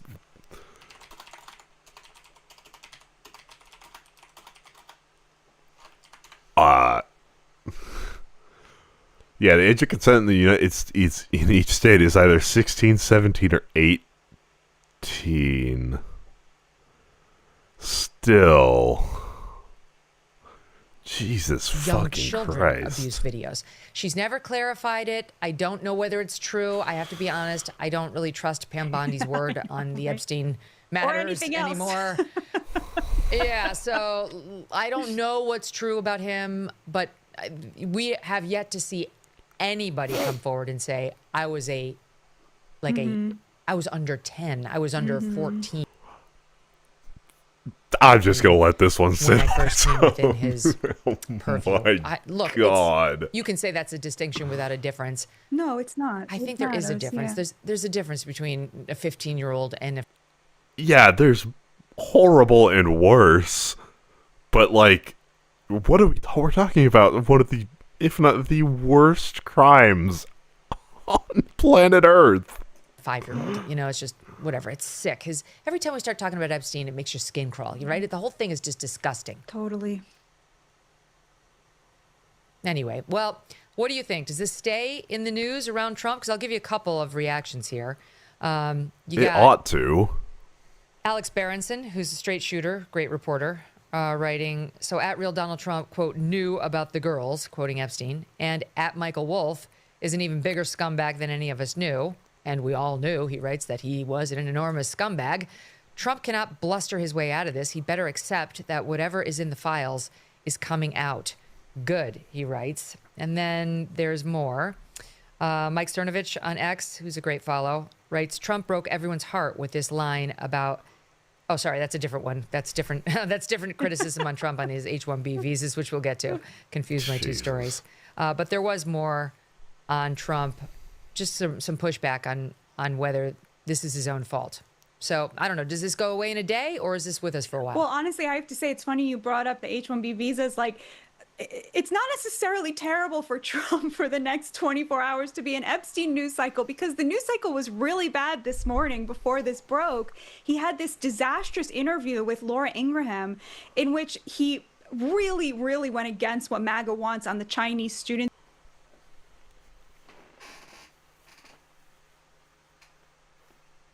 Where are the priorities for these people? Oh my God.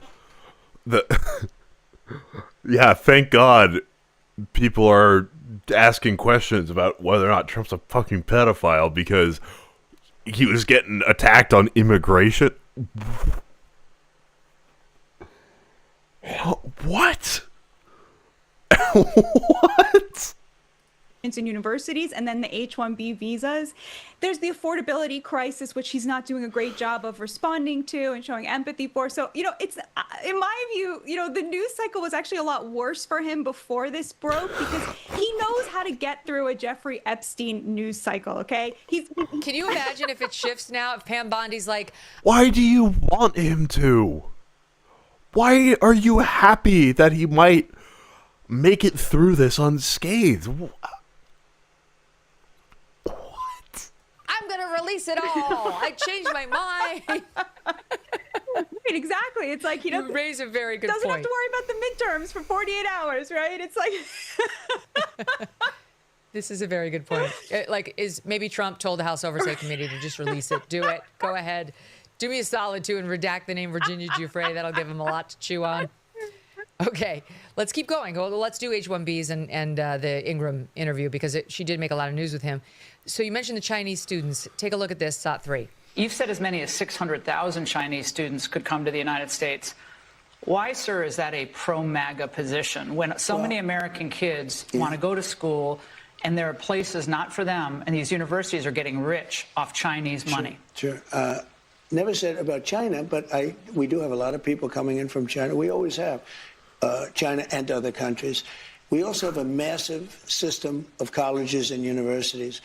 And if we were to cut that in half, which perhaps makes some people happy, you would have half the colleges in the United States go out of business. So what?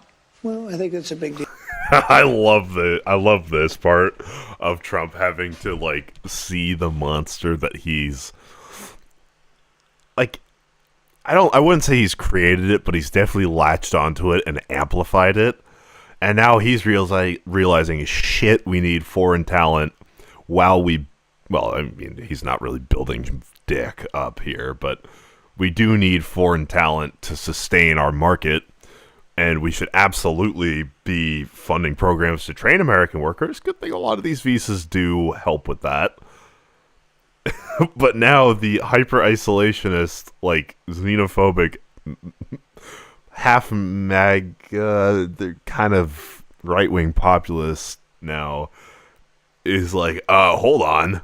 Why don't we just hire more American? And Trump's like, that doesn't exist right now. Like, we need to train people. deal. But you would have, man. as you know, historically, black colleges and universities would all be out of business. You would have a system of colleges and universities. So we're dependent on China to keep our university system going? But I think it's good to have. I actually think it's good to have outside countries. Yes. Look, I want to be able. It's good to be the destination the world wants to come to do business, to get educated, because we retain a lot of those people that say, you know what, I'm not going back to China. I want to work and build in the U.S. And that is a huge benefit. That creates jobs for Americans. Like, sorry, brain draining the world is fucking awesome. Not for the rest of the world, for us. Christ. To get along with the world. And it's not that I want them, but I view it as a business. You don't want to cut half of. He's got to cover. I don't want these goddamn foreigners coming to our country, but we need them because it's like a business. Dude. Even with his own base, he's trying to have his cake and eat it too. Tough shit, brother. Oh my God. The people, half of the students from all over the world that are coming into our country, destroy our entire university and college system. I don't want to do that. I wouldn't lose any. And don't forget, MAGA was my idea. MAGA was nobody else's idea. I know what MAGA wants better than anybody else. Oh no. That is so Trump. He said that to me too. After my interview with him in 23, he said, MAGA's not going to like that interview.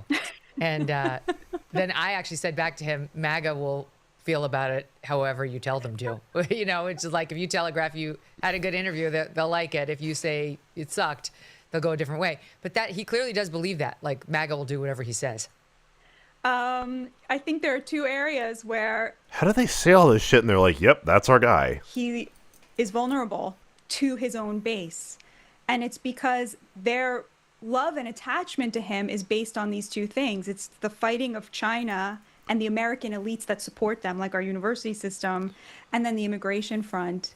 And he does not have a lot of wiggle room there. It's funny. Sorry, it's Mark immigration Halperin, and the who's in economy, your but now network it's on the just Megyn Kelly the economy. network, he asked me once on one of his shows, what's the correct number of Chinese or foreign students we should have in American universities? And my answer was 0. Yes. 0. Why? I'm with you. Like, Batya for president. 0. Every one of those spots should go to a black kid or a kid from Appalachia. It is such an absolute chutzpah to be giving Are they reinventing DEI? What is happening? the greatest privilege in American education to our enemies and not going and recruiting that talent here at home. And it's the exact same thing with the H-1B visas. Donald Trump was not elected because he tweets mean things. He was elected to put Americans first. And that is what it looks like. It says, you know what, if you're a university that, by the way, is spouting anti-American rhetoric day in and day out, teaching young people both on the right and the left to hate America and hate the values this nation was founded on, and you're only able to stay in business because of Chinese Communist Party apparatchiks flooding our... They're like 18-year-old students that are trying to come to the U.S. for a better life. What? You know we retain a lot of these people, right? What? Holy shit. System go out of business. This would be so great for America. All of those billions of dollars that the taxpayer gives to higher ed, we'll give it to vocational training. Let's start building, training centers in AI in the South and in the Midwest. And let's give Americans a fair shot at the American dream. That is why Donald Trump was elected. And so to see him now, honestly, I think this is actually about tariffs. I think that he realized in the fight with Xi Jinping that this was a huge bargaining chip for Xi, that Xi would actually back to get a deal with China. This is extremely important for reshoring manufacturing. And if this is what Xi wants, he's willing to give it to him. But I do think that clips like that just make the base feel like this is not what I voted for. Definitely not. All right, the H-1B visas, which are typically...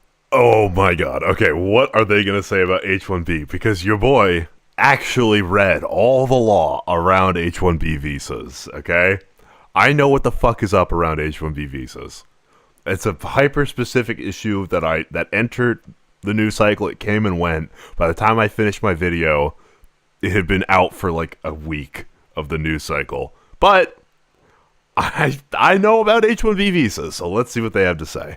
Given, I mean, the vast majority of them are given to people from India, and they come and they work in tech for the most part, which is why people Both true. like Elon Musk very much support them. Elon says he came on an H-1B visa initially and that it helped him, but a couple of examples of how those visas are typically given: software engineers, IT specialists, Yep. scientists, researchers, accountants. People we have a shortage of. That's what H-1B is for. It's a supplement for the American workforce that doesn't exist, that the fees from getting an H-1B visa go towards training American workers. Architects, engineers, medical professionals, and so on have to be like specialized. That's generally how you get one. You have like special skills. That's what they say. And then you can get an H-1B visa to come over to the United States and work here. And there is a real debate between especially the techies and the Trumpies on whether these are good. So Laura asked him about the H-1B visas. Here's how that went. There's never going to be a country like what we have right now. And does that the mean Republicans have to talk about it? And does that mean the H-1B visa thing will not be a big priority for your administration? Because if you want to raise wages for American workers, you can't flood the country with tens of thousands or hundreds of thousands of. You want to know a stipulation about H-1B visas that's very prevalent here?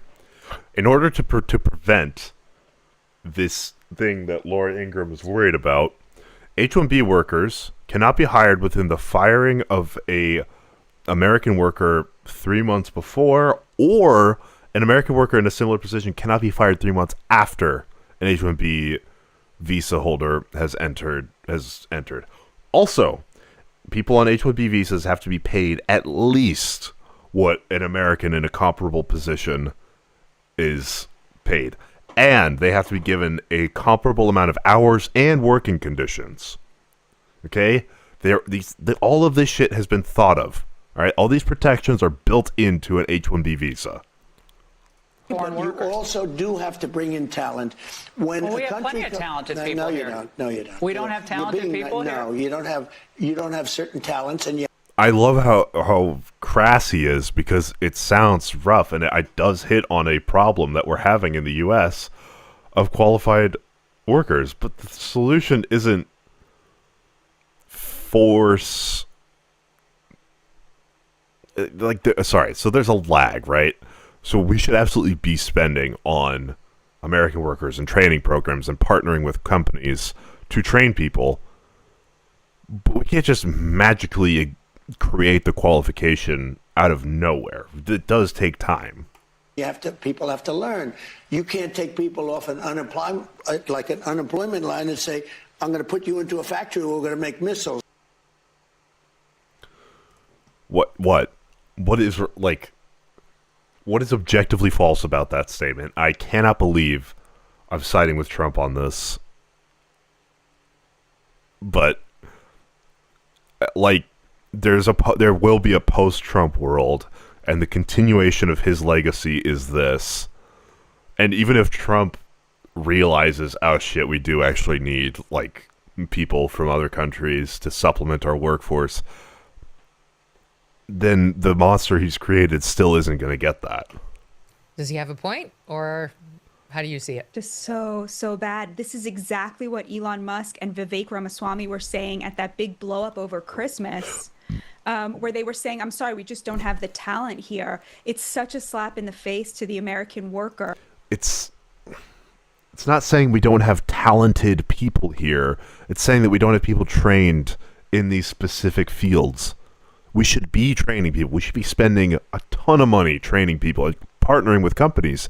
But as it stands today, we don't have enough trained workers.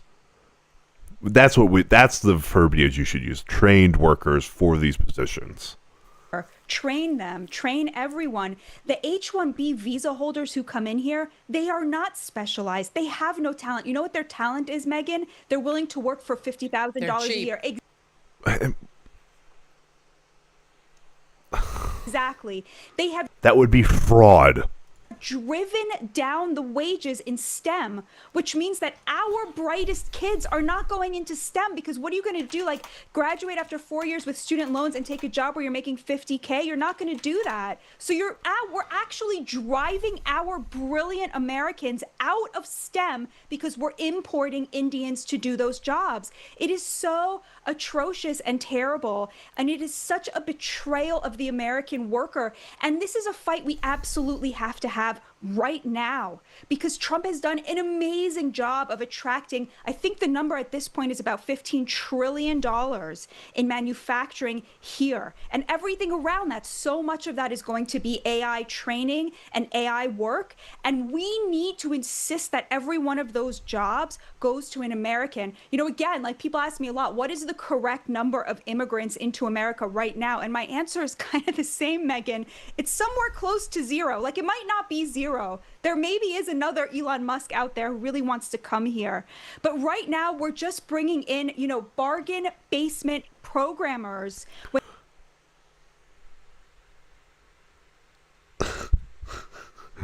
We have a shortage of programmers. Like it's not easy and it's not guaranteed to hire someone via H-1B.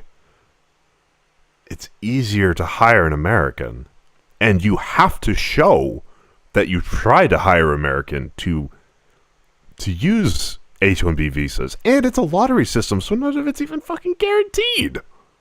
When those could be middle-class jobs for American workers, Americans who are struggling right now. Why are so many people on food stamps? Why? Because of COVID. And because real wage growth has not matched real price growth. Why is healthcare so expensive? I mean, these are the questions we have to be having, and the affordability question is totally inseparable from this question of immigration. The fact that we have so many immigrants in this country is a huge reason why Americans make so little and are struggling with basics like food.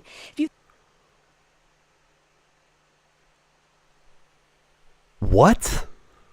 Think about it, Megan. Every illegal immigrant in America is either working, meaning they're driving down the wages in that industry, or they're living off the government, meaning the American taxpayer is subsidizing them. There's no in between, right? Source?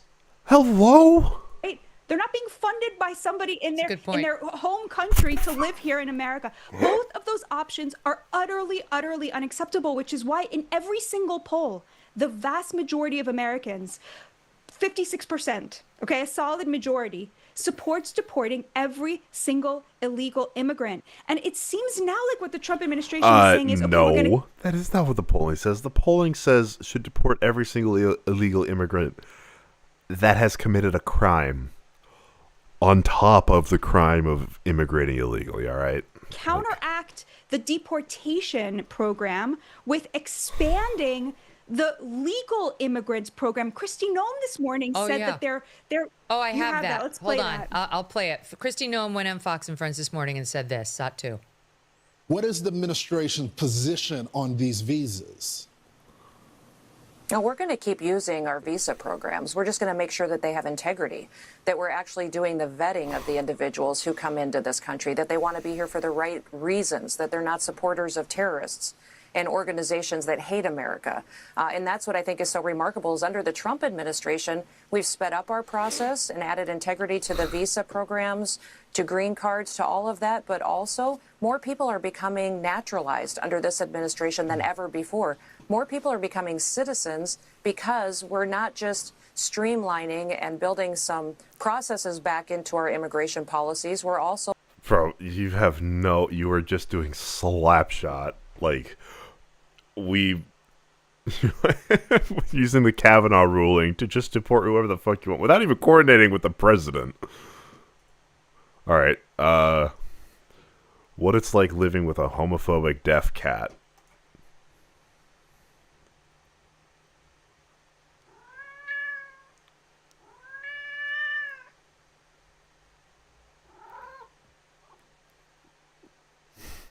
What? I saw this video pop up.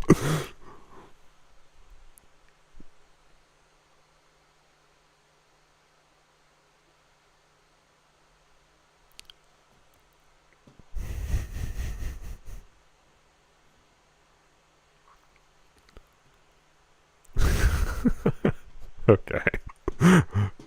It's a nice little cleanse.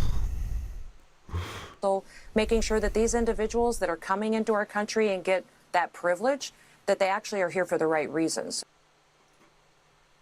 That was in defense of H-1B visas, saying, you know, we're coming, but we're getting the best. We're not getting people who hate America anymore. And then that's the second point about more becoming naturalized. I was like, oh, she thinks she's on CNN. That's...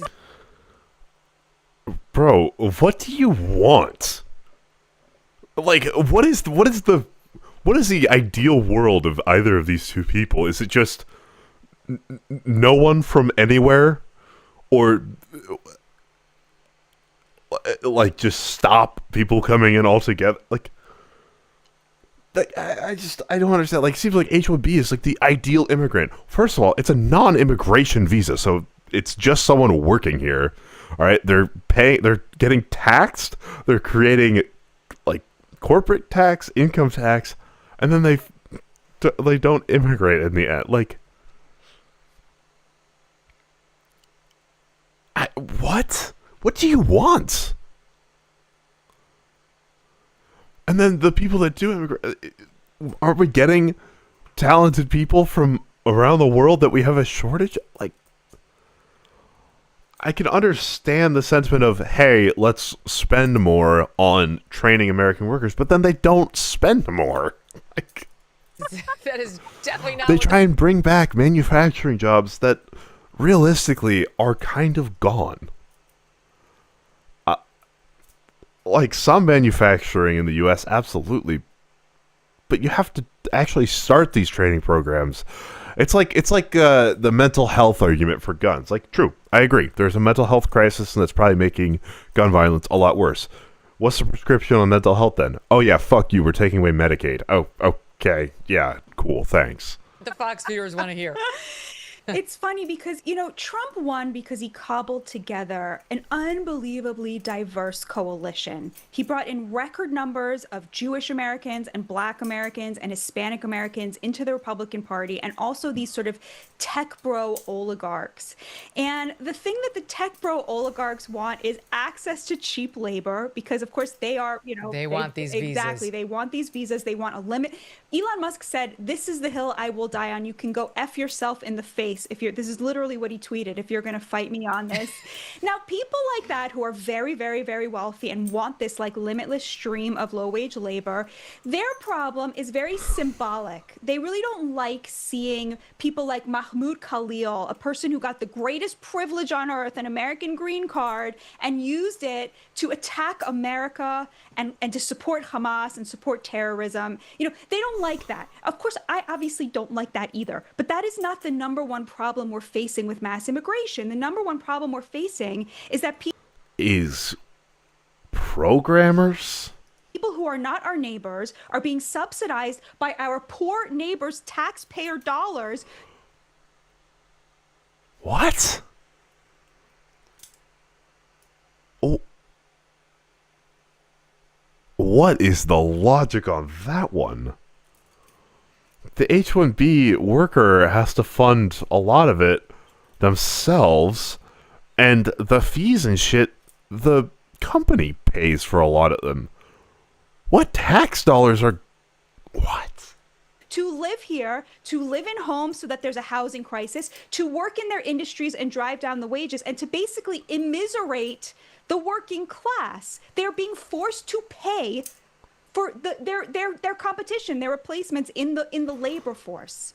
So in the 70s, yeah, because it's not like a one here or there. It'd be one thing if they really were bringing specialized people, but it's like hundreds of these visas for like one tech company, all from India, all low wage. If they're so special, why aren't they getting higher wage, right? Like if they actually have special skills that we can't get here, you would Isn't the average wage for H-1B like $100,000?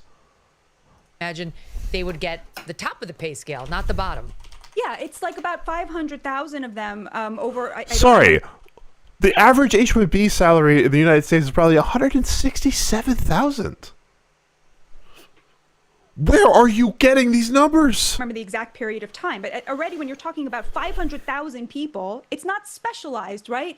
It's an entire wage sector. It's an entire sector of the economy.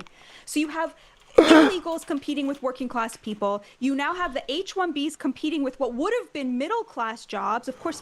Okay, it's 65,000 per year. The total H-1B, right? Yeah. Okay, and then there's an exemption for like highly specialized. How many H-1B in USA?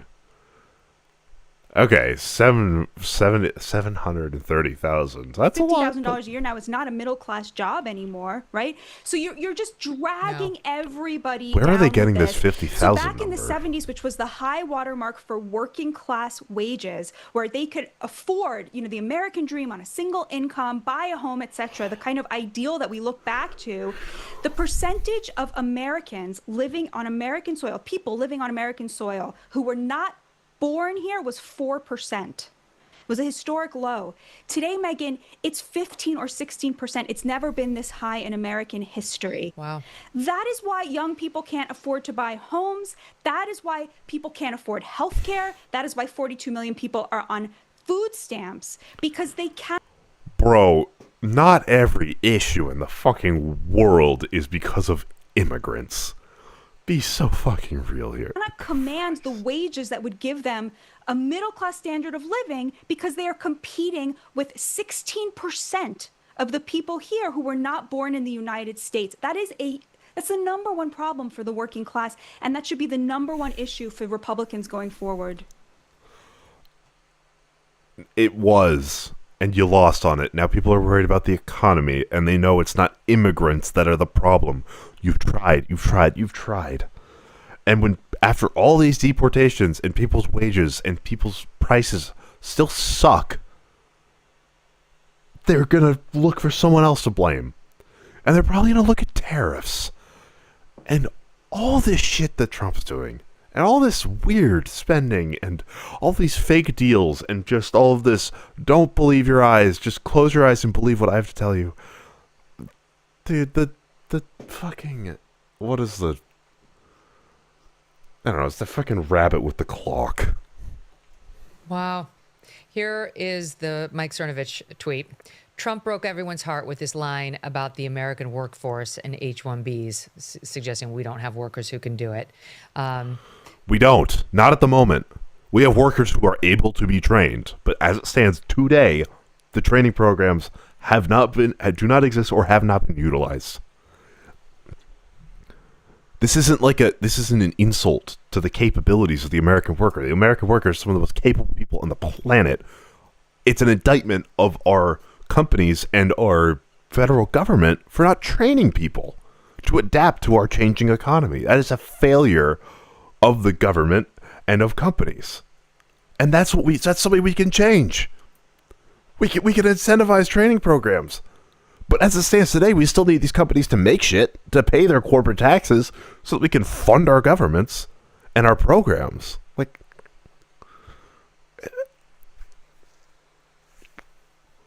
people want to work. Okay?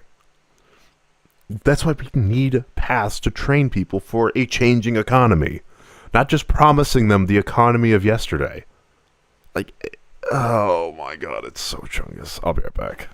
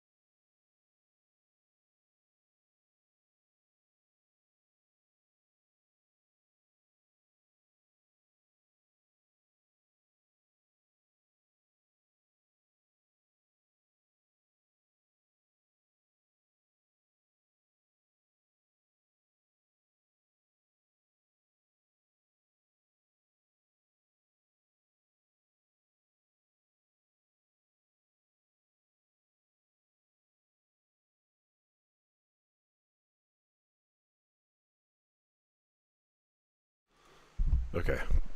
Back to being outraged. Then there's Anthony Sabatini. He's a vocal pro-Trump Lake County commissioner in Florida, who wrote, "This is insane. We're going to lose the midterms so badly.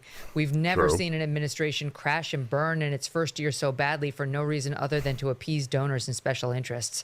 I think that overstates it by far. He's not crashing and burning so badly. But this was a misstep this morning. Those clips from Laura, they're not going to help. But, look, Trump, as you point out, has his reasons, and he's playing like a master game when it comes to like his policy, balancing, as you point out, the foreign policy with the domestic, and is asking us to trust him. That's eroding even among his base with comments like that. Stand by. More to come after this break. Okay, that's... Oh my